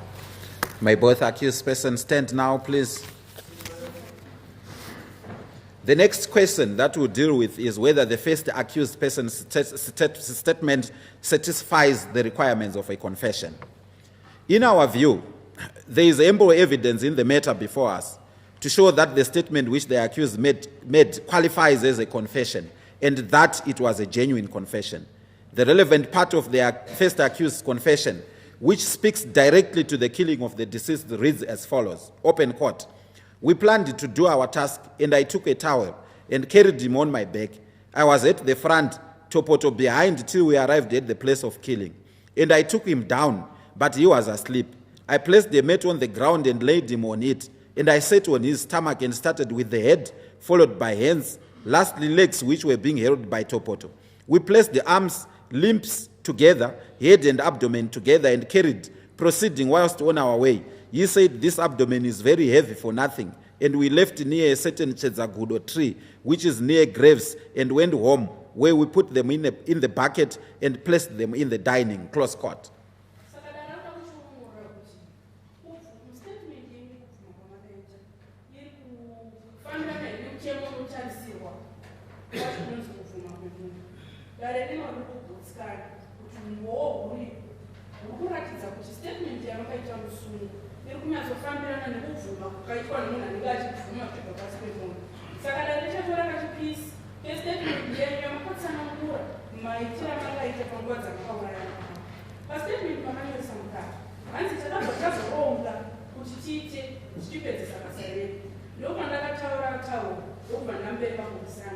ndaifamba ndiri ndiri mberi Topoto ati mashure kusvikira tasvika panzvimbo patakamiraira ndakamuputsa asi andakakotsera ndokubva ndawaridza meti pasi pamurambisa ipapo ndakamugarira padonzo ndikatanga nemusoro tevere maoko pedzesere makumbo akanga akabatwa naTopoto. Takabva tatora maoko nemakumbo zvese musoro nechidumbu tikabva tazvitakura tichienda tiri munzira ndopa akazotaura kuti mutumbu uri kungorema zvisina nebasa rese ndokubva tazosiya padhuze nepamuchedzagudo uri pamakuva ndokubva taenda kumba tikasvikoisa mubhaketi tikasvikozvigadzika kudaini. As is apparent, the first accused's admission that he killed the deceased is unequivocal. We do not understand the requirement that a confession must be unambiguous to mean that the accused must always have used explicit words like, "I killed him." What it means is that there mustn't be doubt whether the accused killed the deceased or not. In this case, the first part of the crucial portion starts ambiguously, with the first accused saying he started with the head, followed by the hands and then the legs. If he had ended there, the statement may have been difficult to categorize as a confession, but he did not. He added that he, together with his accomplice, then placed the hands, limbs together, head and abdomen together, and left. That narration can only be construed to mean that he had dismembered the body of the deceased. It is not possible for a human being to live when the head has been severed from the rest of the body. The accused, therefore, without using the words, "I killed him," undoubtedly admitted to killing the deceased. His statement, therefore, qualifies as a confession. It follows that if it meets the rest of the requirements as already discussed, the court can convict him on the sole basis of that confession which he made.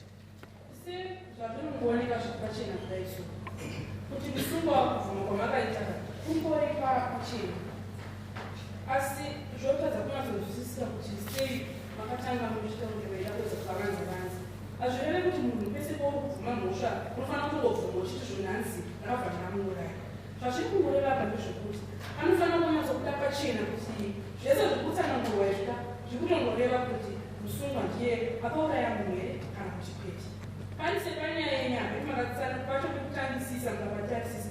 Makatanga muchazimwe pakuta kaneka kujekika njeka pasinya zobati pamakatanzi ngaraba natanga nemusoro vatazochera maoko vandazopedzisira makuru.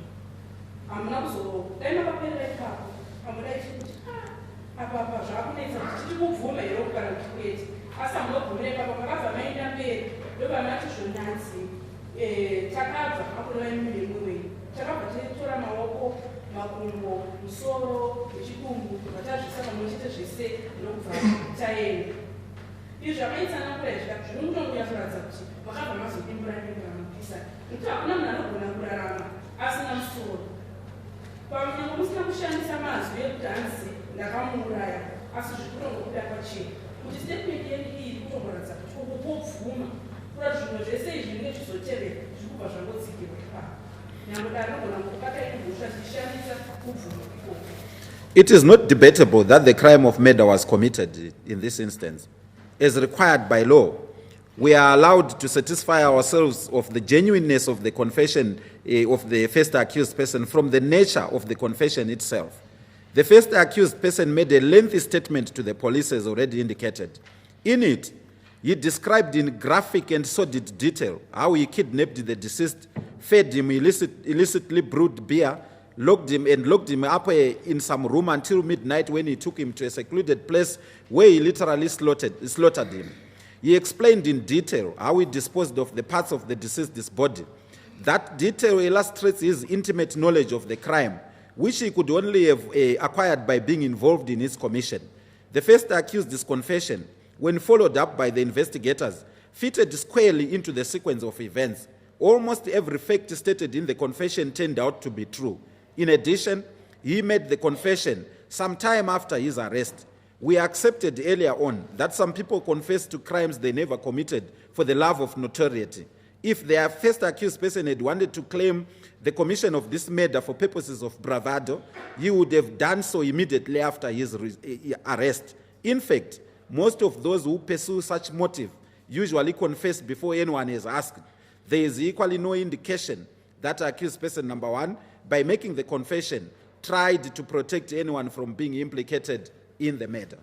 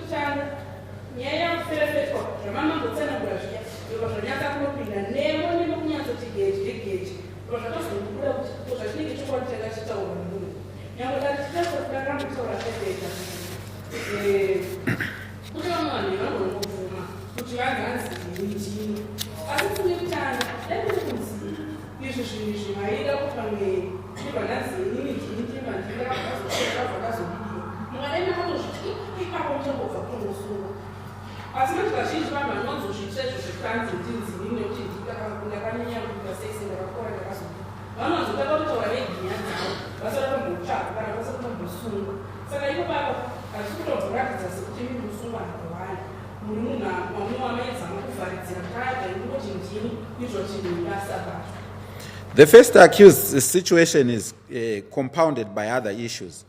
He did not only confess, he made indications. He disputed the voluntariness of the indications, but we have already ruled that they were made freely and voluntarily. They bind him. He pointed at the house where the deceased was detained. The police recovered there from a container in which he had brought the illicit brew to drug the child. They also recovered other paraphernalia allegedly used during and after the commission of the murder. Through his pointing, the police recovered the boy's lower limbs dumped in a pit latrine. The indications corroborate his confession. In the case of the first accused situation, in any case, the first accused situation, would not have changed even if the indications had been held to be inadmissible because of the provisions of Section 258 of the Criminal Procedure and Evidence Act.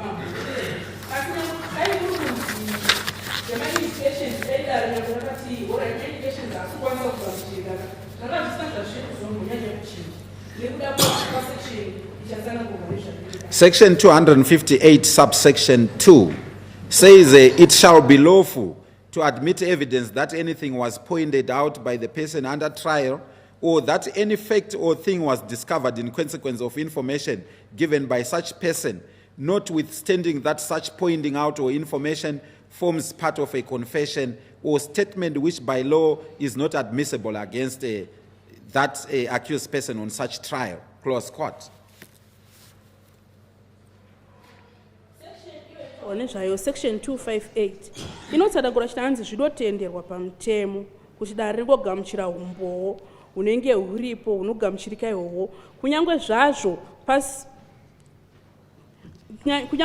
ipapo pakakwanisa kungoburitswa chete umbowo uri kuratidza kuti iye musungwa uyu ari kuratidza kuti munhu akanga ari kuziva zvaakanga ari kuziva maringe nezvenyaya, uye zvakare pakangowanika mawitness vanogona kungopa umbowo huri kuratidza nyaya yacho ichinyatsofamba nemo zvinogona kungobatanidzana nemusungwa iye kuti anga achipinzwa panyaya inenge iri pamberi pedare. Indications refer to an apparent act through which an accused person physically points to the presence or location of a thing or place which is visible to the investigator. They serve to show that an accused is aware of a fact relevant to his guilt. We have already dealt with and disposed of the requirement that statements accompanying indications mustn't be admitted under the guise of indications.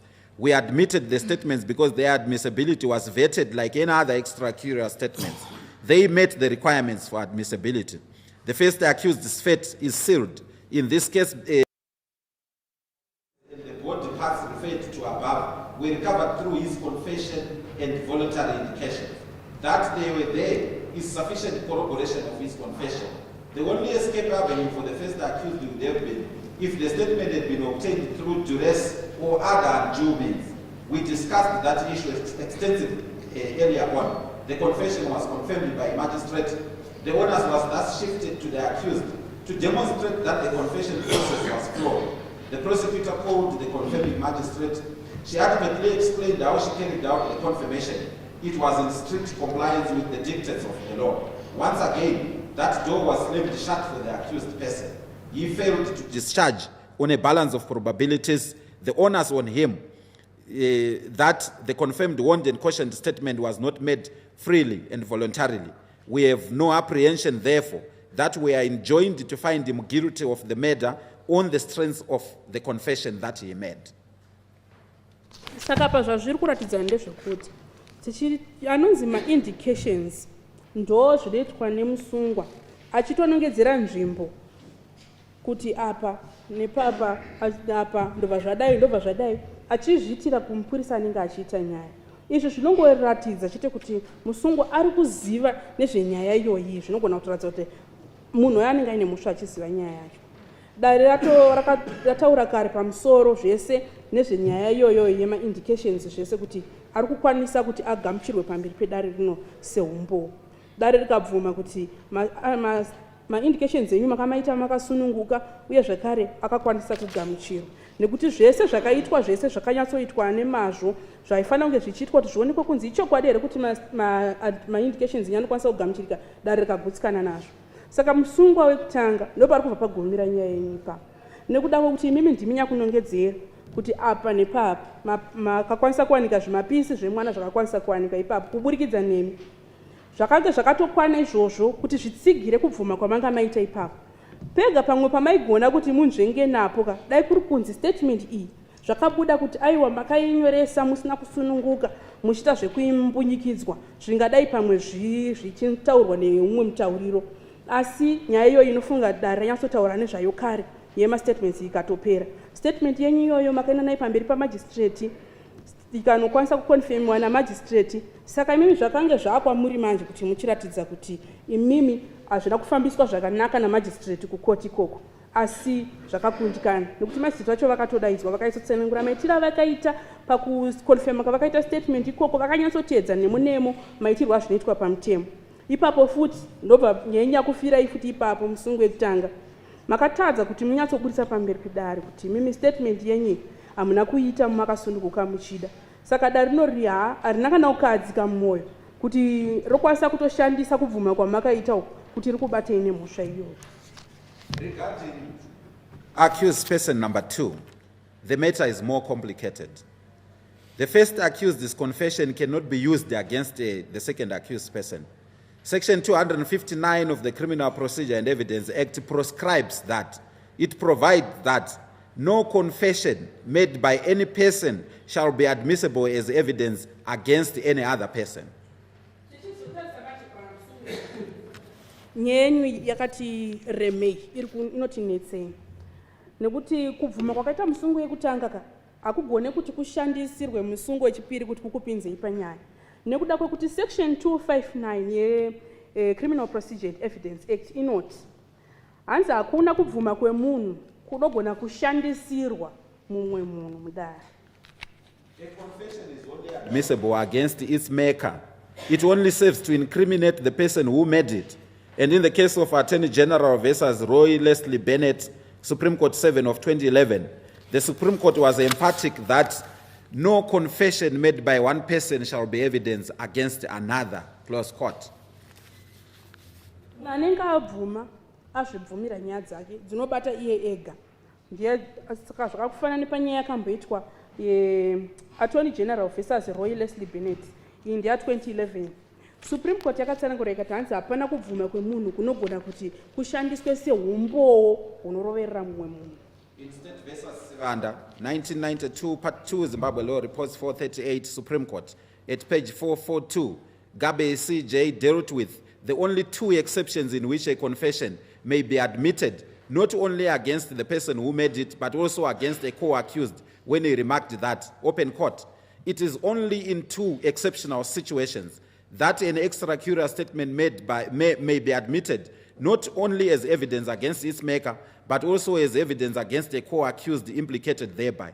The first is where the co-accused, by his words or conduct, accepts the truth of the statement so as to make all or part of that statement his own. The second exception applies in the case of conspiracy or any crime which was committed in pursuance of a conspiracy.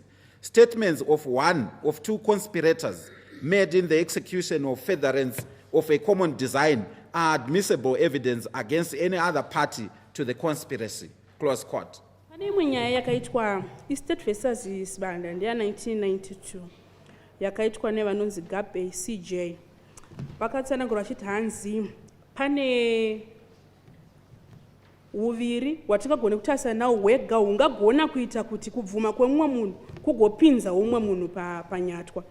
Jaji ava vakatsanangura vachiti hanzi kairi chete kanogona kungoshandisika kubvuma kwemumwe kana statement yemumwe kuti igone kupinza mumwe munyatwa.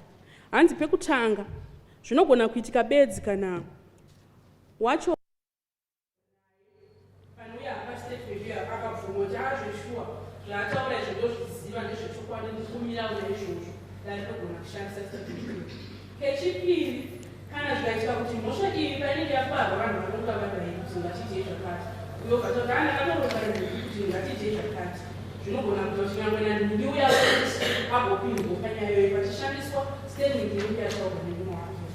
Needless to say, both exceptions are inapplicable in this case. The second accused person vehemently denied any link to accused person number one's depredations. He cannot therefore be held by words or conduct to have accepted the truth of his co-accused's confession.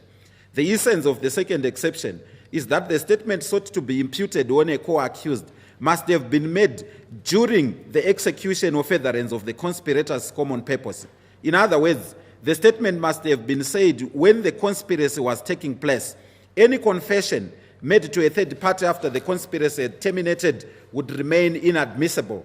The confession in question here relates to a statement which was made by accused one to the police well after the conspiracy had terminated, if ever they had been one.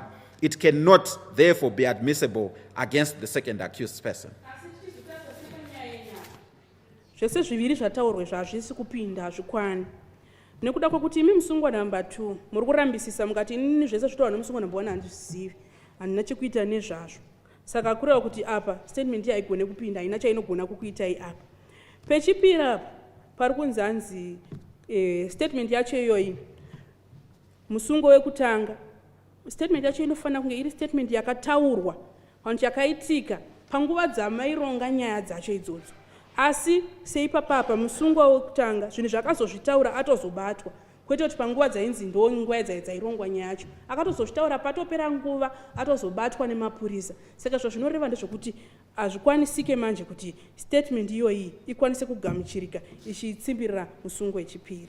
As is apparent, the independent evidence relating to the second accused person's direct participation in this murder is very tenuous. The criminal law, however, perhaps has the longest arm of all the branches of the law. It divides participants in criminal conduct into various categories. Broadly speaking, in criminal conduct, there are perpetrators who can then be subcategorized into principal and co-perpetrators. There are accomplices and accessories after the fact.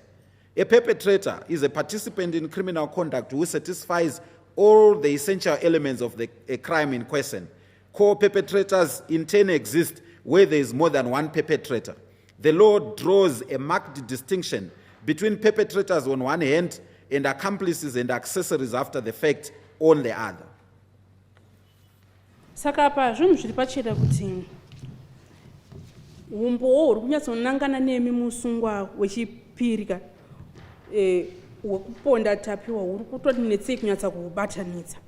Asi mutemo wedu unoyo wakati nake haugumiri padiki diki, wakakura zvekuti unotozosvika panguva yekuzotsanangura kuti vapari vemhosva vanoiswa mumagrupu.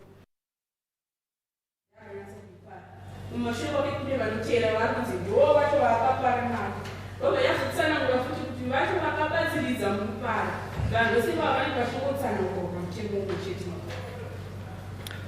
Perhaps the South African case of State versus Williams, 1980, Part 1, South Africa, at page 60, provides the most lucid description of those distinctions between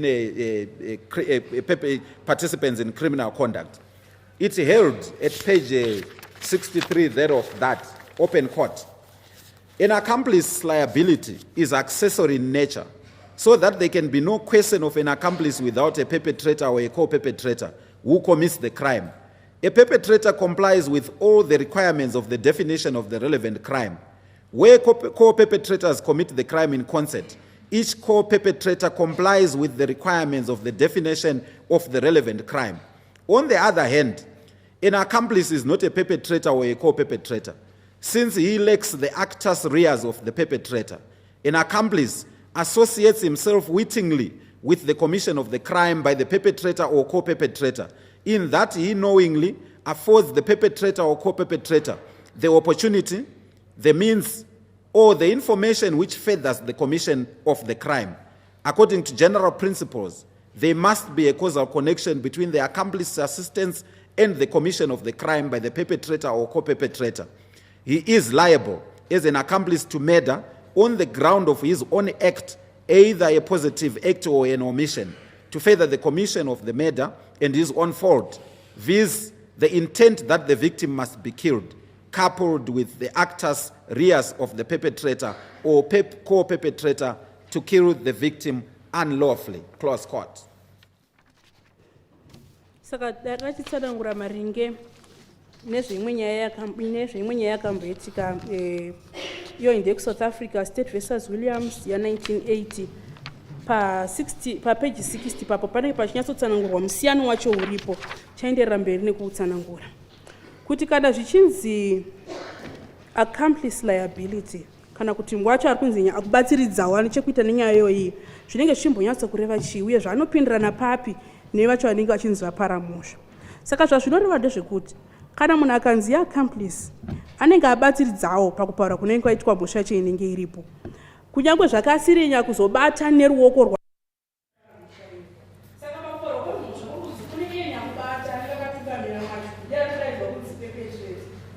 ruoko rwake runenge ruchiparwa pamhosva iyoyo. Saka zvinofanira kunyatsobuda pachena kuti ndiye akabata, ndiye akaita zvakati, ndiye akaita zvakati pakaparwa mhosva. Pochizoita vari kunzi ma-co-perpetrators, ava ndo vanenge varipo pakupara kwacho, mapara mese, mabata mese, zvotobuda pachena kuti nyange uyu nauyu mese chitiko chatoitika nemaoko enyu mese mukapara muri 1. Kureva kuti ma-co-perpetrator haagone kungozviparira mhosva ari 1, asi kuti vazonzi kuratidza kuti vakubatana nevamwe makupara makawanda kupfuura 1.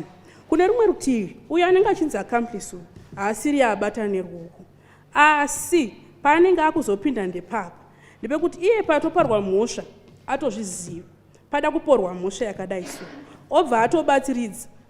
Kubatsiridza kwaanogona kuita, anogona kubatsiridza nekutoudza munhu kuti fambisai pakadai, itai zvakati, svikai pakati, itai zvakati.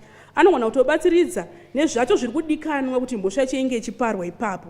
Saka pazvinenge zvifanira kuti zvizobuda ndepapo pekuti zvinozongofanana kuti nyakubata kana pari pamhosva yekuponda, abata nearonga, abatsira nezviri kudikanwa kuti mhosva iparwe munhu apondwa, vese mhosva yacho inenge ichingoya vanenge vakangofanana pakuparwa kwemhosva iyoyo yekuponda munhu.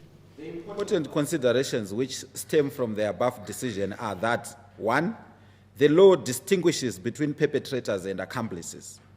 2, to be a perpetrator, an accused must satisfy all the essential elements of the crime charged.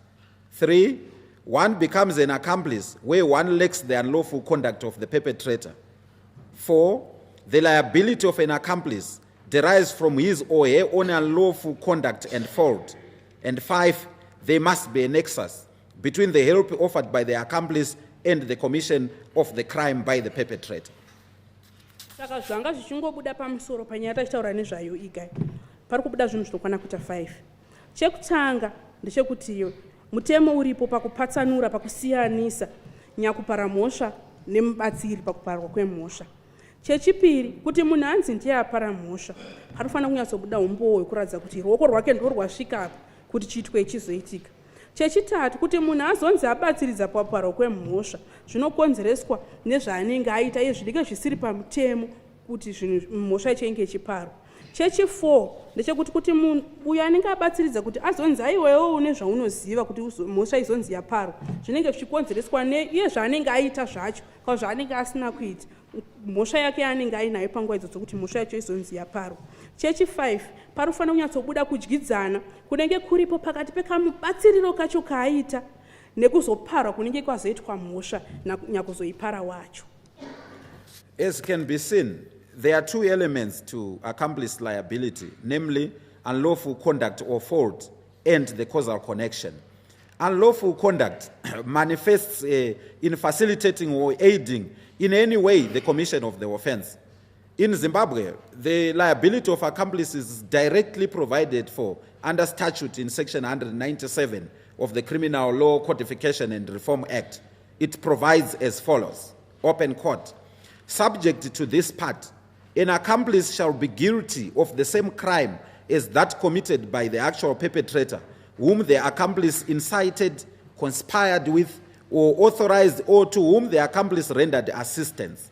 And for the avoidance of doubt, it is declared that an accomplice to the commission of a crime is liable to be charged and convicted as such, even where A, the actual perpetrator is produced as a witness on behalf of prosecution, or B, for any reason, it has not been possible to bring the actual perpetrator to trial. Close court.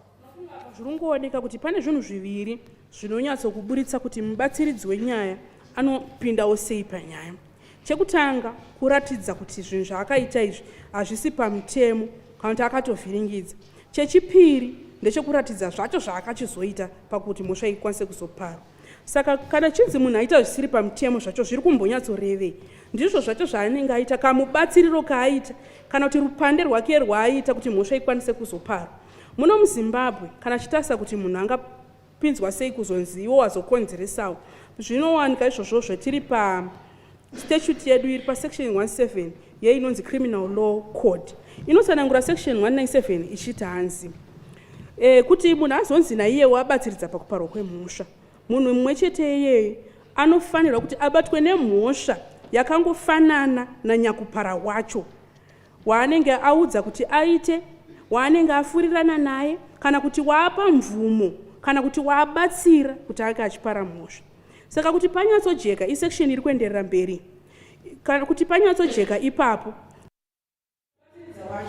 anozokwanisa kubatwa nemhosva iyoyo yaanenge achipomerwa, kunyangwe munhu wacho wari kuti nonaniti ndiye akazoita wani yamomye vana tuchisaka kusarudza kundaidza mudaro tabhuira semufakazi, kana kuti nekudawo zvimwe zvikonzero nyakupara wacho akasakwanisa kutongounzwa mudaro, iwe nyakubatsiridza wacho mhosva inokuwakadaro. An accomplice may therefore be convicted of the same crime of murder perpetrated by another, even in circumstances where the accomplice's actions or omissions do not satisfy the requirements of that crime. We said above that the unlawful conduct of an accomplice exhibits itself through the facilitation or the aid that he or she accords to the perpetrator. And the Criminal Law Code in section 198 once more gives guidance to the considerations which a court must take into account in the determination of such issues. It provides as follows. Saka kuti munhu anenge achinzi abatsiridza pakuparwa kwemhosva anokwanisa kutobatwawo nemhosva yekuponda munhu iyoyo inenge yatoitwa nemunhu kana zvacho zvaanenge aita nyangwe zvikasatokwanisa kunyatsoburitsa kuti iye naiyewo rupande rwake rwakasvika apa kuti azogumira pakuti munhu azopondwa. Saka nekuda kwese zvanga chitsanangurwa izvozvo panyaya yemutemo iwoyo pari kunyatsobudawo pachena kuti code yedu 198 iyo yecriminal law code inonyatsopa hwaro hwekuti zvii zvinofanira kunge zvichitariswa kuti zvinzi uyu nyakubatsiridza pakuparwa kwemhosva rupande rwake ndezvipi zvinofanira kubuda kuti zviratidze kuti naiye akabatsiridza pakuti mhosva izoparwa. Section 198, types of assistance to which accomplice liability applies. Subsection 1, without limiting the expression, any of the following forms of assistance when given to an actual perpetrator of a crime shall render the assister an accomplice. A, supplying the means to commit the crime, or B, supplying transport to enable the actual perpetrator to reach the scene of the crime, or C, supplying information to enable the actual perpetrator to locate or identify his or her victim, or to acquire knowledge of the place where the crime is to be committed, or D, making premises of which the assister is the owner or occupier available for the commission of the offense. Or, subsection 2, in addition to the forms of assistance mentioned in subsection 1, the following forms of assistance given to an actual perpetrator of a crime, namely holding oneself available to give assistance in the commission of the crime in the event of such assistance being required, or immobilizing or incapacitating the victim of the crime to enable the crime to be committed, or carrying implements or other things by which or with the aid of which the crime is committed, or keeping watch for or guarding against intervention or discovery while the crime is being committed, shall render the assister an accomplice. Saka section 198 yo yecriminal law code iri kutsanangura kuti kwacho kunombonzi kubatsiridza pakuparwa kwemhosva kuita sei. Saka iri kutsanangura kuti hanzi kunonzi kubatsiridza kwacho chekutanga kutounza zvikwanisiro uchipa unyakuda kupara mhosva. Chechipiri kuunza chifambiso chekuti munhu akwanise kubva panzvimbo pachendapo takwanisa kusvika panzvimbo parinoparwa mhosva. Chechitatu kutoudza munhu kuti panzvimbo pacho pakamira so zvakamira so unofamba so munhu wacho urida kunanga munhu akadai. Kana kuti kutongokwanisa kutongoziva kuti nzvimbo yacho iyoyo ungapaziva sei kuti panokwanisa kusvikika zvakaita sei. Uye zvakare chimwe chiri pamberi pa D kukwanisa kutowanisa nzvimbo yekuti apa panzvimbo apapa ndo panokwanisa kuwanika kuti uitira zvinhu zvauda kuti unge uchiita ipapo.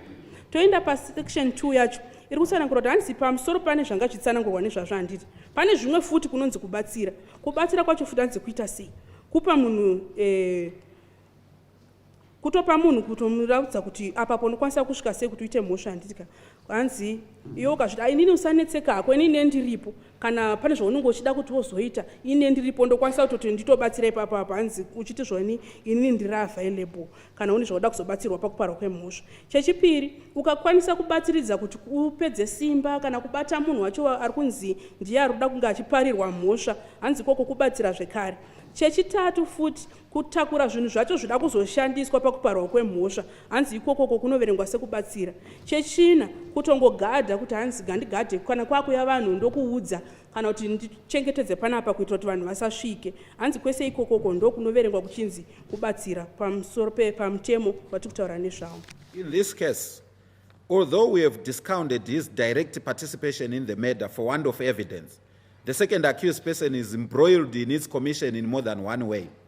The court found as a fact that when the first accused kidnapped the deceased from the community gardens, he took the boy to the second accused person's house. The deceased was abducted on 17 September 2020 around 1500 hours and remained in accused person's two's house until about midnight on the same day. At the time of the abduction, the evidence before the court is that the second accused was at a beer drink in the village.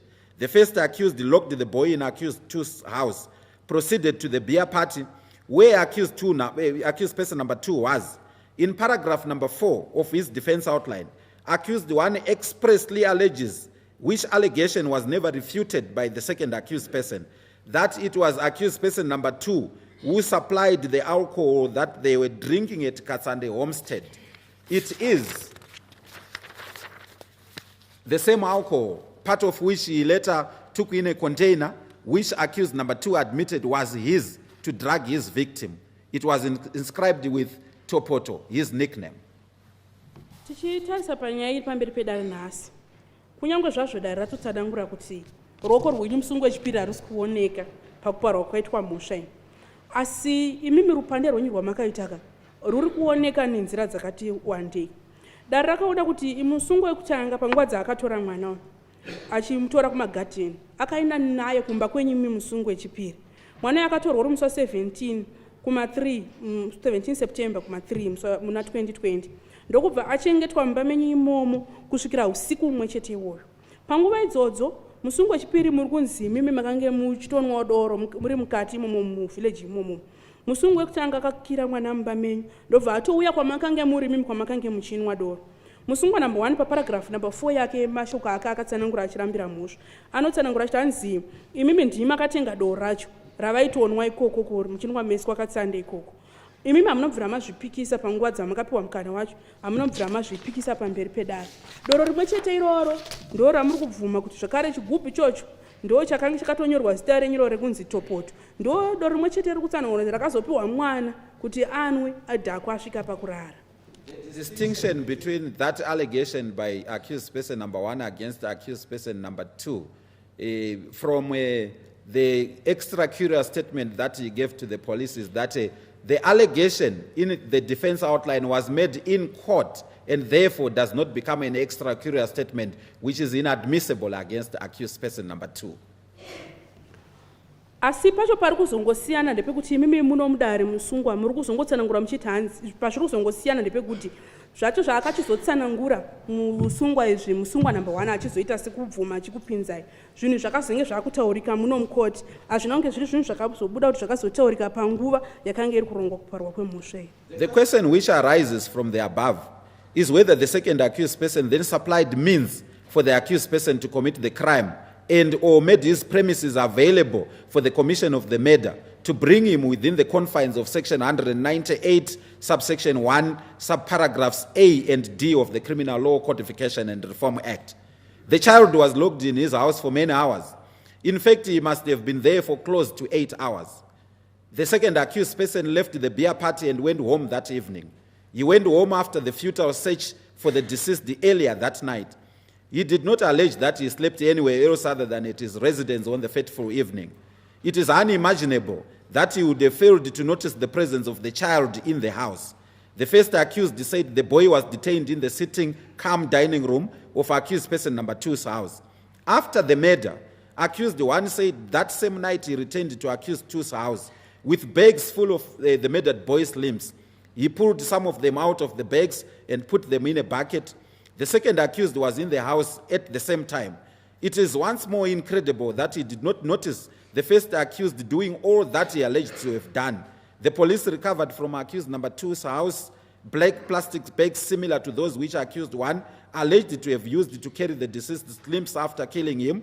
They also recovered a small animal tail, which accused 1 said had been used in the ritual to dissuade the deceased's spirit from avenging his death. They further recovered the container inscribed Topoto, also from the accused person's house. Accused 2 supplied the alcohol which was used to drug the boy to facilitate his murder by accused number 1. The apparatus in which the alcohol was stored was his. All the paraphernalia mentioned above were linked in one way or another to the commission of the murder by the first accused person. They were discovered as a consequence of police investigations following the confession by accused person number 1. Saka pani nyaya manje ndepekuti imimi musungu wekutanga ndimi here makaisa zvikwanisiro zvokuti musungu wekutanga akwanise kuponda mwana kana kuti ndimi here makakwanisa kuti pamba penyu kana kuti nzvimbo yenyu ikwanise kunge ichishandisirwa kuparurwa kwemhosva iyoyi. Muri kukwana here pasection atambotaura nezvayo iya yemutemo. Totarisa kuti mwana uyu akakirwa mumba menyu kwenguva yakareba. Zvondofunga nguva yanga ari mombo mwana yegona kusvika pa 8 hours. Musungu wechitu murunzi makabva mva maenda zvemuchinonwa doro kwamakange muri zvemanheri iwayo. Makazodzoka kumba usiku mwana atsvagwa mwana ashayikwa. Hamuna kumbobvira mataura dare kuti mune kumwe kwamakazombotsvaga kuti muende kunorara zvemusi iwoyo. Uye zvazvinomboreva kuti mukurere kuti pamakasvika kumba hamuna kumbobvira mazviona kuti mumba mangu muno mune mwana arimo. Musungu wekutanga kuti hanzi mwana takamisa mudining remba renyu mimi musungwa number 2. Pashiri pekunge mwana apondwa musungwa number 1 ari kuti hanzi usiku iwoyo ndakabva ndadzoka kumba nemabhegi achakanga akazara mapisi emwana ndikasvikotanga kuburitsa ndichisa mabhaketi. Musungwa number 2 makanga muri mumba nguva dzese idzodzi. Muri kureva here futi kuti pangwedzi dzamunobvira mazviona kuti musungu wekutanga ane zvinhu zvaari kuita mumba mangu. Vapurisa vakazosvika kumba kwenyu musungu wechi2 vakakwanisa kuona maplastiki eblack iwayo ari kungofanana neakanga atsanangurwa nemusungu wekutanga kuti ndo akanga atakurirwa mapisi emwana pachiti pekunge aurayiwa. Saka vakazoti futi vakazowana kamuswe kaike kakanga wanikwa. Kamuswe kanga botsanangurwa futi nemusungu wekutanga kuti hanzi ndo kamaisasa nako muchiedza kudzinga mweya uyu kuti asapfuke. Mapurisa akazowana futi chigubhu chachakanyorwa kunzi Topoto chakawanikwa mumba menyu musungwa number 2. Musungwa number 2 ndimi futi muri kunzi makange matenga doro iroro rakazonwiswa mwana uyu kuti mwana adhakwe arare kuti akwanise kuzochekeka nemusungu wekutanga.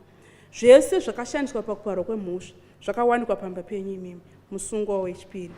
Uye zvakutokupinzai panyaya iyoyi zvichitonangisa kuti nemiwo mune zvamakange muri kuziva pakuparwa kwemhosva. Zvese zvakawanikwa zvekare mapurisa vachiferefeta vachishandisa zvavakange vaudzwa nemusungwa wekutanga. We have already indicated that the law provides for the admissibility of facts discovered by means of an inadmissible confession in terms of section 258 subsections 1 and 2 of the Criminal Procedure and Evidence Act. Rakambotsana kare zvazvo zvekuti umbo uya wekubvuma unokwanisa kutogamuchirika zvakanakisisa nedare tichishandisa section yataurwa nezvayo section 258 It is not an issue therefore that these discoveries were made in consequence of the confession made by accused 1 and that the evidence incriminates accused person number 2. The court accepts that no evidence pointing to accused number 2 providing implements, that the evidence pointing to accused number 2 providing implements and his premises for the commission of the murder is circumstantial evidence. And the requirements governing circumstantial evidence must therefore come into play. And those considerations were properly summarized by this court in the case of Muyanga versus the state HH 79 of 13 in the following terms. Zvinhu zvaapachena kuti zvese zvakazobuda zvakawanikwa zvakabuda kuburikidza nezvakange zvatsanangurwa nemusungo wekutanga uye noumwe umbo uri kuuya uchinokunangisa imi musungo wechipiri. Dare rinozvibvuma manje kuti pari zvinhu zvese zvikuzi zvakawanikwa zvichinangana nemi musungo wechipiri. Asi pakupondwa kwemwana umbowo huripo hausi kunonyatso kunanga ikuti gedyi huri kuzongoita hwekubatanidza umbowo uyauya chitarisa zvakatenderedza pamaparirwo akaitwa mhosva iyoyi. Saka pari kufanira kuti dare rakuda kuchitarisa kuti dare rinozvifambisa sei kana pakanzi pari kushandiswa umbowo huri kutenderedza maparirwo akaitwa mhosva iyoyi. Nyaya iyi zvakatombotariswa zvekare mudare panyaya yakamboitwa yemumwe anonzi Muyanga versus the State iri ya2013. Number one, the circumstances from which an inference of guilt is sought to be drawn must be consciently and firmly established. Number two, those circumstances should be of a definite tendency unerringly pointing towards the guilty of the accused.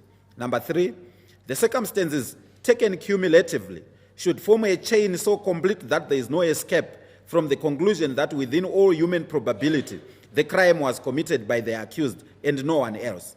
And number four, the circumstantial evidence in order to sustain conviction must be complete and incapable of explanation by any other hypothesis than that of guilty of the accused, and such evidence should not only be consistent with guilty of the accused, but should be inconsistent with his innocence. Saka pane zvinhu 4 zvakabuda panyaya yakaitwa iyoyo ya Muyanga. Chekutanga pakabudiswa pfungwa yekutanzi zvacho zviri kunzi ndo zvakatenderedza maparirwo akaitwa mhosva izvozvozvo zvinofanira kunge zvakanyatsa kusimba huri umbowo hunyatsobatanidzika hwese hobva hwanyatsosvika pekuti hunonosimba. Chechipiri, zvacho zviri kunzi zvakatenderedzeka zvakare izvozvozvo zvinofanira kunge zviri zvinobuditsa pfungwa imwe chete zvekuti hapana imwe pfungwa inogona kubuda asi zvinobva zvangononanga kuti hakuna mumwe musungwa chete akaita izvozvo. Chechitatu, zvakatenderedza zvekare maparirwo akaitwa mhosva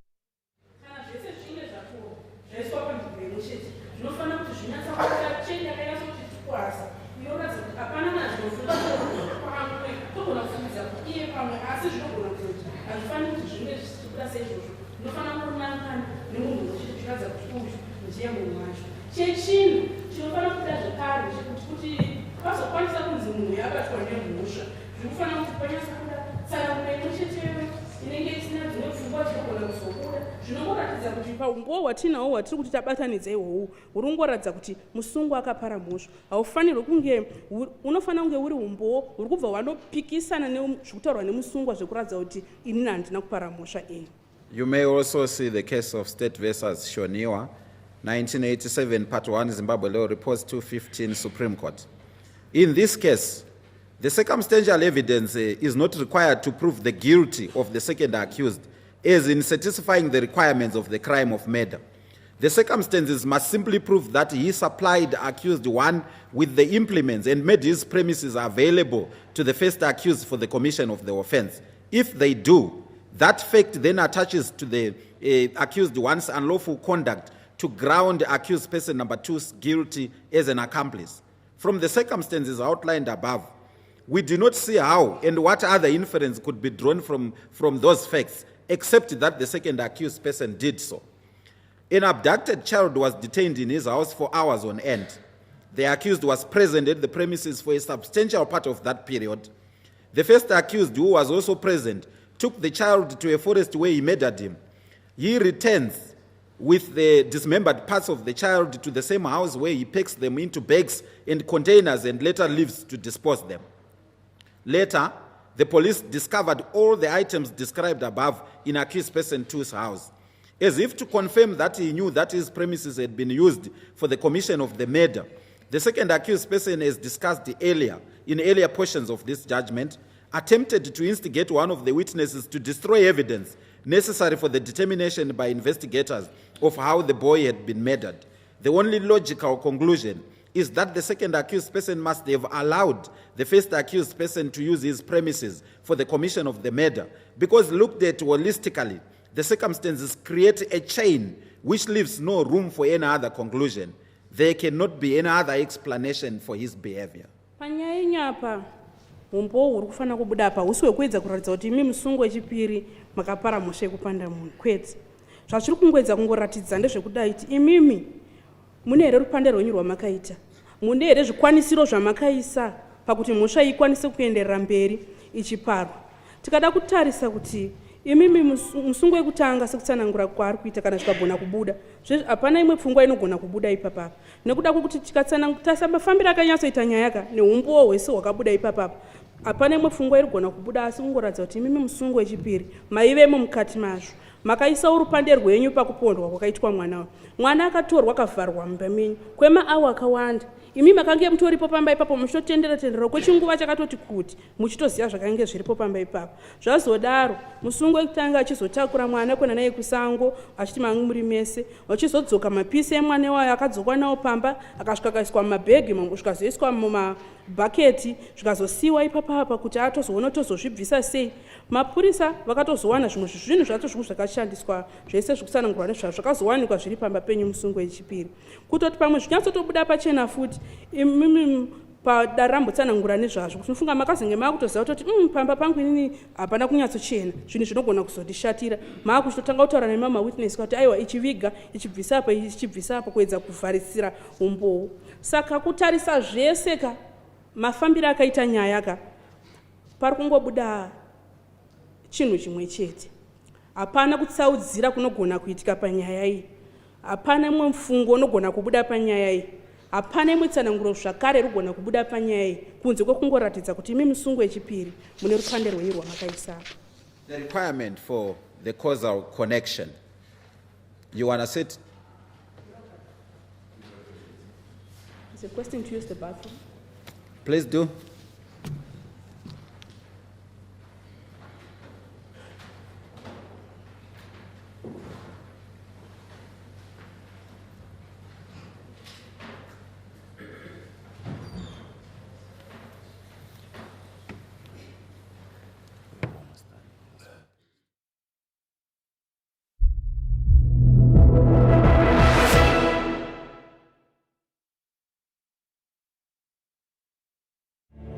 My name is Mufaro. I was living with my grandmother in our village. I dropped out of school because my grandparents could not afford it. One day, my aunt visited us and took me away from my grandmother. She promised to take me to the city for school. I was so happy that I was now going to go to school like others. But everything changed when I arrived in the city. My aunt took me to another house where I was turned into a maid. I worked all the time. I was not allowed to leave the house, and I was sleeping in my own little room. I was so sad. Then I remembered what we had learned about child line when I was still going to school. I looked for a phone and called the number 116, and I got help. If you're ever a victim of trafficking, look for help. Call Childline on 116.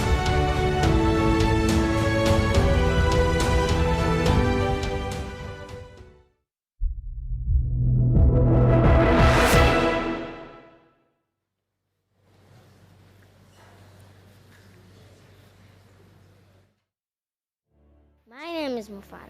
I was living with my grandmother in our village. I dropped out of school because my grandparents could not afford it.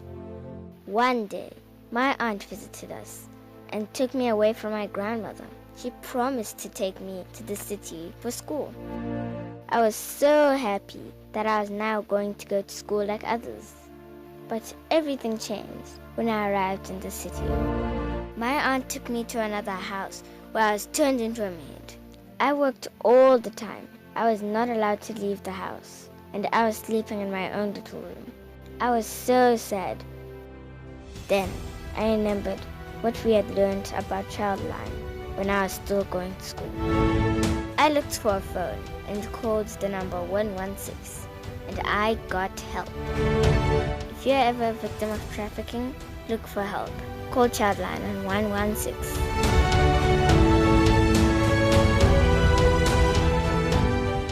Committing the crime, he was aware, as was almost the entire village, that the child detained by accused one was being sought by his parents and everyone else.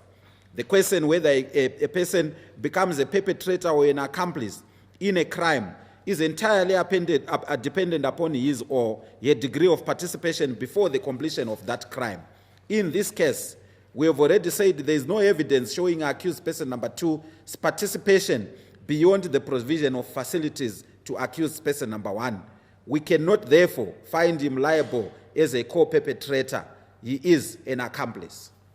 Kuchitarisa kuti zvamakaita zviri kuzodyidzana sei nemhosva yakaparwa. Pamutemo panofanira kunge pachonyatsokuburitsa ukama uripo maringe nezvamakaita imimi musungo wechipiri nekuzofa kwakaita mwana uyu. Saka choda kuonekwa ndechekuti imimi pakazomboitika imwe nyaya yakatoitika kuSouth Africa, State versus Williams, yatambotaura nezvayo kumashure. Nyaya yakatombonetsa vanhu vakakurukura nezvayo. Asi muonero uri kuita dare rino ndewekuti zvinofanira kunge zvichibuda pachena sekuti panyaya yenyapa zviri kuratidza kuti imimi makashandisa nzvimbo yenyu kuti pange pachiparwa mhosva iyoyi. Saka nyangwe nemiwo munenge muchitobatwa nemhosva iyoyo yekukonzeresa rufu rwemunhu iye. Ndimi makatoita kuti pange pachiwanika nzvimbo iyoyo yekuti imba yenyinge ichishandiswa muchitonyatsotoziva kuti mwana uyu mwana anga ari kutotsvagwa nevanhu vese, vabereki vake anga vari kutsvaga mwana uyu. Saka ipapa dare rada kuchiona kuti imimi mungabatwa nemhosva yekunzi ndimi here makapara mhosva kana kuti muri mubatsiridzi pakuparwa kwemhosva iyoyi. Zvinotozongoenderana nekuti imimi munenge makaita rupande rwakakura zvakadini pakuparwa kwaitwa mhosva. Pari panyaya iyi sezvambotsanangurwa nedare, dare ratsanangura paya kuti hapana umbowo huri kunyatsobatika kuti gedye uri kuratidza kuti imimi makabata rupande rwenyu pakuparwa kwemhosva iyoyi, asi kunze kwekungopa zvikwanisiro, nzvimbo, nguva nezvese kuti mhosva ikwanise kuparwa. Saka dare rinori hari kubatei nemhosva yekunzi imimi makapara mhosva pamusoro nemusungo wekutanga. Dare rino rinokungira kutokuona imi nemhosva yekuti imimi makaisa rupande mukabatsiridza kuti mhosva ikwanise kuparika. After all is said and done, we are satisfied that either accused persons in one form or another left their bold and luminous footprints across the crime scene. Surely, God did not see it fit to distribute the gift of intelligence evenly. The first accused person is hoisted by his own petard, which he created from his catastrophic error of judgment when he decided to confess in the ill-informed belief that he was getting even with the second accused person. On his part, the second accused person, for the reasons we pointed out above, significantly aided and abetted the commission of this murder.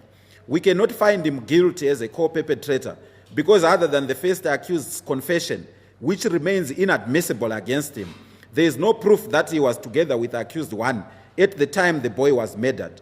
There is also no evidence that he assisted the accused 1 in such a way as to bring him within the ambit of an assister who knew or realized the possibility that a crime of the kind of murder would be committed as envisaged by paragraphs E or F of subsection 2 of section 98 of the Criminal Law Code. He is, however, liable in terms of paragraphs A and D of subsection 1 of section 198. And because of that, there is no escaping liability as an accomplice. Dare raongorora zvese, rataura zvese pakuzopedzisira kwazvo. Dare rinori kugutsikana kuti imi masungwa muri vairi. Makasiya hwezva hwenyu pamakapara mhosva iyi. Mwari vakazviona zvisina kukodzera kuti tese tingopiwa pfungwa dzakafanana dzakaenderana. Musungo wekutanga wakangoita pfungwa dzawakangoita idzodzo, ukafunga kuti aini chiregai ndichikaurisa musungo wechipiri. Ndichiti ndiye ndiyedze kumupomedzera, ndiyedze kumuzora, ndiyedze kudini, pamwe ndikokutoti pamwe ndikinzwe kugatsikana mwana mangu. Imiwo musungo wechipiri makabatsiridzawo pane zvamakaita izvozvo, mukapa zvakadiwa zvikwanisiro zvacho zvese zvakakwanirana zvechokwadi kuti mwana uyu arasikirwa neupenyu hwake. Saka dare rino harikwanisi kuti rikubatei nemhosva yekuti nemiwo makaisa ruoko rwenyu pamwana uyu kuti apedzisira arasikirwa neupenyu hwake. Nekuda kuti nyange musungo wekutanga akazvibvuma hake, asi umbowo hwake hwekubvuma ihwohwo haugoni kuti hushandiswe huchikutsitsirai imi pamhosva. Kunyange nanhasi hapana umbowo huri kuromboratidza kuti makange muri mese panguva dzaakatakurana nemwana uyu achienda kunomucheka-cheka. Hapana umbowo zvekare huri kuratidza kuti imimi makabatsira musungo wechipiri nenzira ipi kuti amakwanise kuti aite zvaari kuda kuita izvozvo kuti mhosva ikwanise kunge ichiparwa. Saka kureva kuti section imwe yacho haikwanisi kukubatai iri paparagraph E nepaparagraph F yesubsection 2 ye198. Asi section inokwanisa kutokubatai ndiyo isection 198 iyoyi iri pamaparagraphs A, D epasubsection 1. Saka nemamwe mazuva hapana manzvengera munogona kumboita rupande rwamakaitawo imimi kuti mwana uyu arasikirwa neupenyu hwake. In the end, we have no apprehension that the state managed to prove that Tafazwa Shamba, accused person number 1, is guilty beyond reasonable doubt as required by law. We are equally satisfied that Tapiwa Makore's role in the murder has also been proved beyond reasonable doubt as required by the law.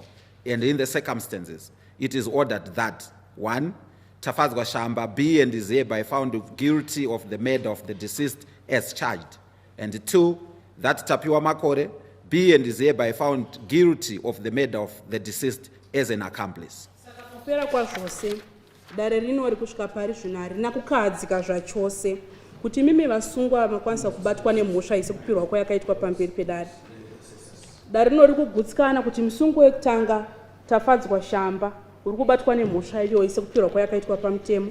Musungo wechipiri Tapiwa Makore nemiwo muri kubatwa nemhosva iyoyi sekupirwa kwayakaitwa pamutemo. Kureva kuti mese muri vairi mabatwa nemhosva yekuponda Tapiwa Makore.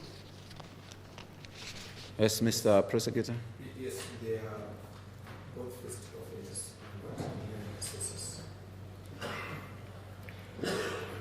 When let's discuss your submissions in aggravation and mitigation. Yes, admittedly, as the court had hinted earlier on, this is a fairly long judgment, and we feel it is ideal that we proceed by way of written submissions, which of course will have to be read into the record. Yes. We, of course, my predecessors also intend to make some other consultations from the parents of the deceased. In fact, mainly the mother was also noted that she brought down the judgment was given. Just as a hint, my lord, would want to find out whether there was some counseling issues which were done, so that we can properly advise the court on the impact the offense had on the parents of the victim. So we want to seek that the matter be postponed to the 6th of July, which will be on Thursday next week, so that in the interim we'll be able to gather the necessary information we want to place for this honorable court. Mr. Masama, do you want to lead the evidence in court or? Not So if you want to do those consultations, just give the court a projection as to when you will be through with that and you will be able to submit your submissions in mitigation. In my lord, Sorry, in aggravation, yeah. Yes, we feel maybe a period of a week up to the 6th of July, where we endeavored and managed to get that information. So the court will give you, the long and short of it is that will give you until the 5th of July to wind up your issues. We have your submissions in aggravation by the 6th of July. Close of business then. Counsel for accused 1. My lord, we were requesting that we be given more time to file our mitigations, because the judgment has been long and we also need to consult with the clients at prison. So if we could be given maybe until the 18th. It can't be like that, counsel. You can't simply be doing mitigation, compiling mitigation for all that long. Indeed, my Yeah. lord. Rather, I would give you until the 6th that we are giving prosecution. Is it the That's fairly long. Indeed, so close of business. Close of business on the 6th, yes. Noted, my lord. Oh. Counsel for accused 2, obviously, the same period. Thank you, my lord. I was stand guided by the court. I would hope that we have a longer period, seeing that the accused are first-time offenders. That's long enough for mitigation only. That's very long. I'll stand guided by the court. Thank you, counsel.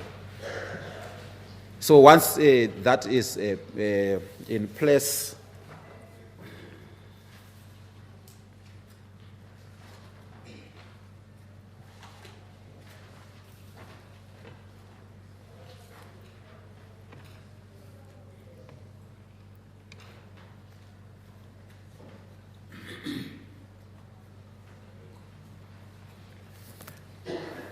the accused persons will then return to court on the 11th of July for sentence, 10 o'clock in the morning. Are we agreed on that? Yes, what you don't want to say whether we are going to submit. Yes, you make your. So we could do it. Once you have filed in your submissions for purposes of reading those into the records. Yes. We then meet on Monday, the 10th of July, at 10 o'clock, and sentence will be on Wednesday, the 12th of July. Thank you. Any other issues? Registrar, do we have any other issues? Let's adjourn. Thank you very much, everybody.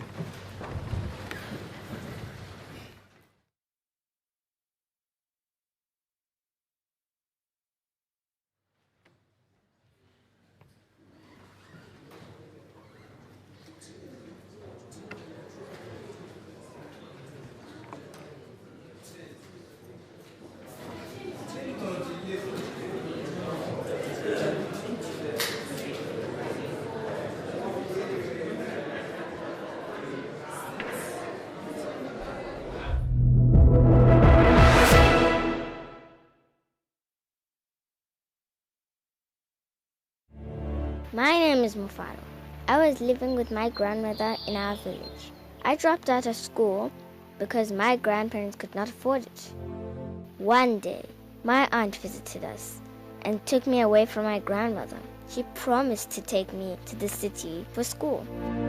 I was so happy that I was now going to go to school like others. But everything changed when I arrived in the city. My aunt took me to another house where I was turned into a maid.